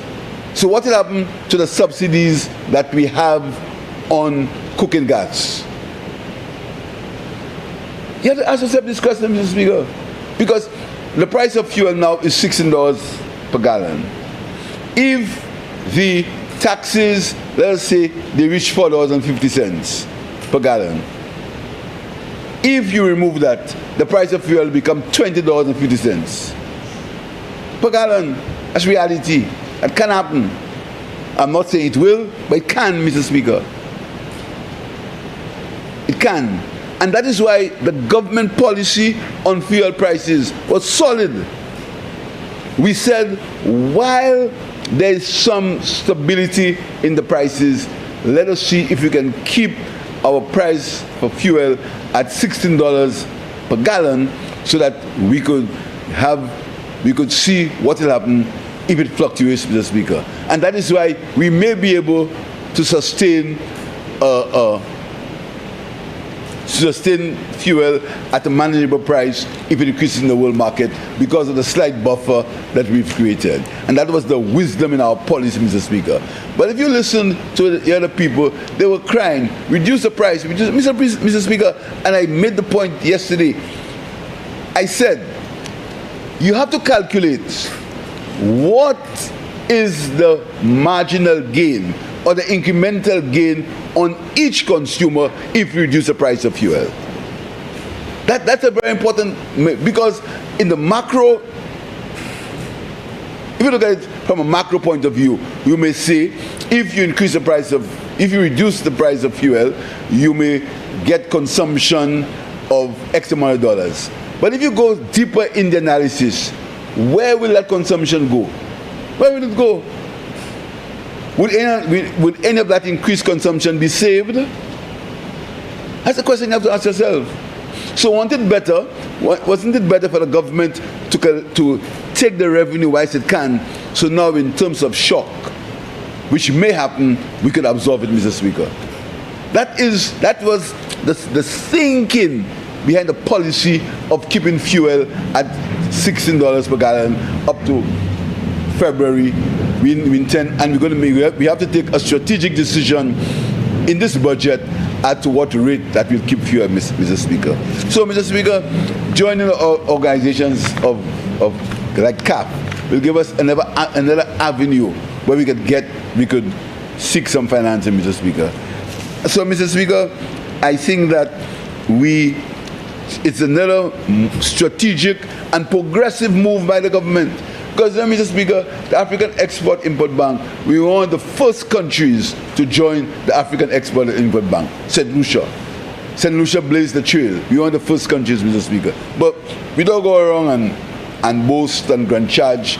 We very quietly do our thing in St. Lucia, Mr. Speaker. So I urge members to support it, Mr. Speaker, and I urge members of the public to listen carefully to what's happening in the world. Listen to the analysis. This is not time for emotion. This is time for reason and seasoned judgment. This is time when we have to forget about our minor and petty political situations, Mr. Speaker. The people of the country have spoken. They've spoken in no uncertain terms. And that's not going to change for the next 5 years. So let us sit down and reason. Because, Mr. Speaker, turbulent times are maybe ahead, Mr. Speaker. Turbulent times. And nobody is saying about you again, you know. There are no mother country again. There are no mother country, Mr. Speaker. Nobody is saying about you. You have to see about yourself. You have to face the world under the same rules as other countries, Mr. Speaker. It's a rules-based world whilst it's convenient. Everybody's saying about themselves, Mr. Speaker. And that's why migration policies, that's where they are. So when people make create emotions about migration policies, these are economic situations and political situations caused by government's actions, Mr. Speaker, based on the fact that they want to put their people first, Mr. Speaker, and that is what's important. So whilst we struggle, Mr. Speaker, we have to plan properly, we have to think properly, we have to ensure that the decisions that we take are well thought of, Mr. Speaker, like joining CAF. Think about it properly so that we can get the benefits, Mr. Speaker. I urge members to read the agreement and to give its support to the government purchasing shares, C-class shares, 71 C-class shares in CAF at a value of $2.7 million. I thank you, Mr. Speaker. Honourable members, the question is that the agreement on the Series C Ordinary Capital Share Subscription and Immunities, Exemptions and Privileges Bill be read a second time. Member for Ancillary Canaries.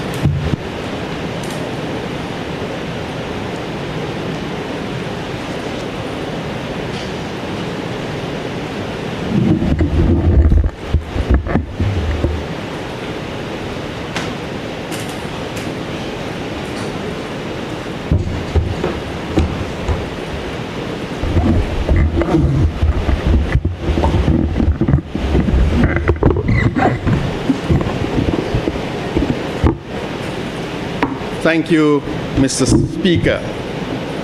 Mr. Speaker, I rise in full support of the agreement on the Series C Ordinary Share Subscription and Immunities, Exemption and Privileges Bill in respect to the Development Bank of Latin America and the Caribbean, widely known as CAF, Mr. Speaker. This bill is not an exercise in technical housekeeping, Mr. Speaker. It is strategic positioning. CAF is one of the most dynamic and fastest growing multilateral development banks in our hemisphere, Mr. Speaker. It finances infrastructure, climate resilience, productive transformation, water systems, transport, energy, and digital connectivity across Latin America and the Caribbean. Its model is agile, its approvals are timely, its instruments are innovative. And for a small island developing state like St. Lucia, access to diversified development finance is not optional, Mr. Speaker. It is essential. It is not optional, Mr. Speaker. It is essential. By St. Lucia participating, Mr. Speaker, it signals our confidence in the institution, CAF. It also positions us, Mr. Speaker, for greater access to concessional and non-concessional financing. Deepens regional financial integration. Capital subscription, Mr. Speaker, is not a donation. It is an equity stake in a development institution that multiplies impact. For every dollar of capital, CAF is able to leverage significantly more in lending capacity. That means, Mr. Speaker, more roads, water infrastructure, climate defenses, renewable energy, small and medium enterprise financing, and digital transformation projects become more feasible and affordable. Mr. Speaker, some may ask why are the immunities and exemptions necessary? These provisions, Mr. Speaker, are standard in multilateral development finance. They ensure operational independence, financial integrity, and neutrality across jurisdictions. Every serious international financial institution, from the World Bank, CDB, Afreximbank, to any regional bank, Mr. Speaker, operates under similar frameworks. These protections are not about privilege without accountability. They are about ensuring that development institutions can function without political interference, discriminatory taxes, or legal uncertainty that would otherwise undermine their ability to mobilize capital at scale. If we want the benefits, Mr. Speaker, of the membership, we must uphold the norms of membership. As Minister for Economic Development and the Youth Economy, I view this bill, Mr. Speaker, through practical lens. How does it help us deliver to the people of St. Lucia? CAF financing aligns directly with our national priorities: climate resilient infrastructure, water and wastewater modernization, renewable energy expansion, youth entrepreneurship financing, digital public infrastructure, productive sector diversification. In an era of tightening, Mr. Speaker, global liquidity and rising borrowing costs, diversifying our development finance partnerships reduces risk and enhances leverage. We cannot, Mr. Speaker, afford to depend on one source of capital. We must build a diversified development finance architecture. CAF has increasingly expanded its support in innovation ecosystems, small and medium-sized enterprise credit enhancement, digital transformation, skills and productivity programs. For the youth economy, Mr. Speaker, to mature, it requires structured financing platforms. Institutions like CAF help create that financing pipeline. They enable scale, they enable sustainability, and they enable transformation. Let me reassure this Honorable House, participation in the Series C capital subscription is structured within our own fiscal framework and debt sustainability parameters. Multilateral capital subscriptions are treated as strategic financial assets. They strengthen our access to concessional windows and enhance investor confidence in our microeconomic management. In a world where markets scrutinize small states intensely, alignment with credible multilateral institutions strengthens our financial standing. Mr. Speaker, we must think regionally and act strategically. St. Lucia cannot remain financially isolated from the broader Latin America development architecture. CAF represents a bridge between the Caribbean, Latin America, and global capital markets. By passing this bill, we are not merely complying with an agreement. We are positioning St. Lucia for the next decade of infrastructure modernization, climate adaptation, and youth-driven enterprise. This legislation, Mr. Speaker, strengthens our hand, it broadens our options, it deepens our partnerships. It reflects a government that understands the development today is financed through networks, alliances, and institutional credibility. I therefore, Mr. Speaker, commend this agreement and the accompanying immunities, exemptions, and privileges bill to this Honorable House. In closing, Mr. Speaker, let us act decisively, let us act strategically, and let us act in the long-term interests of the people of St. Lucia. I thank you, Mr. Speaker.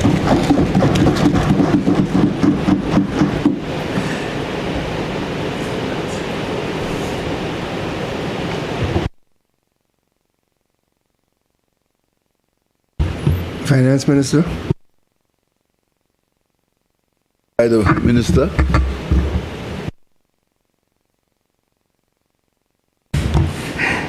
Honourable members, the question is that the agreement on the Series C Ordinary Capital Shares Subscription and Immunities, Exemptions and Privileges Bill be read a second time. And now put the question. As many as of that opinion say aye. Aye. As many as of a contrary opinion say no. I think the ayes have it. The ayes have it. An act to give effect to and for the implementation of the agreement establishing Corporación Andina de Fomento Series C Ordinary Capital Share Subscription Agreement between the Corporación Andina de Fomento and the Government of St. Lucia, and the agreement on immunities, exemptions, and privileges between the Corporación Andina de Fomento and the Government of St. Lucia, and for related matters.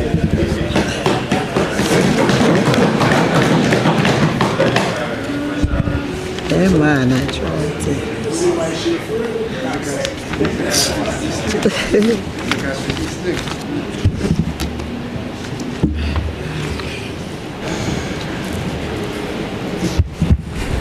Clause 2. Short title and interpretation. Clause 2 stands part of the bill. Aye. Clause 3. Force of law. Clause 3 stands part of the bill. Aye. Clause 4. Amendment of schedules. Clause 4 stands part of the bill.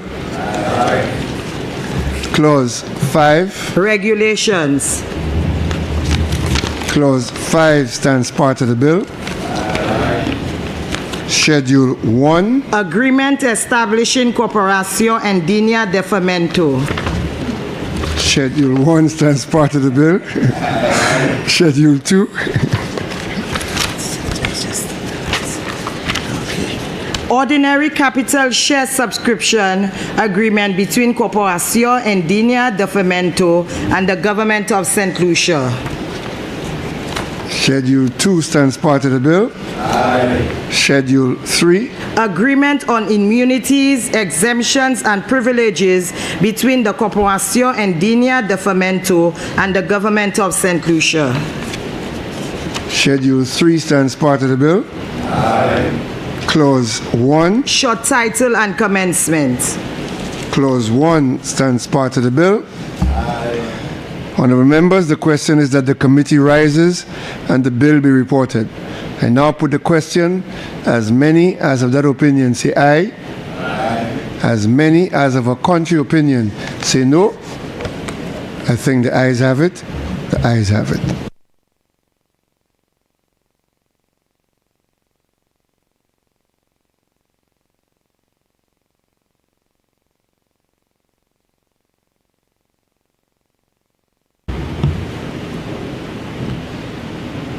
Honourable members, I beg to report that the agreements on the Series C Ordinary Capital Share Subscription and Immunities and Exemptions and Privileges Bill went through committee stage without amendments. Finance Minister. Mr. Speaker, I move that the report of the committee be accepted and the bill be read a third time and passed.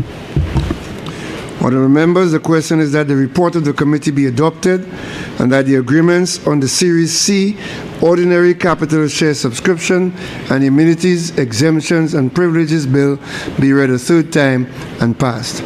I now put the question. As many as of that opinion say aye. Aye. As many as of a contrary opinion say no. I think the ayes have it. The ayes have it. Be it enacted by the King's Most Excellent Majesty, by and with the advice and consent of the House of Assembly and the Senate of St. Lucia, and by the authority of the same as follows. This act may be cited as the agreement on the Series C Ordinary Capital Share Subscription and Immunities, Exemptions and Privileges Act 2026. For the first time today, I'm going to call on somebody other than the Finance Minister. Housing Minister? I think you called on me earlier today, didn't you? Yes, Mr. Speaker, you called on me earlier just to elucidate you or to jog your memory. Mr. Speaker, I beg to present for its first reading a bill shortly entitled St. Lucia Unplanned Development Regularization Authority. St. Lucia Unplanned Development Regularization Authority. Mr. Speaker, I beg to move for the suspension of the Standing Order number 48-2 to enable this short bill to go through its remaining stages at this sitting. Honourable members, the question is that Standing Order 48-2 be suspended in order to allow the Housing Minister to proceed with this bill at this sitting of all of its stages. I now put the question. As many as of that opinion say aye. As many as of a contrary opinion say no. Leave is granted. Please proceed, Minister. Thank you, Mr. Speaker. Thank you, colleagues. Mr. Speaker, the purpose of this bill is to establish a statutory corporation called the St. Lucia Unplanned Development Authority.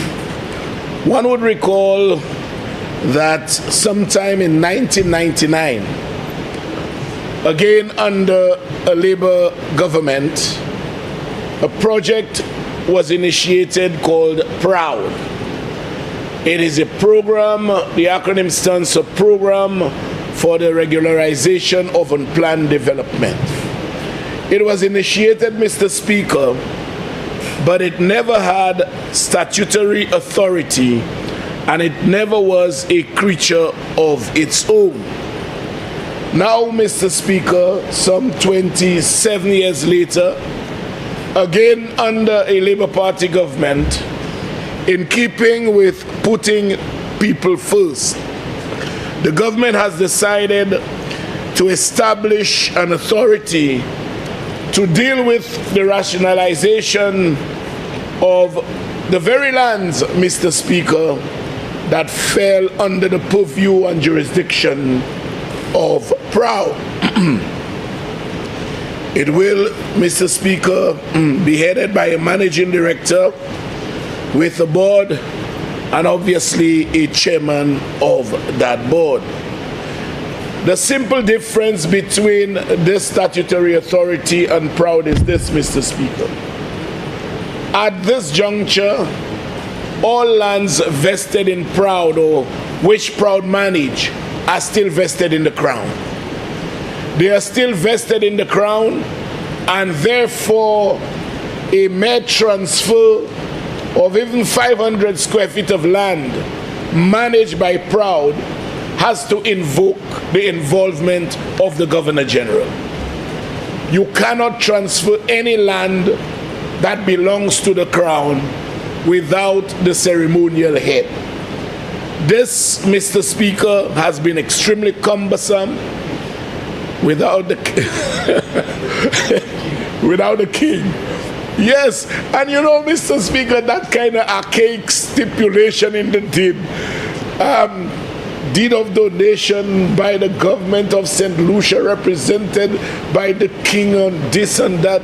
You know, Mr. Speaker, I'm not against the stipulations in the deed, but it brings our mindset back to the era of colonialism and our dark period that we were forced to endure, our ancestors were forced to endure before we get where we are today. But essentially, Mr. Speaker, the objective of the exercise is to ensure that we can do things in an expeditious manner, grant title, empower our people, and do it in such a way that it facilitates the empowerment of our people and the rollout of government policy in a timely manner.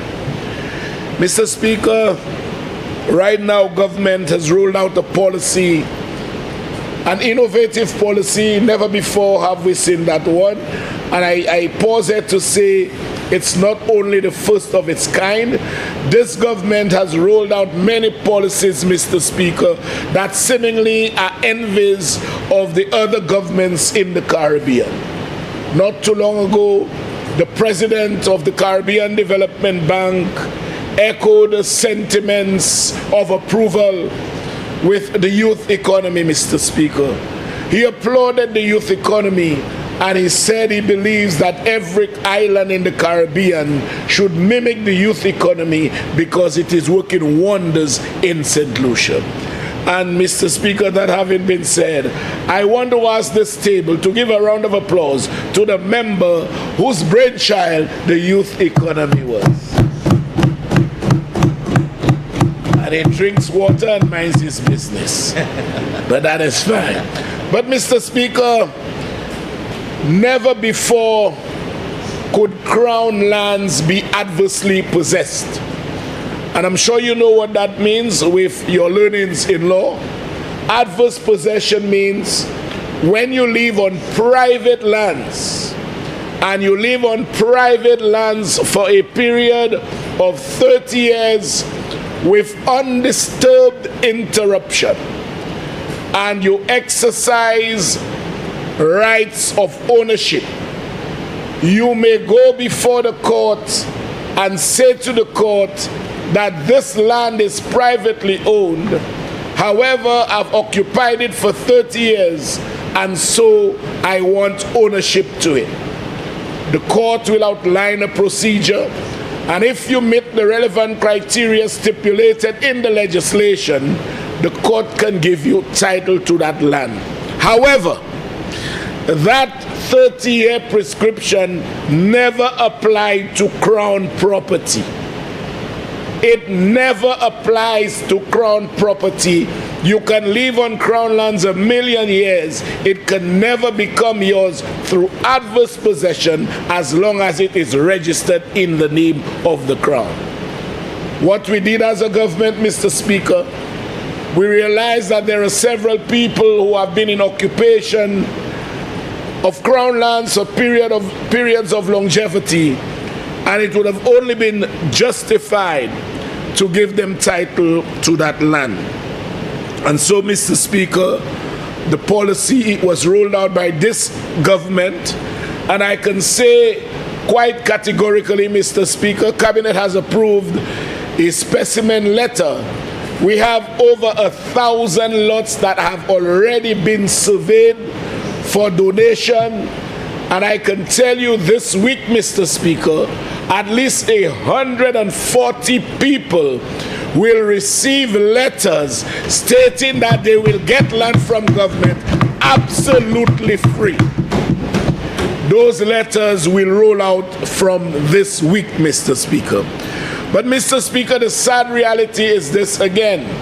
All of those deeds need to go to the Governor General. All of them. And so, Mr. Speaker, with the introduction of this new statutory cooperation, this will essentially efface the need, Mr. Speaker, of getting the Governor General or Your Royal Highness involved. Mr. Speaker, this will take us to leaps and bounds. In the Act, Mr. Speaker, there are several provisions. I need not go through them, but Section 47 and 48, 47, 48, 49, 50 refer to situations we have in this country, Mr. Speaker, that are worthy of government's intervention. And it falls squarely within the urban renewal scope of the ministry. We have several derelict vehicles, several derelict houses all over the place, Mr. Speaker, all over the place. Government may have to move in, acquire those lands, designate them, and do the necessaries, Mr. Speaker. Let me just read Section 40, Power of Authority to regularize designated area. That's Section 47. It speaks to subdividing land, constructing roadways, drainage and sewage system, facilitating the installation of electricity, demolish or carry out development works to any buildings, relocate a building, dispose of lands. But what is more instructive is Section 48, demolition or carrying out development works to building. The authority shall demolish or carry out development works to building under the subsection 47(1) if in the opinion of the authority the building is derelict, it's unfit for human habitation, it is injurious or likely to be injurious to the health of persons. Mr. Speaker, I'm sure all of us here, all of us can flash our minds and we can remember an old derelict structure somewhere. Not too long ago, there was a fire in my constituency on Leslie Land Road, Mr. Speaker, and I went there the following day. When I went there, I went to a derelict house on the other side. In fact, somebody called me Bossman, come and see that. I went to a derelict house on the other side of the road, and you would not believe that I was informed that amidst the blaze, amidst an inferno next door, that there were people actually sleeping in a derelict building there, Mr. Speaker. That is the kind of thing that happens, and at the end of the day, it stays there. It becomes a hazard. There is a fire. It causes destruction of a lot of adjoining properties. So I believe, Mr. Speaker, we are moving in the right direction. I know it's late. I don't want to prolong this bill for too long because it's a good piece of legislation. It basically sets the stage for the institutionalization of a statutory corporation with powers to transfer, powers to develop, and most of all, powers to regularize occupation of lands that are already within PROUD. So, Mr. Speaker, with that, I ask members to support this bill. I thank you. Honourable members, the question is that the St. Lucia Unplanned Development Regularization Authority Bill be read a second time. Member for Vieux-Fort North. Thank you, Mr. Speaker. Mr. Speaker, I rise to give support to the St. Lucia Unplanned Development Regularization Authority Bill. Mr. Speaker, I am very happy that this bill has come to the Parliament, and this bill, Mr. Speaker, seeks to answer many questions and hopefully put order in a number of areas where disorder reigned for so many years. The Minister for Housing did indicate, Mr. Speaker, that many years ago, a St. Lucia Labour Party government introduced PROUD. And I want to tell you, Mr. Speaker, that in my constituency, there are many areas, many communities in urgent need for that kind of act to ensure that we regularize activities in the communities. If we look at the community of Bellevue, Mr. Speaker, at Vivacel, we have Crown lands. The community of Vigier, large parcels of Crown lands. In the central Bellevue area, Crown lands. In Mont Cayenne, Crown lands, Mr. Speaker. At Opicon, and I'm very happy to tell some people in Opicon, Mr. Speaker, that you will be getting your letters as part of what the Minister spoke of earlier. You will be getting your letters very soon. Between this week and next week, we are talking about the individuals who have been on government land for 30 years. We are beginning the process. Not everyone will get their letters at the same time, Mr. Speaker, but we are beginning. Mr. Speaker, when you go to Grace, the Larituette area, Hope Estate area, the Montview area, government land, Mr. Speaker, or Crown land. And so for the constituency of Vieux-Fort North, Mr. Speaker, I know this act will significantly enhance our ability to organize our communities in a much better way. For many years, Mr. Speaker, we have been taking baby steps. PROUD, sometimes not enough funding, the resources are not enough to do what we have to do. And because we have taken so long, Mr. Speaker, people somehow are encouraged, so to speak, to squat in areas where they ought not to be squatting because of inaction over the years.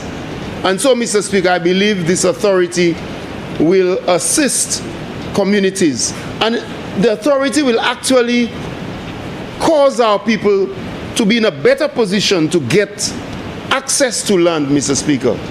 It is going to allow us to develop our communities much better. In the community of Piero or Upper Opicon, Mr. Speaker, we have some very wonderful parcels of land.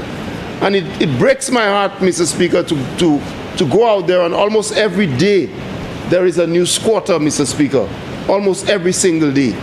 And while we want to help individuals, and I say so all the time to my constituents, if you come to me, I will do my best to help you. But, Mr. Speaker, people build houses in areas where roads can be put. People build houses one on top of the other. And when you come in to put in the infrastructure, it makes life really, really difficult. So when this authority is established, it is going to make life much easier for our people and our communities.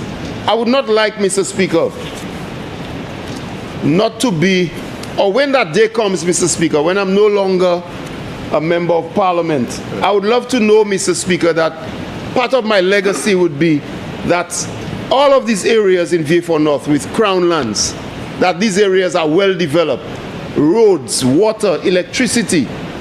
People of Vieux-Fort North getting a piece of Vieux-Fort North, whether to purchase, they pay every month, or go to the bank or to the credit union. There are lots of individuals, Mr. Speaker, young people from Vieux-Fort North. We had a meeting in Mount Cayen just 2 weeks ago, and the young people, older people in Mount Cayen are saying to me, they want to buy the land. They can go to the credit union and they can purchase the land. But the development has been very slow. I know the Department of Crown Lands, Mr. Speaker, has surveyed the area. But with this act, I dream of the day when we can speed up those transactions to cause our people to get land. I'm very interested in this also because we can now map out or carve out areas for public facilities. Playing fields, for example. Over the years, people have been encroaching on our playing field, the land around our playing fields. At the Mount Cayen playing field, the Opicon playing field, we were able to control a lot of what's happening around the Grace playing field, the Bellevue playing field. When we were in government under Dr. Kenny Anthony, we were able to purchase the land from a private owner next to the Bellevue playing field. And that's the kind of thing an authority like this will help to organize. Communities must be organized. And people want access to land.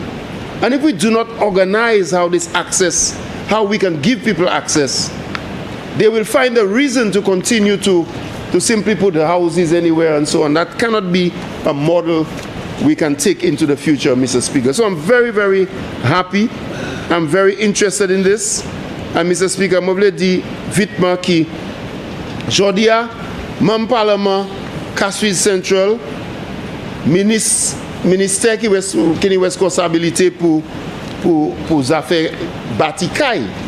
Mener un cas là, Mr. Speaker, en loi, les passer un cas là qui a aidé toute commune côté l'unité gouvernement, aider ces communes là, développer ces tests à la primaire.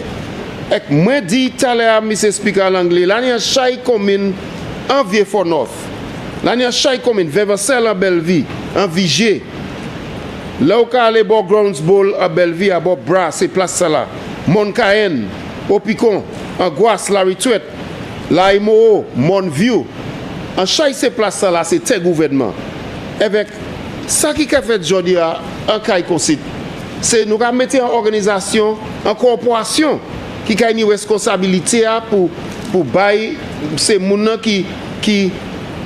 qui vaut ces tests là, pour bailler ça aller à gouverneur général là, et la une manière qui est plus facile pour nous développer ces tests là.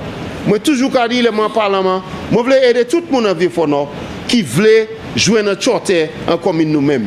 Mais nous pas ça continuer ni caille en les cailles, là nous voulons faire chemin pour ambulance passer, ou bien là nous voulons faire à côté pour glo passer, nous pas ça faire parce que manière c'est mon qui mettre caille en les cailles.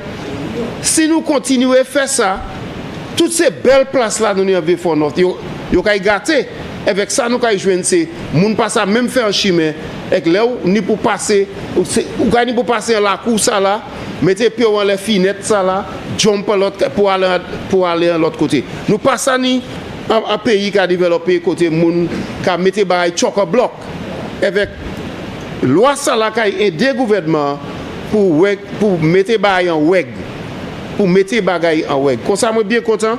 Avec moi bien content qui l'année Adam Moun nous a commencé au Picon, l'année Adam Moun qui a arrêté en l'état gouvernement pour 30 l'année avec ministère Zaka préparé ces lettres là bas ces moun ça là. C'est pas tout le monde qui a joué une lettre à présent. Moi voulais là où tant de monde qui a commencé à jouer une lettre. Pas fâché, point temps nous avons venir autour tout le monde qui les a l'état gouvernement pour 30 l'année, pas au Picon seulement. Pas au Picon seulement, l'année l'autre place, à Vieux-Fort Nord, et quand l'autre place en cette ici, gouvernement Salazar dit, depuis on était gouvernement pour toute l'année, nous avons assisté ou avons joué un papier terre ou pas pour payer pièce avocat et comme ça. Comme ça, moi bien content, Mr. Speaker, et comme dit à l'anglais, toute manière là, il y a un jour côté nous tous, ni un temps pour ici et un temps pour pas ici. Moi, quand je voulais les mains ici pour moi acide, les moi qui écouter ti musique moi avec écrit pour me dire ouais, les moi était membre parlement Vieux-Fort Nord avec cabinet là avec gouvernement, moi était là les nous mettez weg en affaire terre parce que ça quand même un chat toi ka. Moi in a situation, Mr. Speaker, I have a situation where a young lady, people are sharpening the cutlass because of conflict. I was there before you. That one want to put a fence. I think it is time for us to put an end to all of this. So we have regulations, and so we can organize our communities in a much better way. So I support this, Mr. Speaker, wholeheartedly, and I look forward to the implementation of this body. And I am willing and ready to work with the minister to ensure that we deliver to the people as quickly as possible. Again, before I sit, Mr. Speaker, the constituency of Vieux-Fort North, all around the constituency we have Crown land, all around the constituency. And I would really love to see it regularized. Well, we started, but I want to see the continuation of it. So I support this, Mr. Speaker. Thank you very much.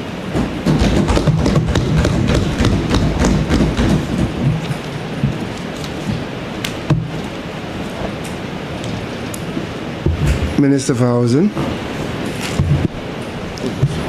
Mr. Speaker, I want to thank members for the support, silently or otherwise. But Mr. Speaker, before we proceed to the committee stage, permit me to take the unprecedented step of making two salient points that I omitted in the introduction of the bill. One, that based on governmental policy, all you need to have to get your title is bus fare to the lawyer. In other words, the land will be given to you free, the stamp duty will be paid, you don't have to pay stamp duty, and government has already agreed to pay all legal fees, to pay for every lawyer that will be involved in transferring the land from the government to the individual. So all you need to do is get your bus fare and go to that lawyer whose name will be on the letter that you will be receiving for your grant of the land. Thank you very much, Mr. Speaker. Honourable members, the question is that the St. Lucia Unplanned Development Regularization Authority Bill be read a second time. And now put the question, as many as have that opinion say aye. As many as have a contrary opinion say no. I think the ayes have it. The ayes have it. An act to establish the St. Lucia Unplanned Development Regularization Authority to facilitate the regularization of unplanned developments and for related matters.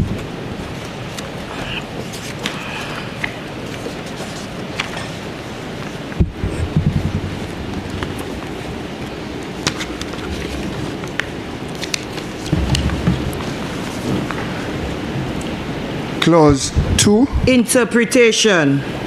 Clause 2 stands part of the bill. Part 1, clauses 3 to 42. St. Lucia Unplanned Development Regularization Authority. Part 1, clauses 3 to 42 stands part of the bill. Part 2, clauses 43 to 62. Regularization.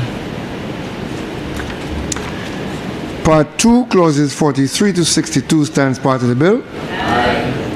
Part 3, clauses 63 to 67. Miscellaneous. Part 3, clauses 63 to 67 stands part of the bill. Schedule. Criteria for determining exemptions. Schedule stands part of the bill. Clause 1. Short title and commencement. Clause 1 stands part of the bill. Honorable members, the question is that the committee rises and the bill be reported. I now put the question. As many as of that opinion say aye. Aye. As many as of a contrary opinion say no. I think the ayes have it. The ayes have it.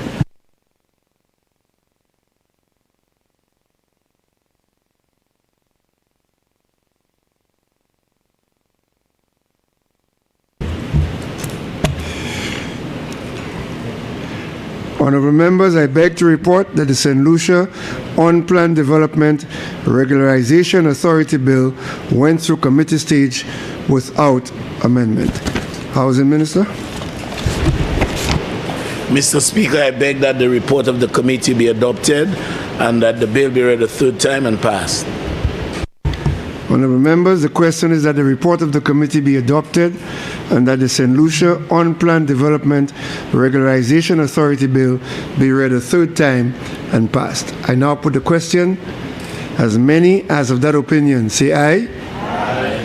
As many as of a contrary opinion say no. I think the ayes have it. The ayes have it.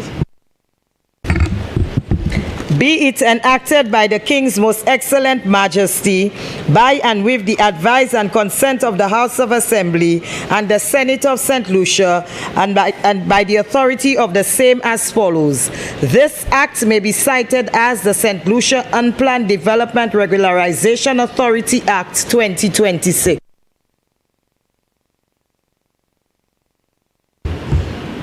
Leader of Government Business.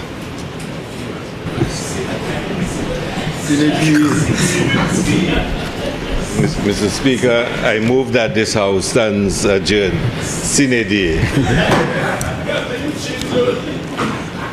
Honorable members, before I put the motion, the question, let me thank all of you for your very warm congratulations. I feel honored and I appreciate it.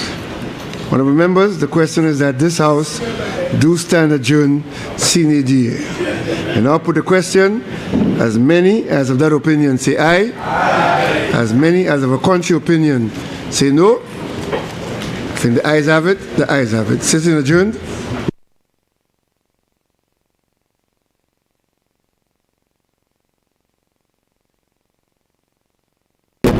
Session qui consiste aujourd'hui, c'était comme on dit en commencement, c'est deuxième session qui consiste pour l'année 2026. Avec aujourd'hui, il y a plusieurs différentes motions pour prêter l'argent. C'est pas tout, c'était un cas pour prêter l'argent particulièrement pour de l'eau, situation de l'eau et puis Wasco. Avec la terre aussi, l'autre situation pour des éducations. Mais là, tout aussi, à côté, le gouvernement qui a garanti l'argent. Ce n'est pas prêté, par exemple, situation SLASPA, pour manger pour SLASPA. C'était pour garantir. Ça va bien dire que c'est eux qui ont prêté, il y a garantie pour l'argent. Avec un finissement, nous avons des billes, ça c'est loi. Particulièrement, dernier, ça qui passait, c'est ça qui a concerné la gouvernement pour régler ces gouvernements côté en cas où côté moun kanik bâti kay n'importe côté gouvernement établi en autorité pour régler ça avec ça tenir chaque discussion malheureusement n'a pas tenu pièce même opposition en kay constitution mais tout bagay passé bien parce que il commençait bien ça avec un côté du commencement la tenir un statement par ministre qui est responsable pour les affaires touristes à cette situation CIPA. Well, Michael, your wrap-up has been very comprehensive. I think what is left for us to do here is to add our congratulations to the Speaker, the Honorable Claudius Francis.